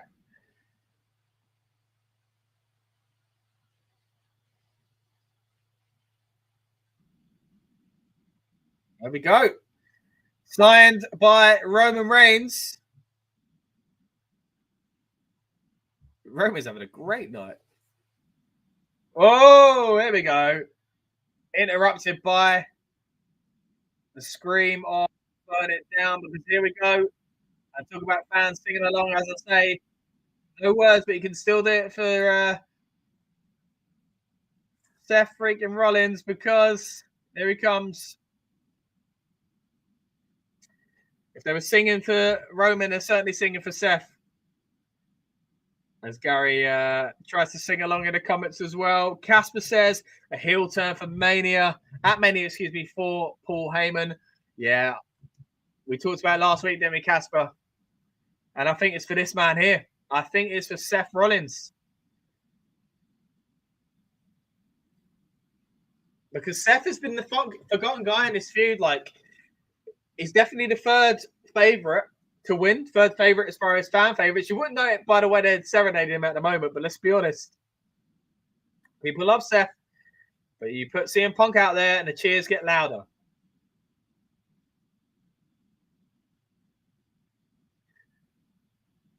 And I think a lot of that has to do with the fact that Seth, as great as he's been, slowly started to kind of need some of a refresh. He's been a face for a long time now. So a heel Seth Rollins feels like something we might be getting soon. Gary, you're doing well, mate. You're doing well. Casper loves this entrance as well. Trying to get Heyman to sing this song. Heyman sang along to Roman. He might even sing along to Punk's. I think Heyman's. Yeah, I think he is. I think that's the move here. Seth Rollins comes out on top of the feud because I think he needs to almost.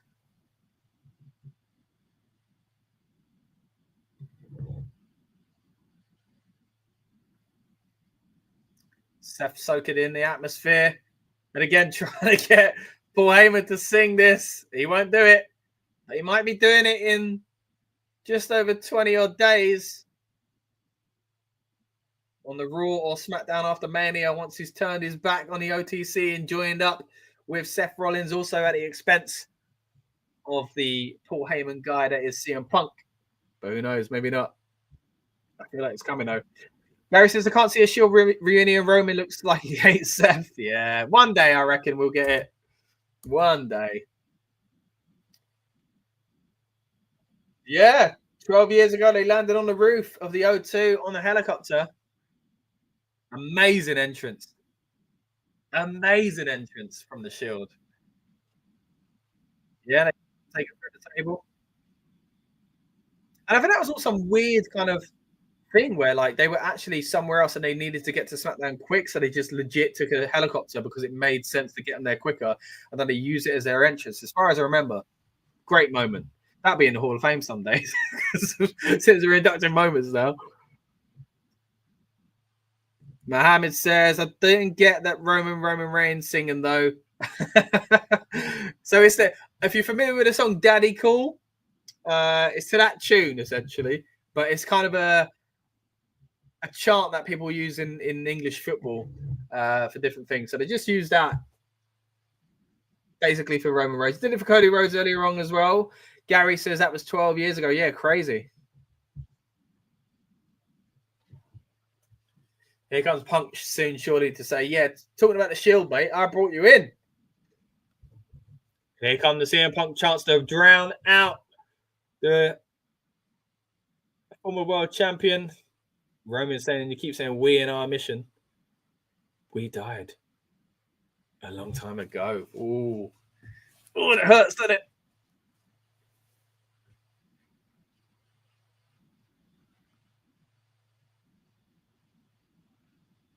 Well, Roman says, I made this place where it is today.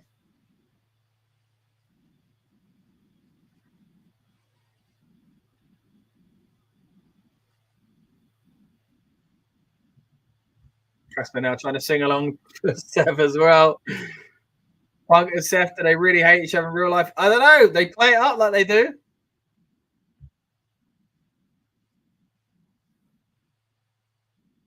Roman, Seth saying it's Roman's mindset that keeps him having to screw him.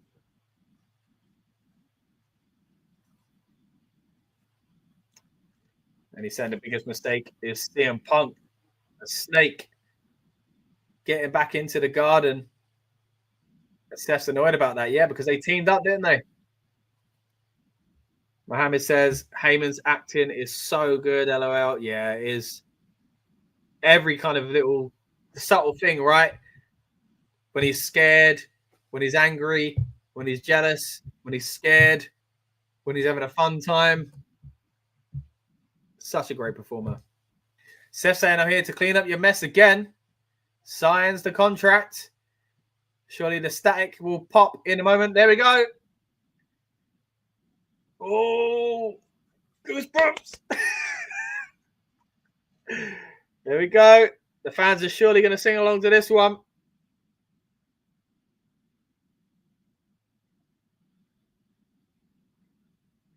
And here they go. I see it. It's at this point now I'm like, oh man, maybe I should have gone tonight. Because I haven't seen Punk since he come back to WWE. Oh man. They're singing along. And again, he's got security behind him like the others did as well. Played up to it as well with a little pose. But yeah, a bit of a shame. Yeah, I would have loved to have been there to sing Cult of Personality. I was there. I've seen him live a few times. I've seen him win the Money in the Bank at WrestleMania 25, so that was cool. This Fire Burns is a theme song then, which is a classic as well. But yeah, also was there for his last ever AEW appearance at All In. So I'm privileged enough to have seen Punk live a few times. I met him once and had a chat about Nando's. But yeah, it's only now that I'm watching this, I'm thinking, oh man, I'd like to see him in this era. Because that AEW thing was, I'm glad I was there for his last match against Joe. That was an incredible, privilege to be able to see live. But I don't think any of us expected this WWE run to be as smooth sailing and as successful as it's been, despite the injury. So I'd like to see him again live. So yeah, maybe I'll have to try and make a visit to one of these shows again soon.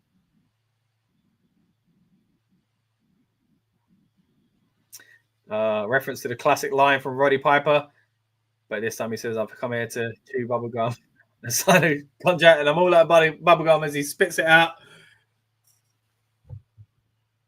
And Gary says he's just Paul Heyman in reference to the incredible acting skills, the man known as the king of ECW and the right-hand man to the tribal chief. Go to page 4, says Roman Reigns. Casper says the show's picked up now, so 9 out of 10. CM Punk treated the company like crap, but he still loved it. I don't get it. Yeah, but look, the arguments on both sides, man. I think he got treated badly as well.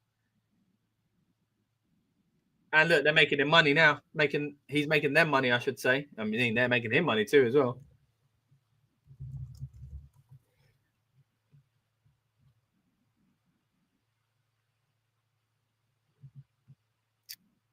Oh. Heyman says, I know what you're looking for, and it's in there. So he was looking for something. You're closing the show at WrestleMania? So he's headlining WrestleMania, is what they're saying. Heyman says you get to live your dream. Live your dream of all dreams. And he's emotional telling him. This is it, a favor. Yeah, big deal.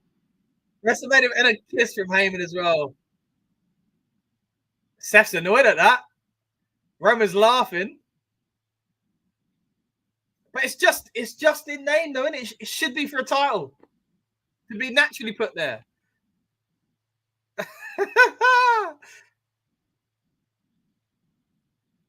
Punk's got tears in his eyes. And Rollins says you don't deserve it. He's furious. I don't think it's gonna main event WrestleMania. It can't. It can main event 9-1 maybe, but even still, maybe they're just playing this into the story. Rollins says, "Yeah, it's important." Oh. You deserve it. Chant from the fans. All they've done is to just go in on last.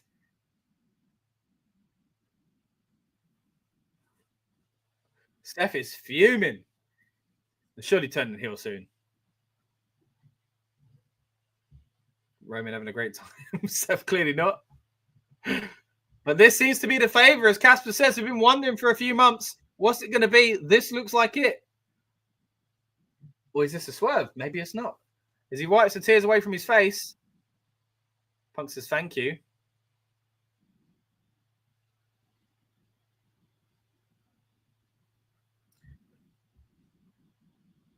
Thank you, London. Thank you, Chicago. Thank you, Louisville, Kentucky. And to the fans who stood by him and chanted his name. Yeah. 10 years, true. It's got a point. Roman Reigns ain't happy, though. Big chance now. Wait. He's saying no, but the credits are coming up. Is the show over? No, it can't be. Roman saying he should be thanking me. And it's because of him, because he's a big star. Casper saying, look, Cena and Cody has the main event. I think it will night 2, surely.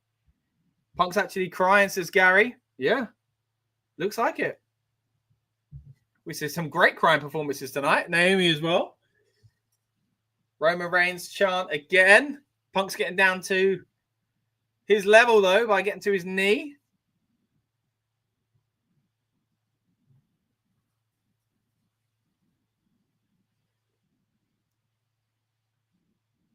Thank you, my tribal chief, says Punk. Holy Father had a fat table. The Big Doug.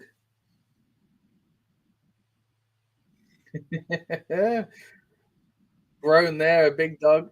A laugh almost.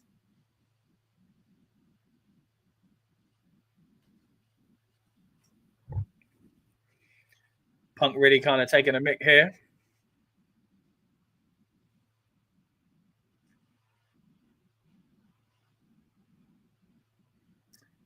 Seth is not going to take this. Look, we know these contracts don't, contract signings don't go well. I mean, they do for us fans, they're entertaining, but kayfabe speaking, you deserve it chant now from the fans. Seth's livid. Seth's going to attack, surely.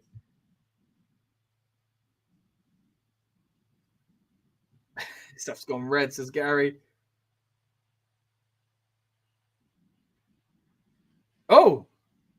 That's not the favor he's owed. There's more to this.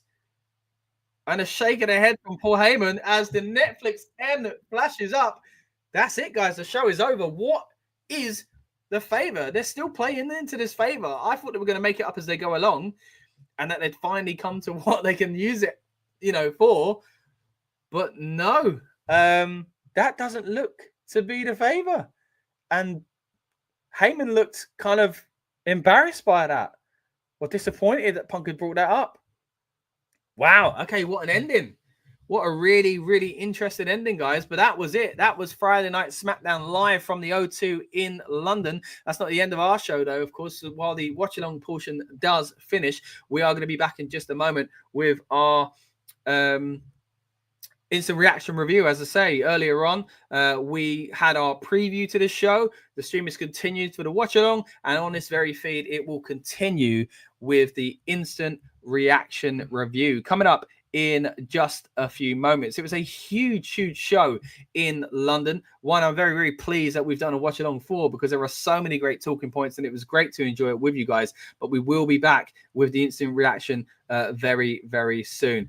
Gary's manifest popped up there because that's what he's watching on Netflix. Mohammed wants to know if people are fans of the MCU and looking forward to Doomsday. Look, we've got a film channel, Mohammed, called Rebellious Noise Screen 1. So maybe we'll touch on that a little bit over there. But hey, Netflix, I guess, is topical. Casper says, you're right, Scott. It's not for the title. It's a triple threat match. It doesn't, maybe it's tough for it to go to give it that slot, isn't it? Look, they're big stars, don't get me wrong. Gary would say it was a 9 out of 10. Again, would love to know what you guys thought of the show overall. Once again, we've had our Roman reporter Danny out there in London at the O2 as well, sending us clips, and we'll be going through some of the best ones once again on the instant reaction review, so you can see just what the atmosphere was like within the venue itself tonight. But I've been Scott.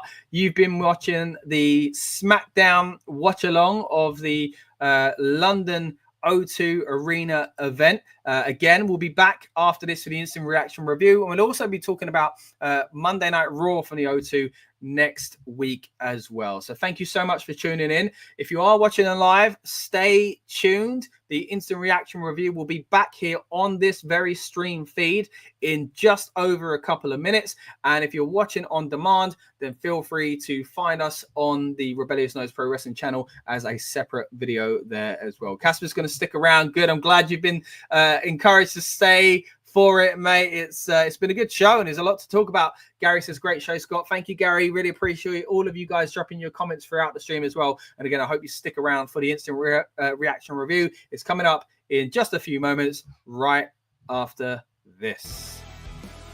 Welcome to the Rebellious Noise Pro Wrestling channel. On this channel, we bring you some great content from inside and outside of the squared circle. We will go through and offer some in-depth analysis of the biggest events of the year, as well as bringing you exclusive interviews with some of the industry's biggest names. There will also be live show reviews, in-depth features, and podcasts. So make sure you give that subscribe button a slam so you don't miss any of the action.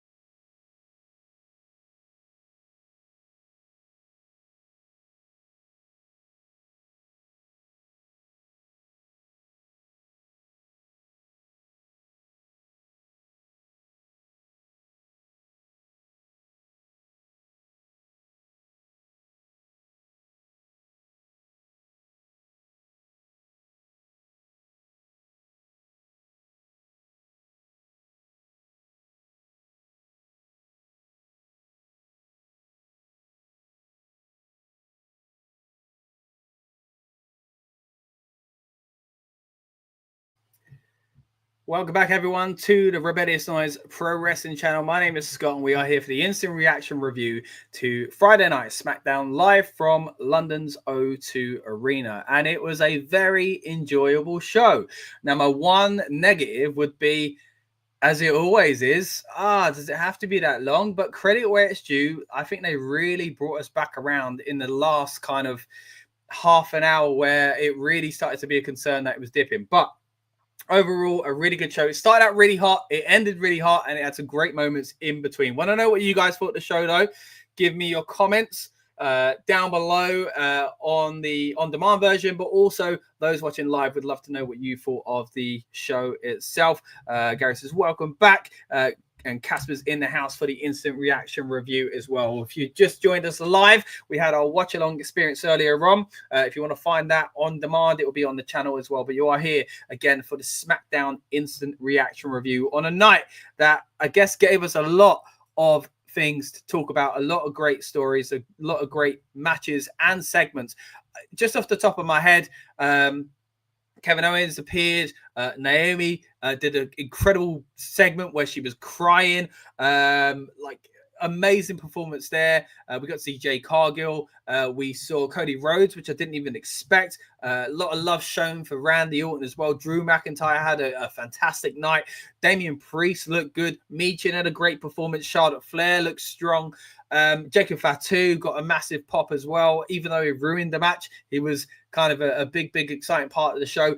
We got two great mysterious vignettes, but one of them got revealed to us. Stay tuned. We'll talk about that. And the other one we can dive deeper into here as well. But again, a very, very good start to the show. It started out with that promo we mentioned just a moment ago. So Cody Rhodes, came out and was interrupted very quickly by Randy Orton. But it started out with a incredible reception for the WWE champion. Again, we've had a Roman reporter out there in the form of Danny, who's sent us some clips of the experience in the venue tonight as well. So if you haven't seen it, then let me just show you what it was like when Cody Rhodes made his way to the ring.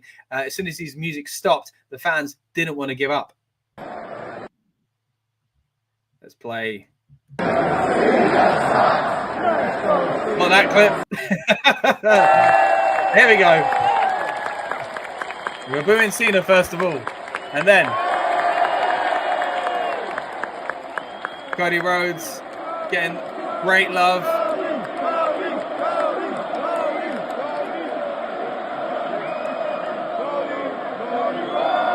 And then the Cody Rhodes chant started. Of course, we saw similar at the end for Roman Reigns, the same chant essentially. As Casper says, the show started really strong.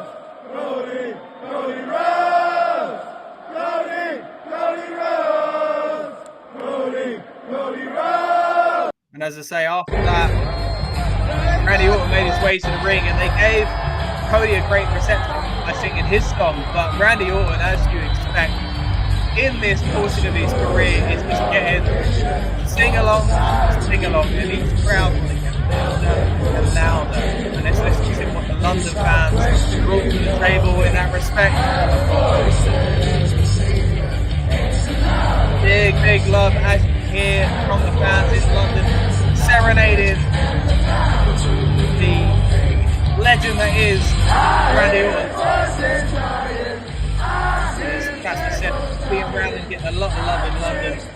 Big fan of Randy Orton, this Gary as well. This is basically how the show started. As I say, guys, they were hot and involved with the action straight away. They were not shy as a crowd, and they were up there, I think, one of the best of this European tour. Yes, I'm biased because I'm from London, don't get me wrong, but at the same time, this fans. Great reception there for Randy Orton. But that's how it started. As I say, Randy Orton did a nice little heartfelt promo. We talked about this quite a lot on the watch along. Essentially, they, of course, referred to their time together when Cody was new. They talked about Cody going away and essentially doing the indie run in Japan, Ring of Honor, and then creating AEW and coming back, and basically how much he was underutilized or underappreciated. Randy was referring to as well. But then Drew McIntyre comes out, who doesn't appreciate Cody or Randy Orton, and basically tried to play up to the fans. Actually, he got a great reception. I think he kind of had to, really. He could have done the typical, oh, you cheer me, but I actually hate you type stuff when you come back to the UK. But I think it actually works out really well the way they played it. Look, they were going to get heels being cheered tonight if they were British, right? And we saw that very quickly in the next match as well. But it was a great kind of opening segment. It got physical. Cody Rhodes did the old fall down to his back and uppercut. Randy Orton tried to hit him with the RKO. It did not happen, though. But this was a great start to the show. Really did enjoy it. I was very surprised to see Cody Rhodes there. And again, a hot kind of start to SmackDown.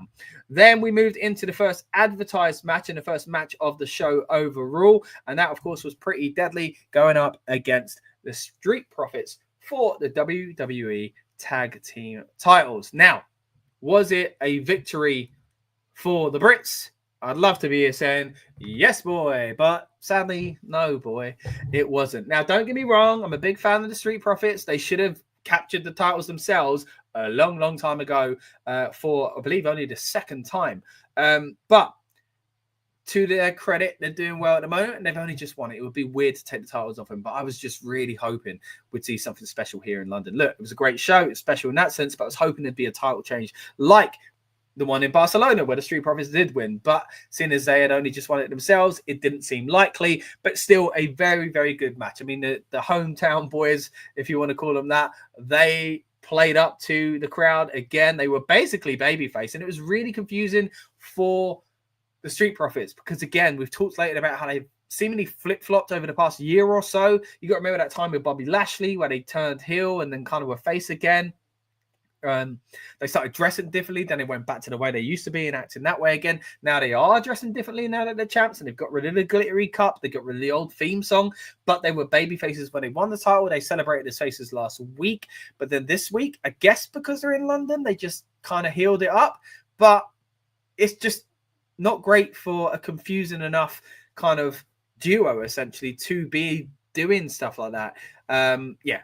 Not really a fan of that aspect, but at the same time, sometimes you just have to do that because you got to play up to what the crowd wants, and the crowd wanted to cheer for Kit and Elton. Now, again, they didn't win the title, but they had some really, really great kind of near falls and got the fans behind them with spilt milk. But yeah, sadly, it wasn't to be. And the Street Profits are still your tag team champions after retaining them on their first title defense. As I say, it would have been a bit odd if they did lose them. Now, great first match. Street Profits versus Pretty Deadly was a fun match, says Casper. Gary says they earn my respect a little more tonight. Pretty Deadly. Yeah, we were talking about this on the watch along. Gary's not really been a massive fan of Pretty Deadly's work, but yeah, I can see, Gary, you've been won over. And also, Casper does think that a face turn is coming. I think, yeah, it was a hometown crowd, so it's kind of a test bed, right? You can see what the fans would do as far as kind of reacting to babyface Pretty Deadly. Yeah, it's different when they're hometown, but at the same time, it's somewhat of a good indicator, I think. Next up, we had Katana Chance and Caden Carter versus the Secret Hervis of Piper Niven and Alba Fire. Another fun match. Cool to see the Secret Hervis get all the love and respect I think they deserve, even though, again, they're heels. The Brits like to cheer for the heels, don't get me wrong. And Chelsea Green got a lot of love out there as well. This match ended with the Secret Hervis picking up the win, the heels. Some dirty tactics by using their attires in their advantage by Piper using the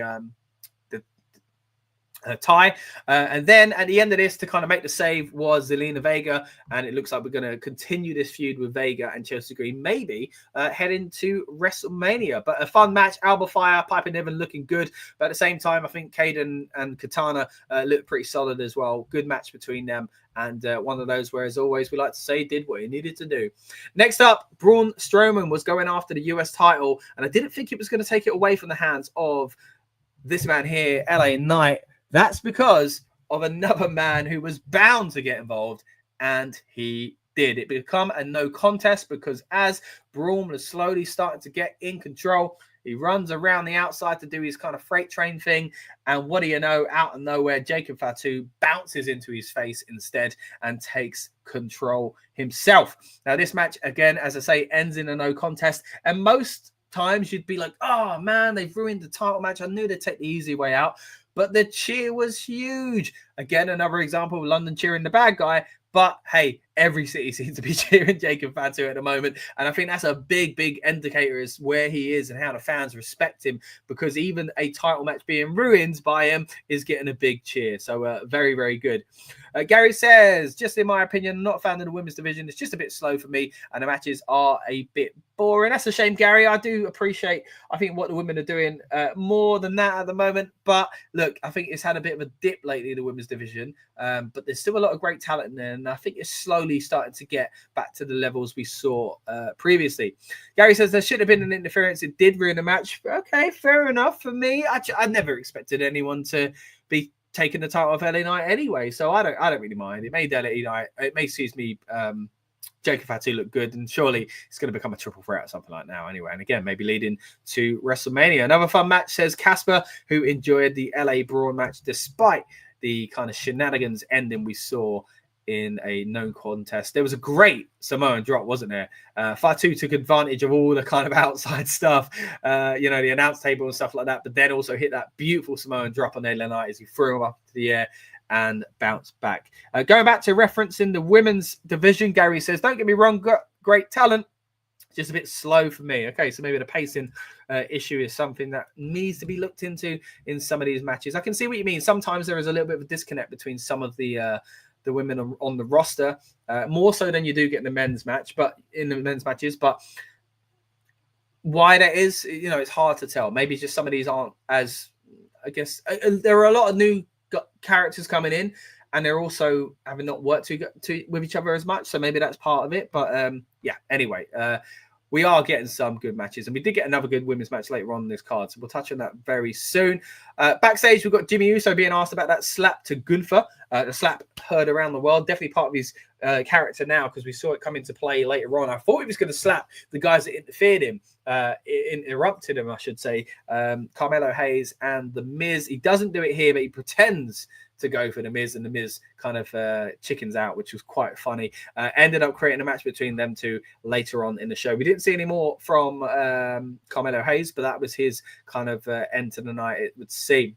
Backstage as well, Solo confronts Jacob Fatu with his friend Tama Tonga, and they're basically disappointed that Jacob went into business for himself. Jacob then ended up saying, look, I'm just going to win this with or without you, and I'm bringing this title into the family. So we'll see how that goes. I do think he's probably going to do that at WrestleMania. Gary said, one of the best slaps I've seen on TV. It did connect, didn't it? It was up there with the old Stephanie McMahon slaps. It was a pretty good one. Next up, one of the highlights of the night for me, frustratingly, wasn't like in the ring, but then we did see it later on anyway, was Naomi's incredible promo. It was edited well, it was paced well, it was scripted well. She cried, she showed off a new look. Great, just great. Honestly, 5 out of 5 if we're talking stars, 10 out of 10, however you want to rate this. Massive, like really, really enjoyable. Gary says, better than EastEnders. Are you referring to the slap, or are you referring to the acting here in Naomi's segment? Look, for me, both were enjoyable. But Gary says, oh, blimey, Naomi, 10 out of 10 in reference to that as well. Gary says, a great promo. Yeah, really cool. And I'm so glad someone who's definitely got so much talent came back into the WWE, got used pretty decently, but still hasn't had the opportunity to shine in this way yet. So yeah, man, so happy to see it. Gary just confirming he did mean the slap, but both essentially, is better than EastEnders. Next up, and it linked in with Naomi actually, we saw Michin and B-Fab backstage first of all, who said to Jade Cargill, basically backed her up. Then they're making their entrance in order to have the match for Michin face Charlotte Flair. So I like this because it kind of intertwined different storylines. And after this, we saw Tiffany Stratton show up backstage, at least. I don't know if that was pre-taped or if she's even in London or what. But Michin and B-Fab were attacked. Now, they're attacked by Naomi, which again was great because it just made her look badass and a naughty woman. And then Jade Cargill chased her off, essentially. Then she had a really cool moment where she passes Charlotte Flair and they look at each other and just kind of acknowledge each other, and Jade kind of hints, like as if she's not impressed, and I'll be coming after you someday. So love stuff like that. I remember when they showed Cody and Roman. Do you remember when they walked past each other again, and you thought, oh, this might be a feud that comes back, this would be a first time feud, but still really, really cool. Now, Casper says B-Fab and Michin not a bad tag team. Yeah, good to see them working together. I think Michin is someone that's been utilized quite well in the past few months. She's had some main event matches. She's had hardcore matches, or kind of stipulation-based matches at least.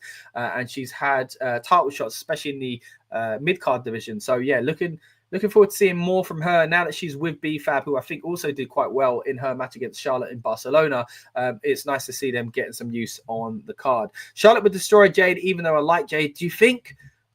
Charlotte can't lose to everyone. I think she needs to lose to Tiffany. So to lose to Jade as well, maybe that's the SummerSlam match, or maybe the Jade thing kind of ends up being a Bianca thing again. I still think Bianca's something to do with this storyline, guys, because Bianca's been acting a little shady herself. And look, I've been saying it for months, but Bianca, in my opinion, is involved with the Naomi and Jade Cargill thing a little bit more than we've seen so far. Now, this match did still take place. As I say, Charlotte made her way to the ring and took advantage, but it was one that made everyone look good. Michin looked like a hero. She continued, and she didn't just lose easily, which they could have done and gone like, oh, you know what, fair enough, she got beat up just now. She valiantly fought on and, kind of like narrowly lost, I guess. And you think, oh, what could a full strength Michin do? And Charlotte had to look strong, but didn't do it in a way that buried Michin. So I think, yeah, really, really good in that sense. So Charlotte Flair wins with the figure 8. And again, helped by the Naomi attack. Then we see a backstage segment, as I say, from Tiffany Stratton, who basically says, look, if all the things about me are true that Charlotte says, then if Charlotte loses to me, then she loses to all those things. If I lose to Charlotte, I just lose to a legend, which is fair enough. I don't think she's losing to Charlotte. I don't think she should, at least. So we'll see how that goes. Hey, we're going to be covering WrestleMania in depth. So if you haven't already, subscribe, and we'll give you our predictions closer to the time. Then Randy Orton versus Drew McIntyre. It was a match that was set up earlier on in the night because of Drew's interference in the kind of lovely promo segment we had between Randy Orton and Cody Rhodes, where Cody was getting teary. Drew said, nah, and basically got involved. And he earned himself a match against the former Legend Killer and future Hall of Famer, of course, in Randy Orton, who didn't win this match, and that was thanks to a spike DDT from Drew McIntyre. Drew McIntyre got hit with a spike DDT as he tried to set up for the RKO, but then you got Kevin Owens walking down the ramp, distracting Orton. McIntyre hit a beautiful Claymore, by the way, and picked up the victory. And it looked like that was it for McIntyre, but we saw a little more from him as well, because later on backstage, he bumped into Lewis Capaldi, who they'd also shown out in the first row, essentially, of course, famous singer. Grammy nominated, I think they kept saying. I don't know if he's won a Grammy, but either way, seems like a decent bloke and a good singer. They bump into each other backstage, of course, a fellow Scott as well. And they say, look, I'll meet up in a bit. Drew's happy. He's going to go celebrate. He's going down the boozer. He invites Lewis.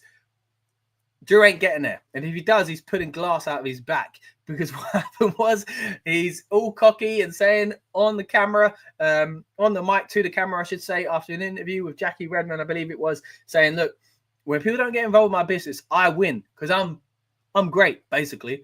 And, I think he gives a slight dig to Damian Priest, opens the door, and I thought he's got to be there, right? And he was there, starts attacking him. They have a little bit of a back and forth until Damian takes control. They start throwing each other into a convertible. I'm thinking, what's that doing there? And then, yes, as I hoped, it was a big spot on top of the car as Damian hits Drew with the South of Heaven onto the windshield, breaks the glass, and basically starts trash talking him and stuff like that, and walks away. Drew McIntyre starts complaining that he's got glass in his eye and stuff like that. Great little spot there. Something that, again, I said it on a watch along, has really helped hype this match for WrestleMania. And I think they've done a great job week by week, because I think Drew's the hotter act at the moment. I think I like both. I appreciate both, but I've said it time and time again. This is not a match that I wanted to see or many others wanted to see, but they've done a great job at making me want to see that match, telling a story that makes sense by tapping into their history and how, they were kind of involved with each other's storylines, with the world title picture and the cashing in and all that kind of stuff as well. So yeah, for me, the Drew McIntyre segment with Damian Priest was fantastic, and again, just continues to sell WrestleMania for me. We also saw just before that, actually, The Miz versus Jimmy Uso, the match we talked about earlier on. Jimmy Uso comes out on top of this, and I think he should have come out on top, and I think he's going from strength to strength. They're doing very well, in my opinion, at helping Jimmy Uso get back up to the level of Jey Uso. Now, Jey has gone off with a rocket on his back. It's hard to catch him for good reason, but they're doing a good job at not making Jimmy look like that much of the weaker brother like they had done purposely before because he was the heel, but now should not be doing. He's changed his gimmick a little bit. You know, he's doing the yeets as himself. He's got new attire. He's Big Jim now, and he's all about the slaps. He hits Miz with, I think it was 2 slaps. He hit him one, I think, in the ring, and one on the side where he dives, knocks him over the barrier as well, essentially picks up the ring, has a great promo. Again, I'm loving these different kind of things that we're seeing. We had Jake Cargill doing that promo back like before the arena was set up a few weeks back when Liv walked by. We're seeing all those kind of backstage shots as well, a little bit different to how we used to see him. And then you're getting someone like Big Jim getting on the headset, picking up the headset from the commentator's desk and saying, look, Gunther, you know, I'm going to turn you into Private Gunther. You ain't the ring general anymore, you know, and yeah, great promo. And again, a great way to execute it as well.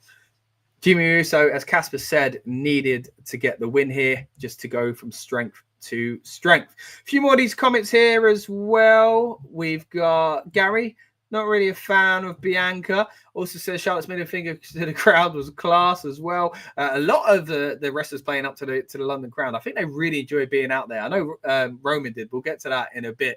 Casper says Charlotte versus Michin was a fun match.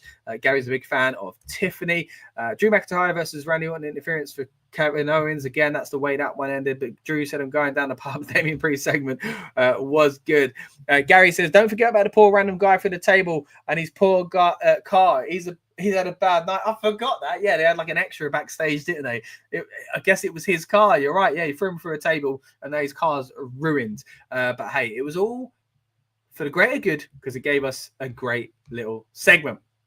Talking of great segments, we move into the main, not main event because it wasn't a match, but the main segment, I guess you can say, and what closed the show. They advertised it all week. CM Punk versus Roman Reigns versus Seth Rollins was going to be signed on the dotted line on SmackDown, and we kept joking about it on the preview tonight. Look, WWE contract signings, we all know what they are. They even play into it themselves as wrestlers. Thankfully, that's what we got. But first of all, what we got before the mayhem was Roman Reigns came out. The fans appreciated him. They started doing the Roman Reigns chant, like the Cody Rhodes chant we saw earlier on. Signs his name on the dotted line and also has a bit of fun with it. He says, I love that you're singing to the tribal chief. He puts the microphone in Paul Heyman's face. He sings along as well, which was so funny. Looked like they were really having a good time out there. And I think the fans would have really appreciated that as well. Then Seth Rollins comes out talking about a sing-song. The fans, of course, singing along to his song as much as you can without lyrics anyway.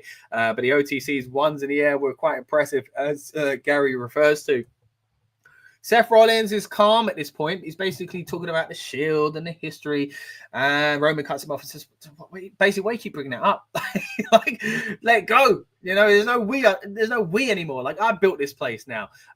Seth Rollins does sign. And then, what do you know? The static pops and CM Punk makes his way to the ring to Cult of Personality. Goosebumps hit because it was a great sing-song once again. And all these European shows, again, have had some great karaoke sessions, it would seem. CM Punk comes out and he's a little bit different with the contract signing. He doesn't just go for it. He starts fumbling through it, as Roman Reigns says. And he's like, what are you doing? You don't need to go to page 4. Like, it's quite funny in itself. But it turns out he was looking for something. And Paul Heyman says, it is in there. What you requested, it is in there. You are going to main event WrestleMania. Now, at this point, the fans go wild. They start giving you deserve it chants. CM Punk gets teary. Roman Reigns starts laughing at this, and Seth Rollins is livid. He is fuming. He doesn't like the fact that CM Punk's going to main event WrestleMania. He sees it as a privilege, as an honor, which, yeah, it is. And he's like, I've done it before, and he likes having that one up against CM Punk. So even to spite himself, Rollins doesn't want to be in the main event of WrestleMania because it means Punk won't either. which I think is a cool little layer to this story that they're telling here. And there are so many layers to this story. And those layers become deeper as the contract gets signed, because CM Punk says, that's not the favor. He says, thank you to London. Thank you to Chicago and Louisville, Kentucky for, making him and things like that. And the fans around the world and chanting his name for 10 years, basically in reference to Seth Rollins at this point, who's irate, but then turns over and says, as to say, that's not the favor. What's the favor? They fade to black and we don't know. What is the favor, guys?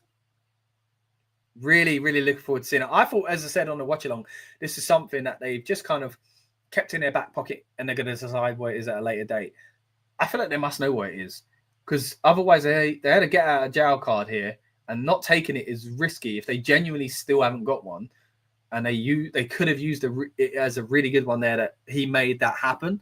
As in, his advocate, I guess, Paul Heyman. But I do think this is all leading towards the Seth Rollins heel turn. I've said it time and time again. He's acting like a heel anyway. He's got reason to. He's livid with both guys. He doesn't get the same respect the other two guys. He gets the chant, and then as soon as the other two come along, it's a brand new shiny toy. It feels like Seth Rollins is thrown to the side. He's got so much to be annoyed about. And we've not seen that. We've not seen him as a Paul Heyman guy. We've seen the other two. And that's what feels like the story, the story's playing into at the moment, that Paul Heyman is torn. I think he's going to be pulled in a completely different direction. But we'll touch on that more as we get closer to WrestleMania. I'd love to know what you guys think of that theory. I know some of you agree. You've been mentioning it tonight and on last week's streams as well.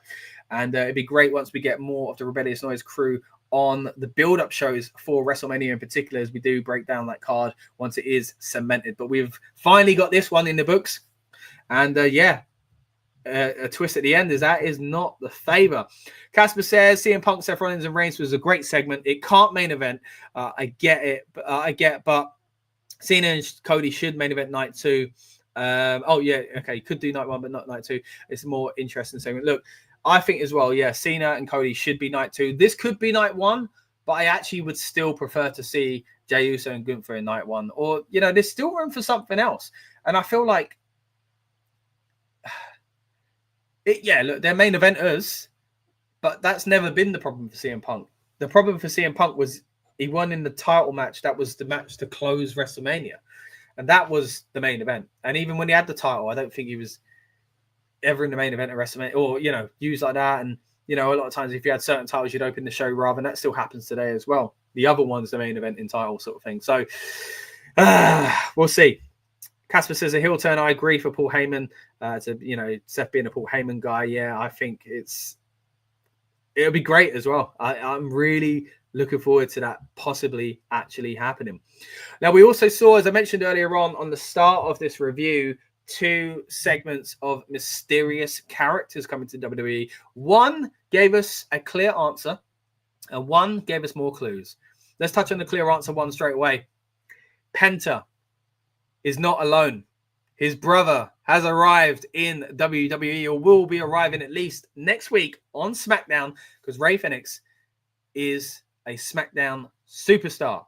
So again, he won't be with his Lucha brother, who's over on Raw, but I'm really interested to see how they use him and how they use him separately from Penta as well, because I assumed they were going to bring him in to be involved with this Chad Gable storyline, but no, either with Chad or with Penta, but no, they're going to keep him completely separate. So how do you promote as WWE 2 luchas who are very different? Don't get me wrong, but generally speaking, WWE have only really ever had room for 1, maybe 2 luchas, and the second lucha has always been seen as, the new Rey Mysterio. We saw it with Sin Cara. We kind of started seeing it with Dragon Lee, who's now with Rey Mysterio, and they've done a better job, I've got to say, in recent years of using multiple luchadors in recent years. Penta is so different to Rey, and I think they've finally seen that they can do that. So hopefully Rey Fenix is going to have a great run in WWE as well. Casper, very much looking forward to seeing his debut again next week on SmackDown.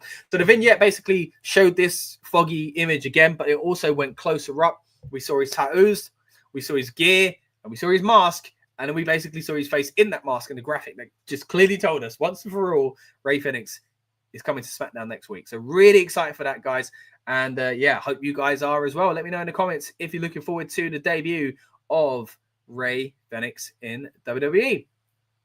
Then we got a continuation of those kind of spooky promos.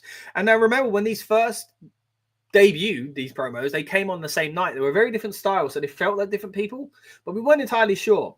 But the second person always seemed to be maybe Aleister Black. And we got this number 4 and just some smoke. And that was it. And we basically got the same last week, but this week we got some more. We saw a figure. Now, a few screenshots here as well. We saw a shadow here. This time, Roman numerals. I thought I saw Roman numerals of 4 again, but here I'm seeing 25. Then we saw that figure again, this time a hooded figure. And what sold it for me was this image here, a candle. Now, if you remember Aleister Black's entrance in the early days of NXT, he'd come up like Dracula, incredible theme song, and candles lit around the ramp. Is this Aleister Black? I think it's got to be. Also got a reference to a snake here as well, and I'm sure people are going to break this down further and try and connect the dots and why it does link to Aleister Black, or maybe even someone else. Maybe it's not Aleister Black. But even going into Royal Rumble, there were rumors about Aleister Black. There were also rumors that his contract wasn't up and that it wouldn't be possible. But I just wanted to see it, and I want his old theme song back, and I wanted that at the Rumble. But if contracts don't align, then fair enough. But I'm hoping we're going to see Aleister Black here very, very soon in the WWE. Maybe it'll be before WrestleMania. Maybe it'll be at WrestleMania. I'm glad we've got one of these surprises kind of dealt with straight away. Rey Fenix has been announced. Now, the other one could be the mystery and carry on being that kind of suspicious character, essentially, in the misty video. Now, it turns out that smoke, I guess, is from the candle and the flame that we saw in that vignette. Still not sure what the numbers mean, though. But again, really, really looking forward to this possibly being a return to WWE for Aleister Black. And it's funny, isn't it? And this isn't a dig on AEW or anything like that. I am a fan of AEW. I have to be honest, though. WWE is where it's at the moment. A few years ago, that wasn't the case. And I wanted AEW to capture Aleister Black because I wanted to see him in a new environment, and I was excited to see what he could do there. Did he have a good run there? I'd say a good run. The House of Black was cool. Could it have been better? Yeah. Was it what I expected it to be? No. So, all of a sudden, you want him in a new environment again. And it's just funny how that works with WWE and AEW. Same as back in the day with WWF and WCW. Going all the way back to NWA and the territories as well. Putting someone in a new environment suddenly changes everything.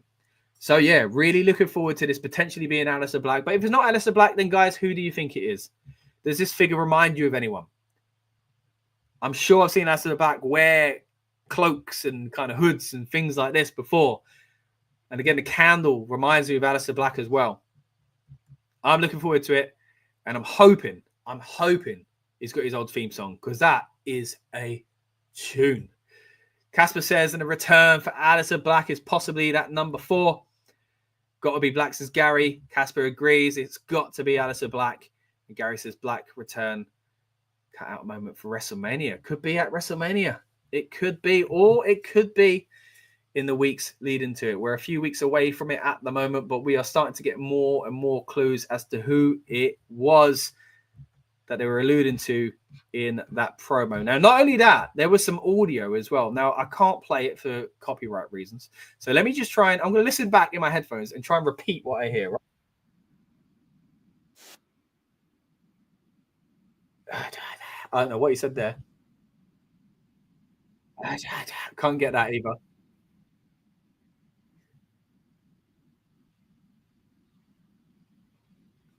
And again, I don't. That last bit's either you will be or you. It's you or something. Maybe you just don't say what you know.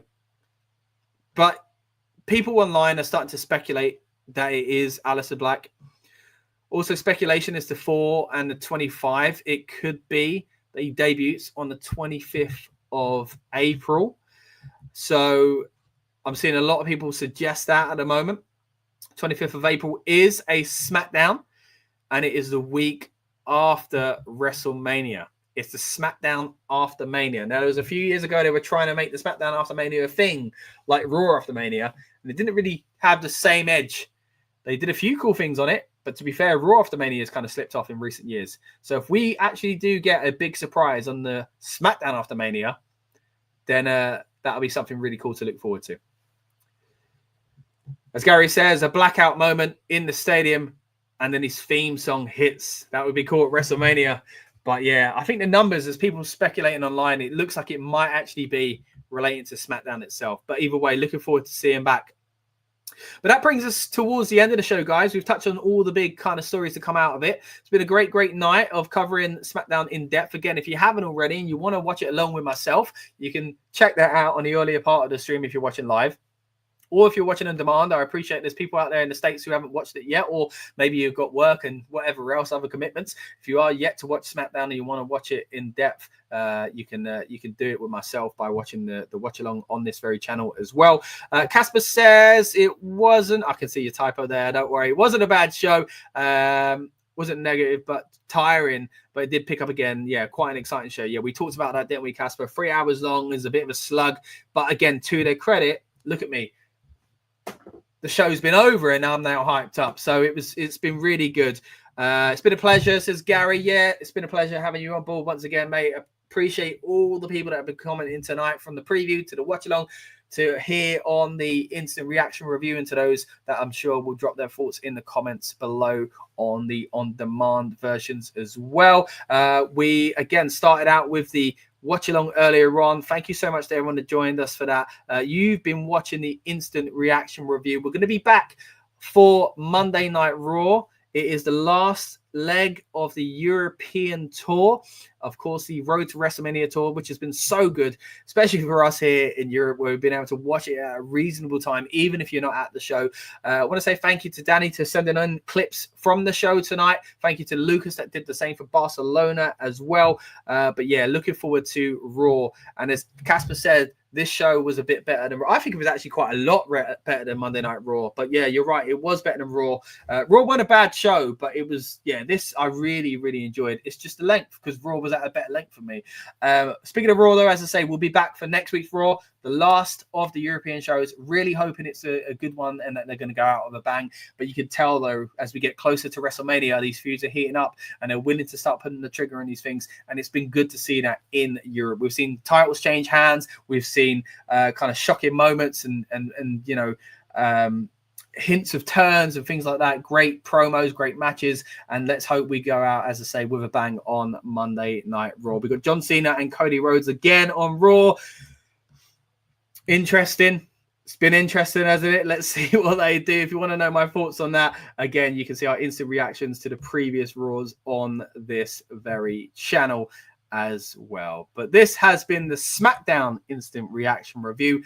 I've been Scott. You've been watching the Rebellious Noise Pro Wrestling channel. Gary says, hope you enjoy the rest of your night, mate. You too, Gary. It's been a real pleasure, as I say. And again, thank you to everyone that tuned in, whether live or on demand, those commenting, those lurking in the background. We appreciate you either way. And yeah, we'll be back for Monday Night Raw in just a few days' time. Thanks very much. Welcome to the Rebellious Noise Pro Wrestling channel. On this channel, we bring you some great content from inside and outside of the squared circle. We will go through and offer some in-depth analysis of the biggest events of the year, as well as bringing you exclusive interviews with some of the industry's biggest names. There will also be live show reviews, in-depth features, and podcasts. So make sure you give that subscribe button a slam so you don't miss any of the action.